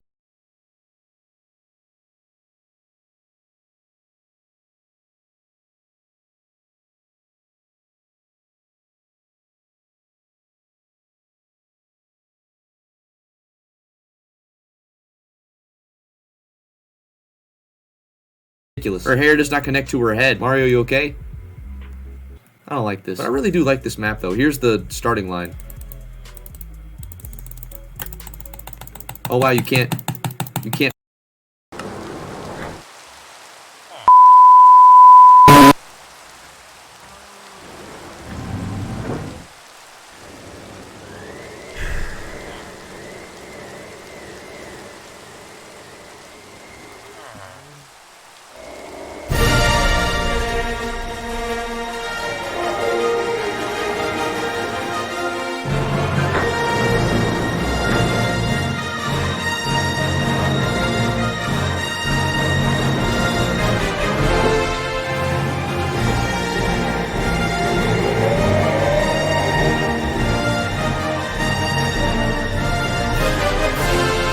Thomas and Friends' Big World, Big Adventures is bad. It's just bad. The movie and the show. It is factually bad. And I can say with absolute certainty, it is factually bad. Because it literally killed the show. It's going on hiatus, people. It alienated its audience and it is no longer making money as a result of this bad decision. The show is on the verge of being over forever. The objectively worst thing that could ever happen to the show has happened. When Big World Big Adventures first came out in 2018, it was at a time where I was distancing myself from Thomas. I didn't want anything to do with it, so I didn't watch the show. I didn't watch a camera of the movie that I only sort of paid attention to while watching, and then caught wind of anything interesting happening in the episodes from Friends. Until a certain point, I hadn't watched a lot of it. But for this video, I actually sat down and watched the entirety of it. Yes, I put myself through hell and back for this video to make sure I'm accurate. That's the movie, 2 whole seasons, and 3 specials worth of content I sat through to write this. We're all stuck inside during this quarantine anyways, so it's not like I had anything else better to do. I could have read a book, or gotten back into working out, or made some progress on my portfolio, but no. I decided to willingly torture myself with Thomas the Train episodes I knew I would dislike going in. A man has to have his priorities straight, you know? I want to talk in detail about why Blubba exists at all, and its biggest problems, talk about some of the good stuff in it, and then I want to discuss ways of how to improve this mess. I'm a firm believer that a talented writer can make any story concept work. And I think Blubba could have potentially worked if it was approached differently. These are all, of course, just my opinions, but that doesn't mean you are wrong if you would disagree with any of what I say. Feel free to disagree. It's the internet. It's a free place where you can have your own opinions on anything. A place where I can sit and make analytical videos about Thomas the Train in a professional essay Wait, what am I talking about? So, disclaimer, I actually wrote the entire script for this video back in May, when we first heard season 24 wouldn't be out until September. I thought this video would be season 22 and 23 centric only, and that perhaps I would do a follow-up video once season 24 was out. And I was about halfway through editing this when Australia decided to drop all of season 24 out of the woodwork. So I decided that it would just be smarter to wait until the season had concluded and make this a be-all, end-all video to Blubba in its entirety. The video has been edited in parts to accommodate season 24, so excuse any differences in audio. There very much are bits of audio in this video that were recorded a good 3 months apart. Granted, season 24 didn't really change my mind on Blubba, like, at all, but there are some things in it worth mentioning. And yes, I'm going to be calling Big World Big Adventures by its acronym, Blubba, because it's easier to say and because I think it's funny. So, let's begin. How did we get here? Okay, so before I get into it, we have to preface what Blubba is and why it exists. How did we get to this point? Thomas & Friends Big World Big Adventures is essentially a rebrand of the Thomas franchise to make it more marketable and of this generation. Merchandise sales started drastically dropping in 2015, 2016 or so, and seemingly Mattel was hesitant to continue the series going after the 20th season, as confirmed by Ryan Hagan on SIF ages ago. Journey Beyond Sodor came out later that year after season 20, and part of me wonders if it was originally written as a finale. It definitely has a sense of finality to it, and I have a theory that they retrofitted it to include the new Blubba elements like the body gesturing, etc. in the 11th hour after Blubba was greenlit that year. The animation company also faced bankruptcy issues that same year, which obviously didn't help. I would kill to know the full story of Blubba down at the second time.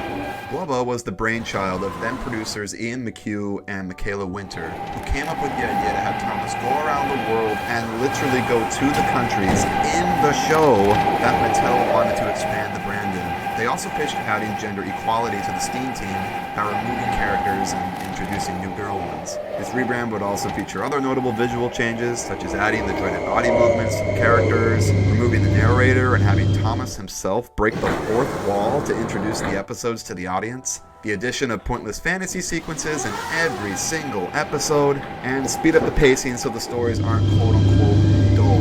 They wanted to essentially dumb down the content as much as they could so really young general audiences could grasp what was happening, aka turn it into the same mindless dribble as its top competitors. You throw all this crap into a blender and bada bing, bada boom, you have Blubba. Don't breathe this. We first caught wind of this reboot via articles in 2017, right before Journey Beyond Sodor. It was met with a lot of criticism from fans, but I think ultimately fans didn't want to believe it was true. Like Thomas went around the world, half the episode to take place in different countries, Edward and Henry being replaced by random new girl characters, Thomas himself being the narrator? What? These changes sounded so insane that they couldn't possibly be real. Then we saw the engines gesturing in Journey Beyond Sodor, and I think that's when it started to hit us. Then we got season 21 shortly after, and that episode happened. Everything we feared started to become real instantaneously. Be gone, the Blubba reboot has.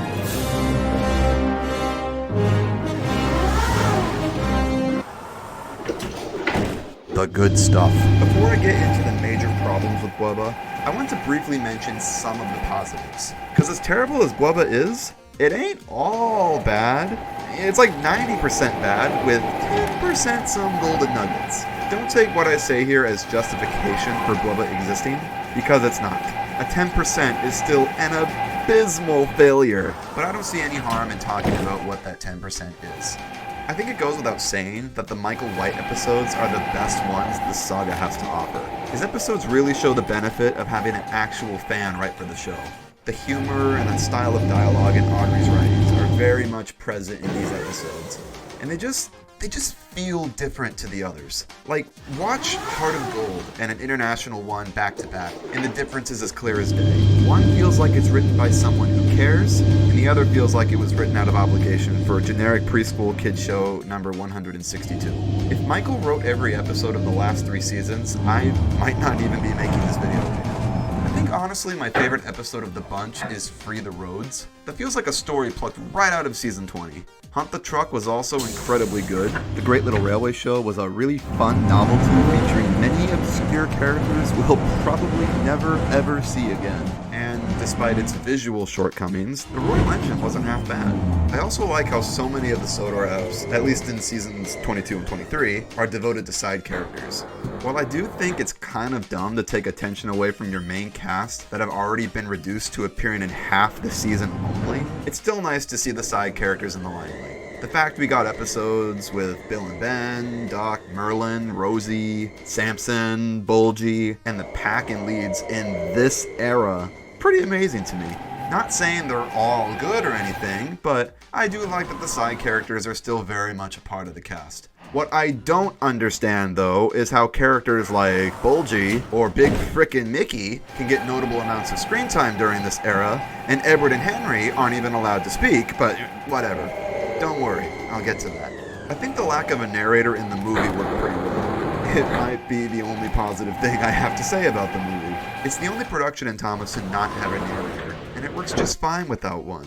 It's a shame they went and made Thomas the narrator in the seasons following, because I think the episode would be so much more palpable without stupid Thomas and his stupid face and his stupid voice telling us what's happening.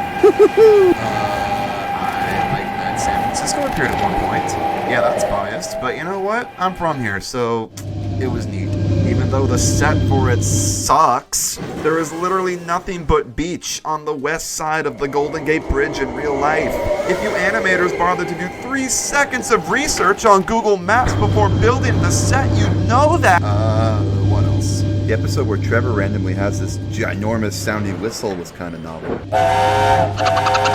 Someone behind the scenes thought that was really funny. This one shot of Bulgy trying to peddle free rides to people made me laugh, as did this scene. Gordon! No! Right. And,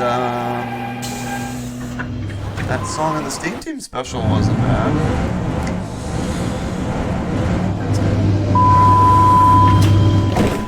That's it. Toast to another memorable year. We can go further than that.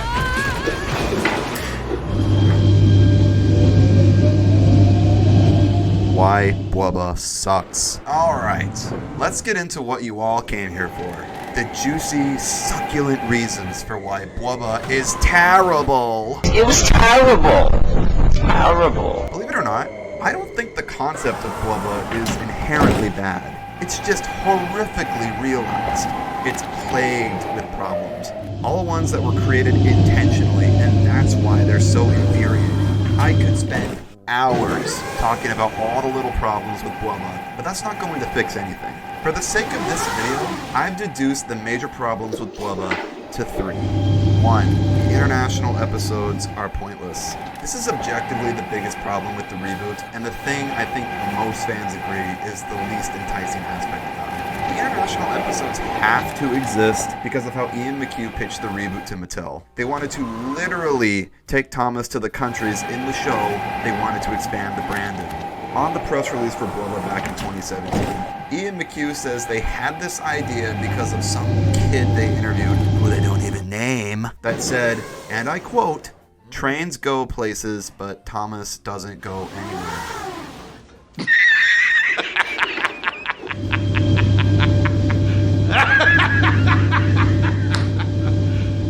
You serious? And this, ladies and gentlemen, this is what they use as justification for the international crap.